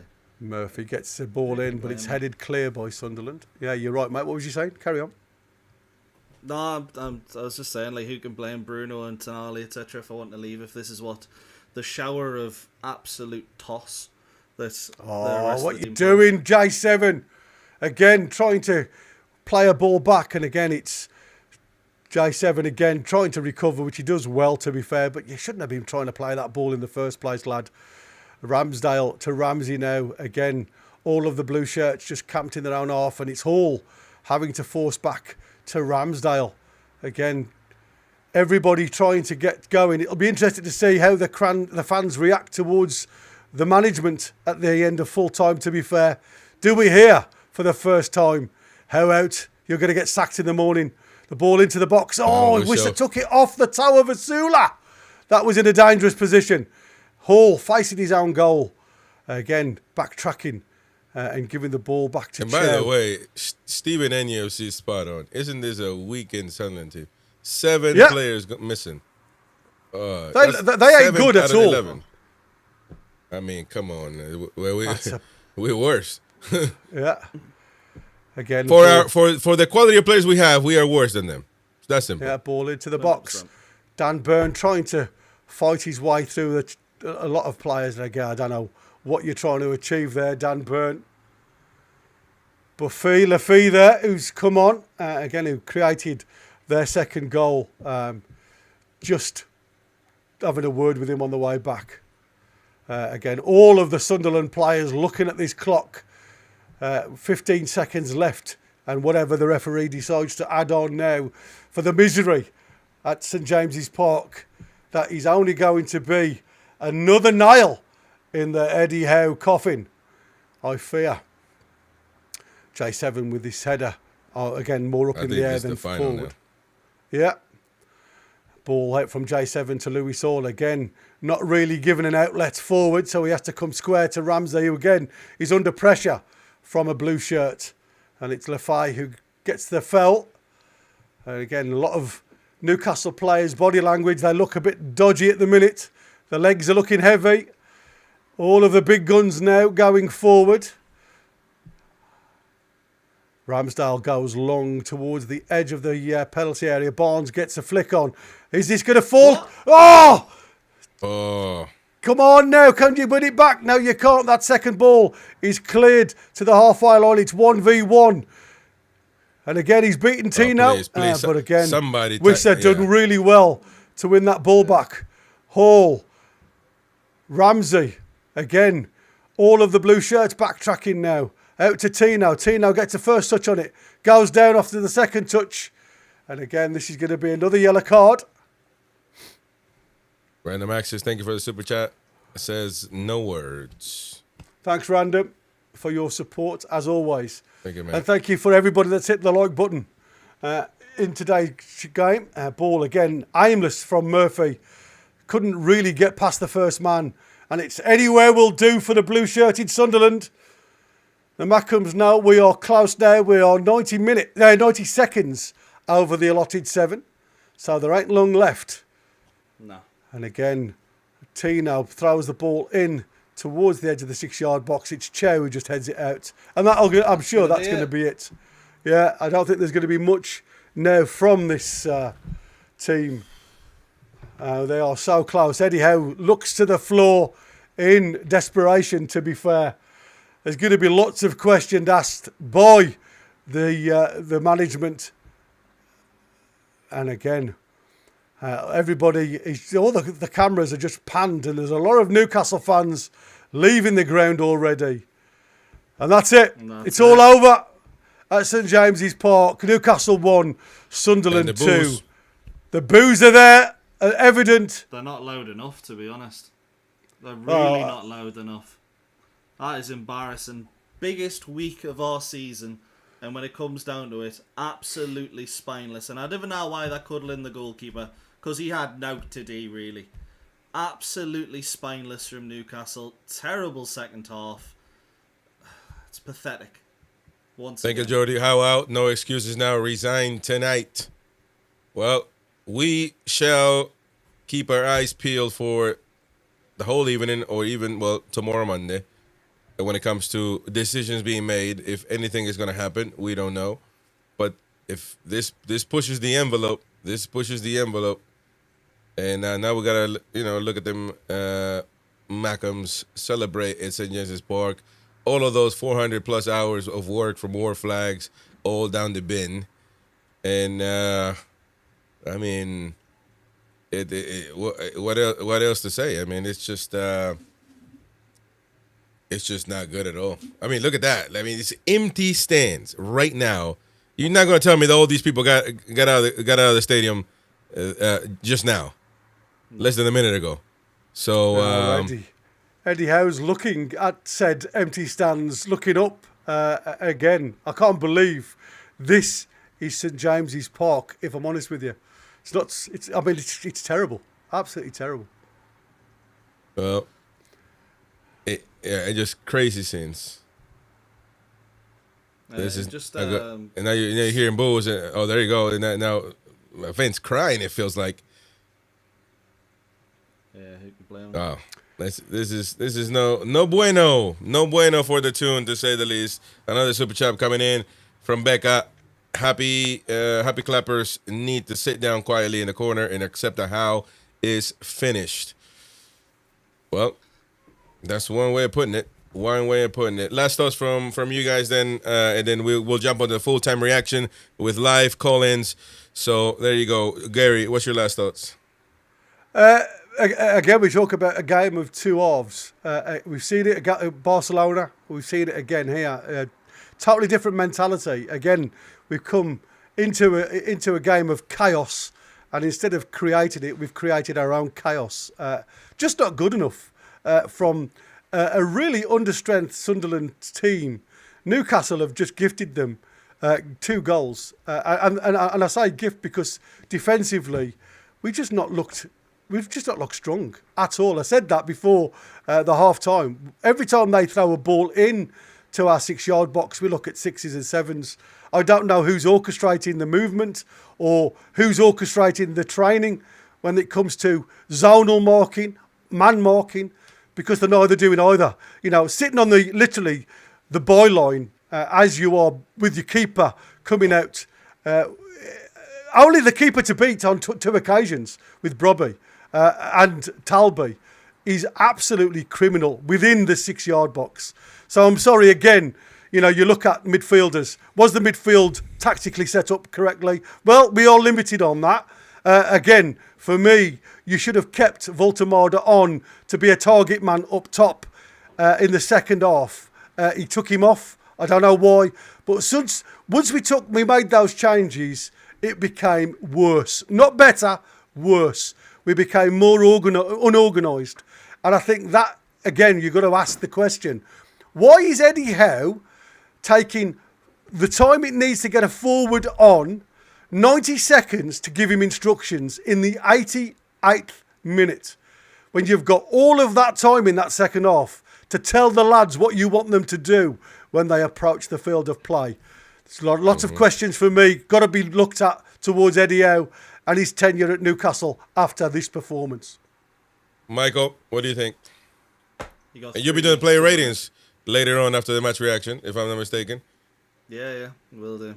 Unfortunately, with Ian Mackay, and maybe go on. I was going to say, I'll be looking forward to the members cheering us up like they did after Barcelona, so be sure to stay tuned for that. There'll be some low scores entirely, but I just want to say you've got 3 weeks until your next game, Crystal Palace. Just get rid of them. Bring someone in, and they've got 3 weeks. Wow. Just do it. That's it's crazy as it sounds. It all feels like it's falling into place, doesn't it? So anyway, we're gonna get into match reaction right now with live callers. You can call us and have your say 0191-916-8864. We'll see you in just a minute. You'll be redirected. See you in a minute. Thank you to all the super chatters and the people that gifted.